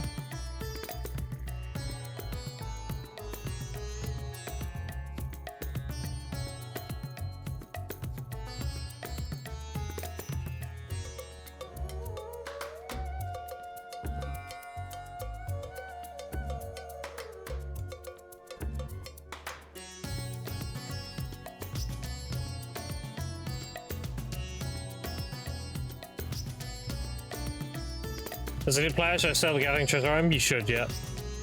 You don't need that till way later. Keep the money for now. Now, this green thumb isn't going to do anything now, right? Because I just that one.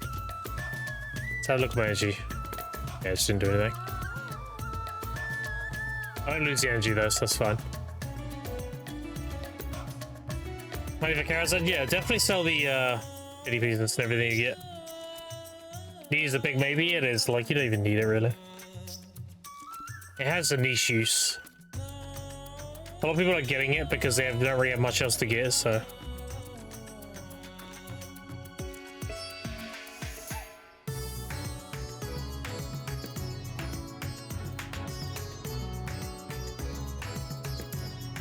Made first yellow weapon after 20 days. You on about Zavala?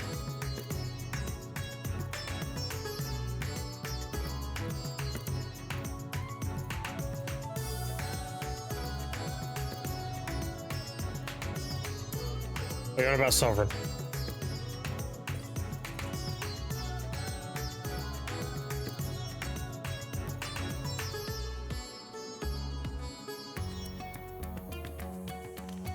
Solve? Okay. Yeah, we worried there for a second.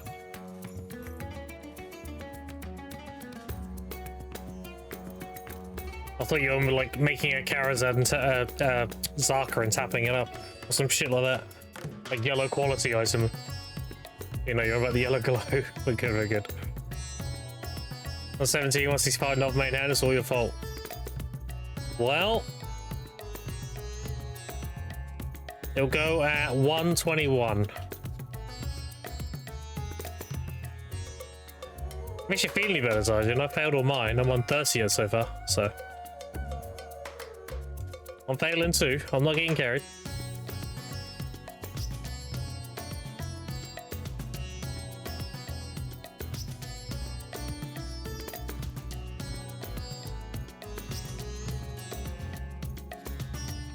It's a Ahsoka crabs. Yeah, do it up, dude.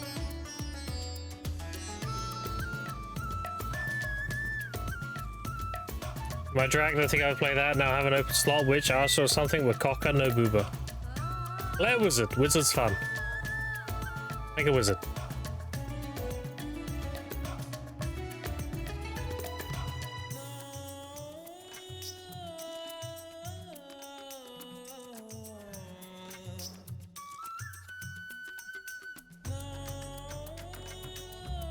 Back on the cron boxes are remarkable. 4k crons, 2k crons, so like 50 boxes on the side.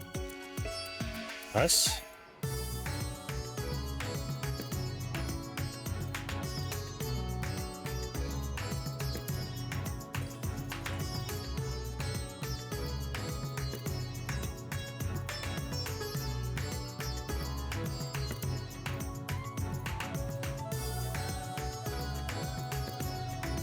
So that makes you say it's just for the gold bars you get from the boxes? Yeah, I'm not surprised.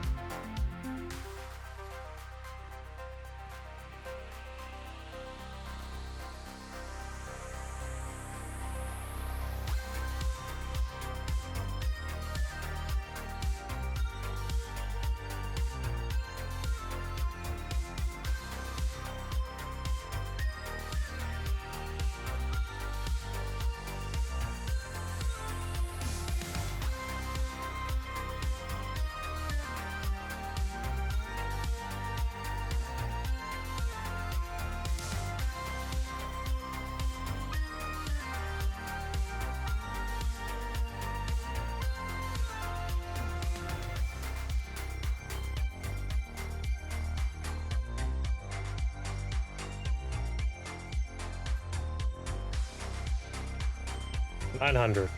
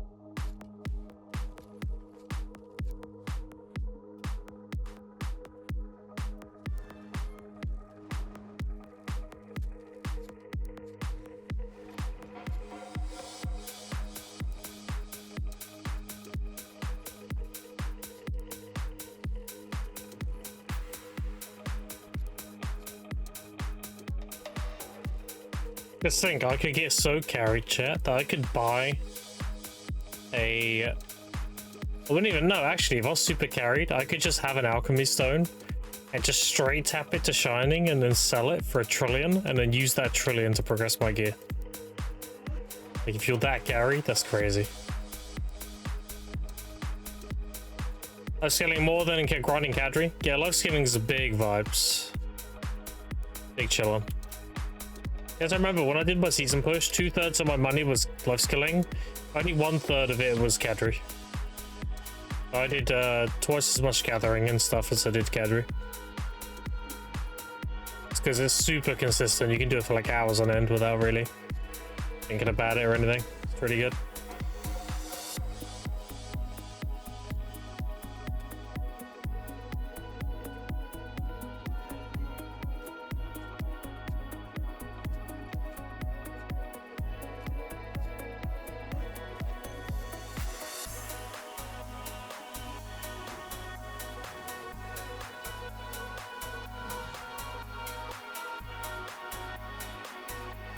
We had like 200 energy pool for gathering. Get my energy pool up. Go do main stories and everything to get my max energy up. I'd reinvest the energy into getting more energy. So it's around like 500 or so.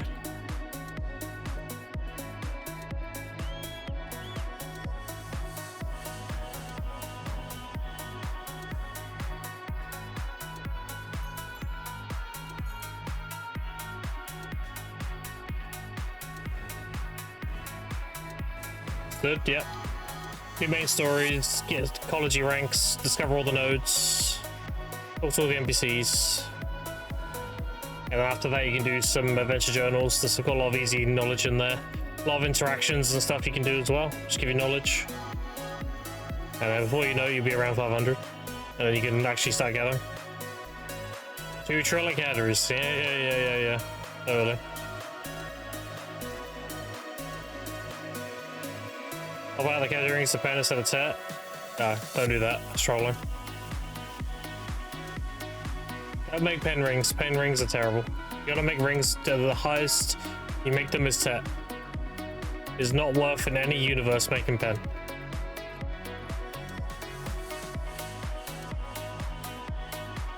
As like 10-hour K adventurers. Yep. I mean, dude, you don't know how many hours I put in the game. Let me show you something quick.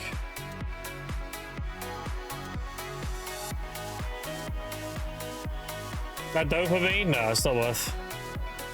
Sell it and tap shit that's worth tapping and use that dopamine. There you go. Let me show you quick. Pull this up.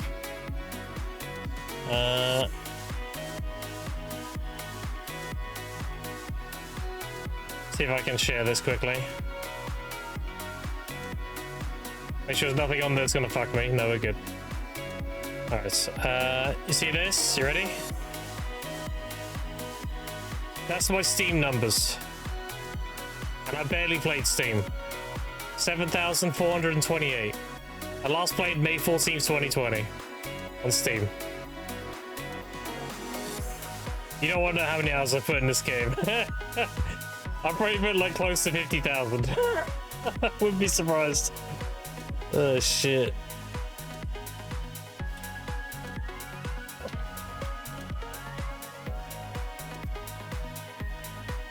How about WoW? I played WoW since Wrath of the Lich King all the way to the end of BFA. How long I played? Oh, dude, who knows? Who fucking knows at this point?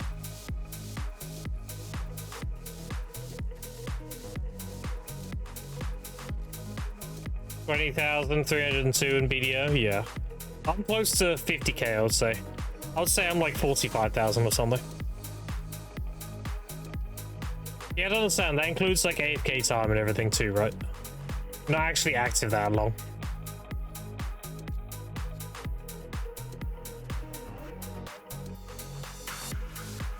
I mean, this account alone's got like 2,000 something hours on it. Yeah, 3,080 hours now. But they pile up really quickly. This account's only 145 days old. same tungsten overnight? Yeah. Yeah. I'm either doing training dummy or I'm fishing, depending on the events.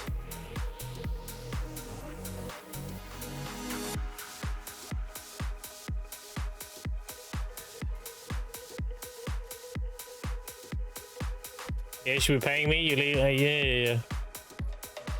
One side love. BDO is great, dude. It's a great game. When I tell people, like, you know, if you're new to the game or you want to try it, you get tens of thousands of hours of content out of it. I mean, nearly had 50,000 hours of content out of it, so. Yeah, I won't do it to my PC when I'm done with the evening at the cost of energy not worth. I mean, that's fair enough. I can justify it, Sweeney, because my success in BDO actually gives me money. The more successful I am at BDO, the more successful the stream would be. So, think of it like that, it's justifiable. I need to do one more Garmouth, okay.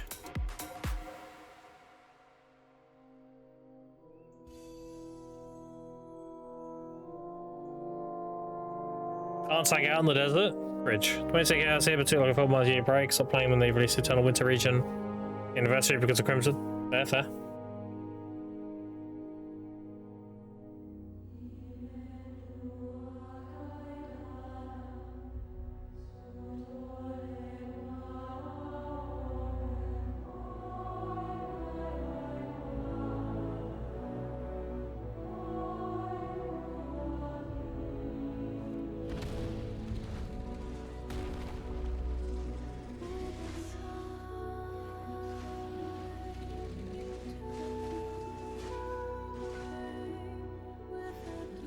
Oh yeah, I don't have exit lag on. This is gonna be interesting. Alright, hit it. We good. Just about. Jesus. Just about got credit. It won't do it, it'll die. Oh, okay. Maybe it will. Dead now though, right? There we go.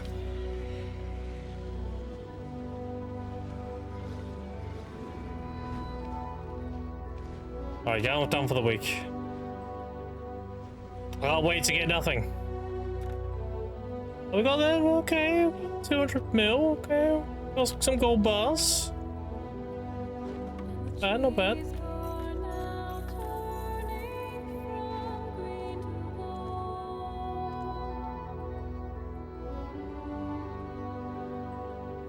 Oh, it didn't give me crons? What a bitch.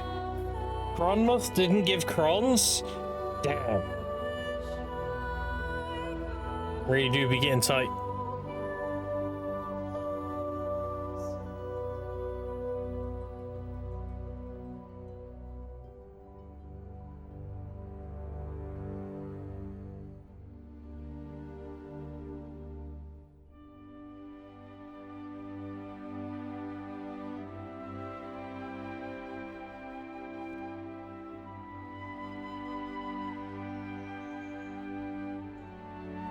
Okay.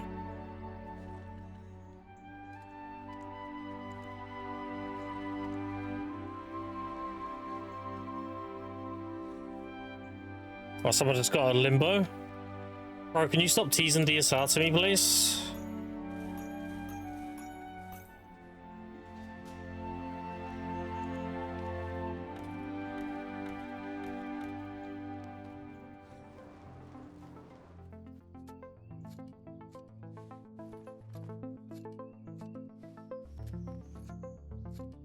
Got the worst loot I've ever had from that dragon? Damn. I do be lies sometimes. Do be like that.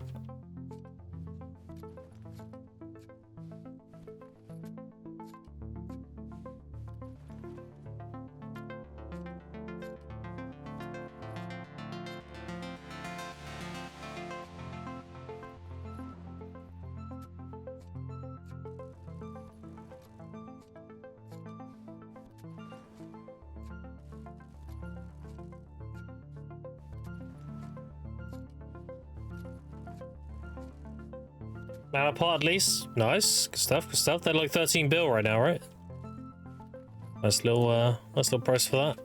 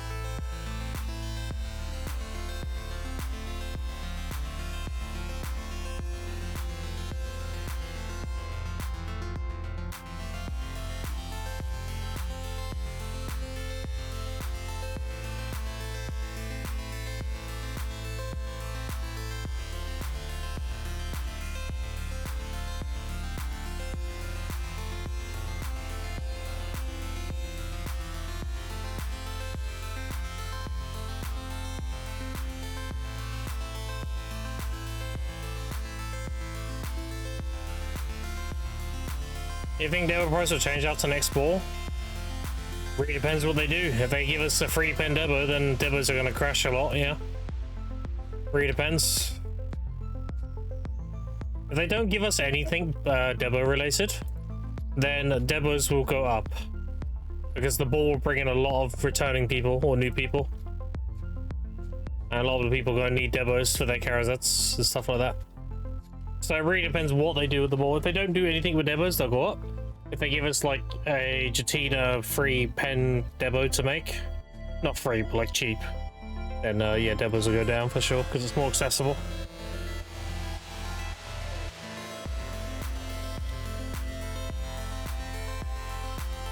And if that's the case, you don't want to make the neck. Making the neck will be trolling. You want to make the one that'll be more expensive through that, if that is the thing. Because you'll save more money. Like, think of a neck being 130 bill and an earring being like 170-ish. If they cost you 80 bill flat to make, then if you make an earring, you save nearly 90 bill. You save 90 bill. If you make the neck, then you're already saving like 50, right?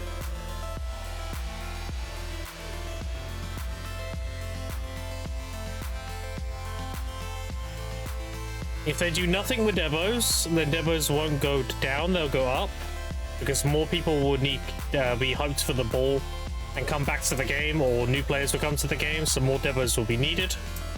However, if they do something that increases the amount of Debos we get, or they introduce, like I said, a Jatina version of Debo to make one for cheap, then obviously they'll go down. Because the demand won't be as high. Overall, though, I think Debos are fine. It has to do something pretty drastic for the Debo market to hard crash. You kind of data would make sense they put Debos in it. Yep, I've been saying that for ages. A drop rate at Hoe Gathering? Not really noticed, honestly. I've gathered like 3,000 of these now. Decent enough. How many down have we now? I already got 200 again. Decent enough. It's not as fast as like mining, but you know, it's decent. I'll crash soon, that would be great. 1/4, 1 out of 4, so there you go. There you go.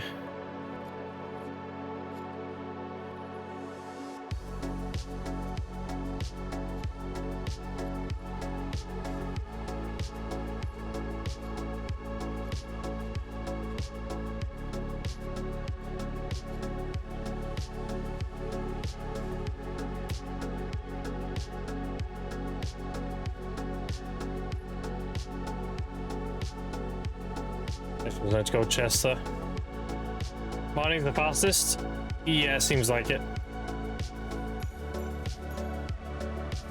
Mining at Pilgrims, it does seem to be the fastest one ticket.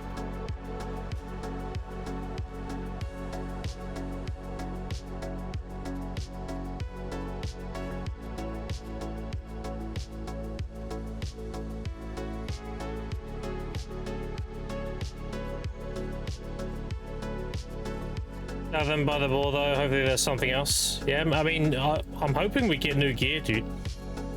I'm not even hardcap gear, but I'm gonna get there pretty quickly.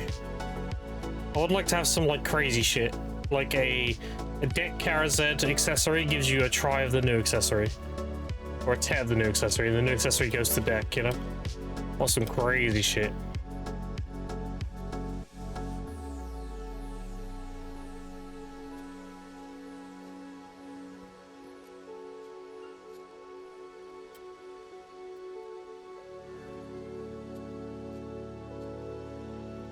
New gear, am I just catching up? Well, if they give us new gear, dude, then they'll give you new catch-up mechanics. Think of it like that.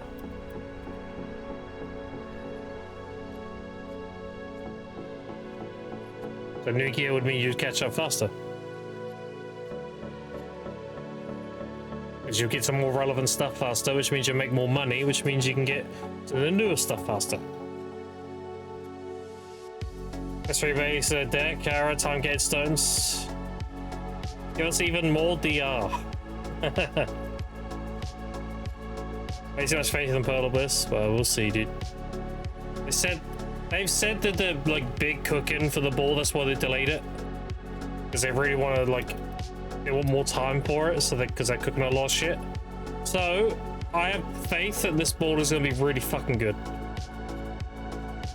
The Calpheon ball was kind of underwhelming. And I'd imagine it was underwhelming because they weren't ready to reveal stuff that's going to be at the hideable. The Calpheon ball was more of like a... get everyone caught up to speed. You know, they did it like trying to get everybody... Oh.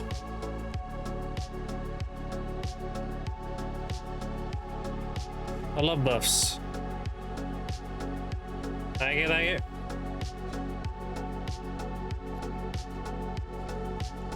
Appreciate it, bye.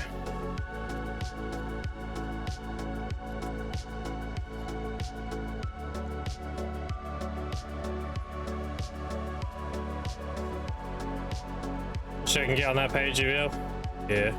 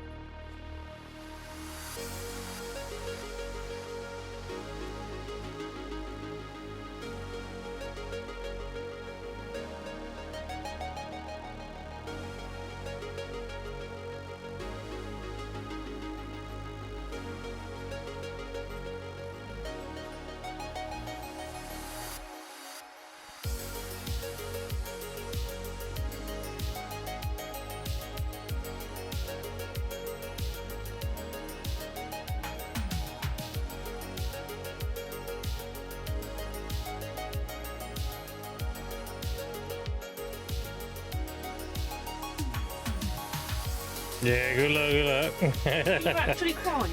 And a boomerang my ass. Oh, What's wrong with the dog? Oh, for God's sake. he's still... Is it the time? Maybe you'll stop peeing on the floor now. Or stop if you take it off.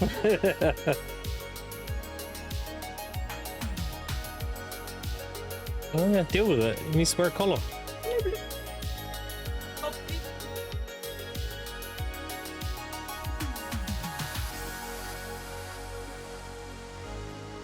Little sad puppy because you gotta wear a collar. Grumpy dog.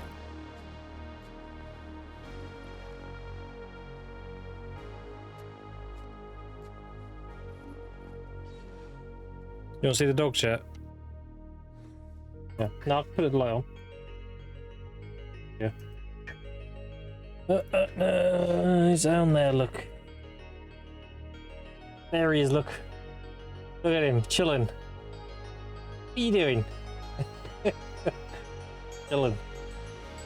And then look, there's a beautiful lady there. Huh? It's sad doggy. Look. Oh no, so sad. You gotta wear a collar. Oh no. Oh, I'm moping. Look. Go back to depression now.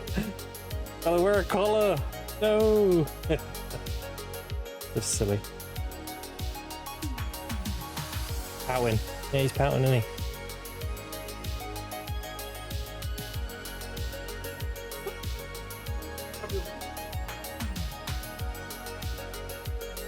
Dog sport that don't need collars. Well, we keep getting foxes coming in the house.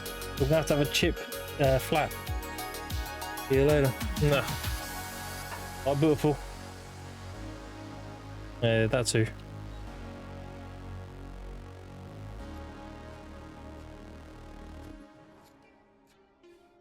Top score house in Alvia dorms is pretty insane looking. Look at this. Dog sport, he's big pouting. He is big pouting, yeah. Big old pouting. Pouting dog. Squinny. Hey, you squinny. So they're like, oh, do I have to wear this? Really?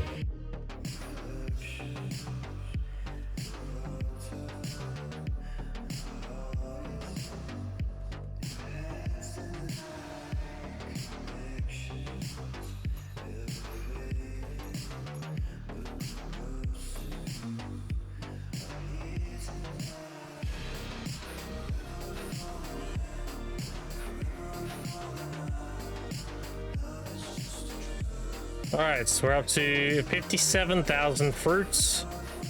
Quarter of a million grass. I've been selling this actively though. Dude, I need to turn all these into harmonies. I do need to do that. We'll hand these in though. I'm gonna hand in all this shit before my reset so I get more things. Hand those in quick. 20,000 fairy breath.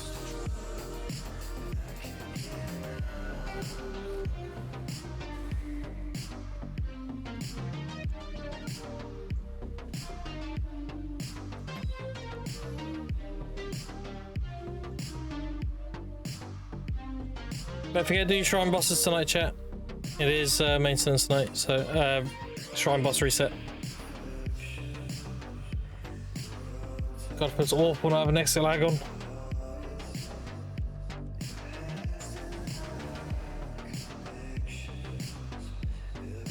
Let's grab these quick. Alright, so you ready? Do the alchemy first. Alright, 494, you ready? 5, 6, 7, 8, 8.5. Alright. And we're 87% now.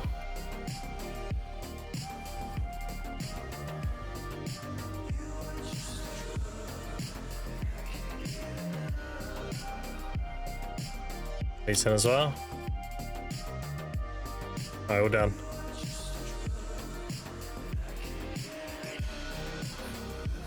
All done, all done.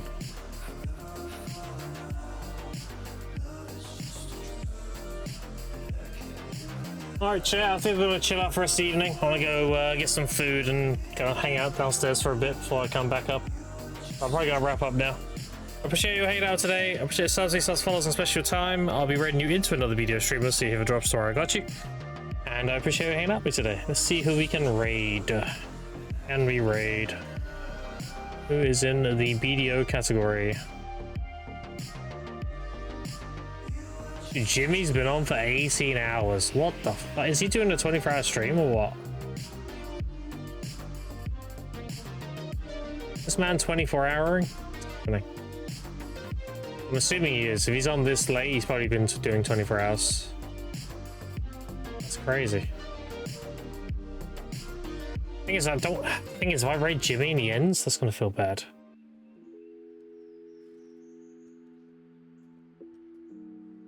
That's fine. We'll raid Jimmy. It's fine. Sure. I'm assuming he's doing a 24-hour stream, so I'm gonna assume he's gonna be on for another 6 hours. Alright, chat, I appreciate you hanging out with me today. Appreciate subs, resubs, follows, and special time. I will see you all tomorrow, chat. I'll be on nice and early tomorrow. Fuck you, Curb. And I'll be on tomorrow. Thanks for hanging out with me today. To Jimmy for me. Jimmy is somebody who is pushing the highest growth level in the game.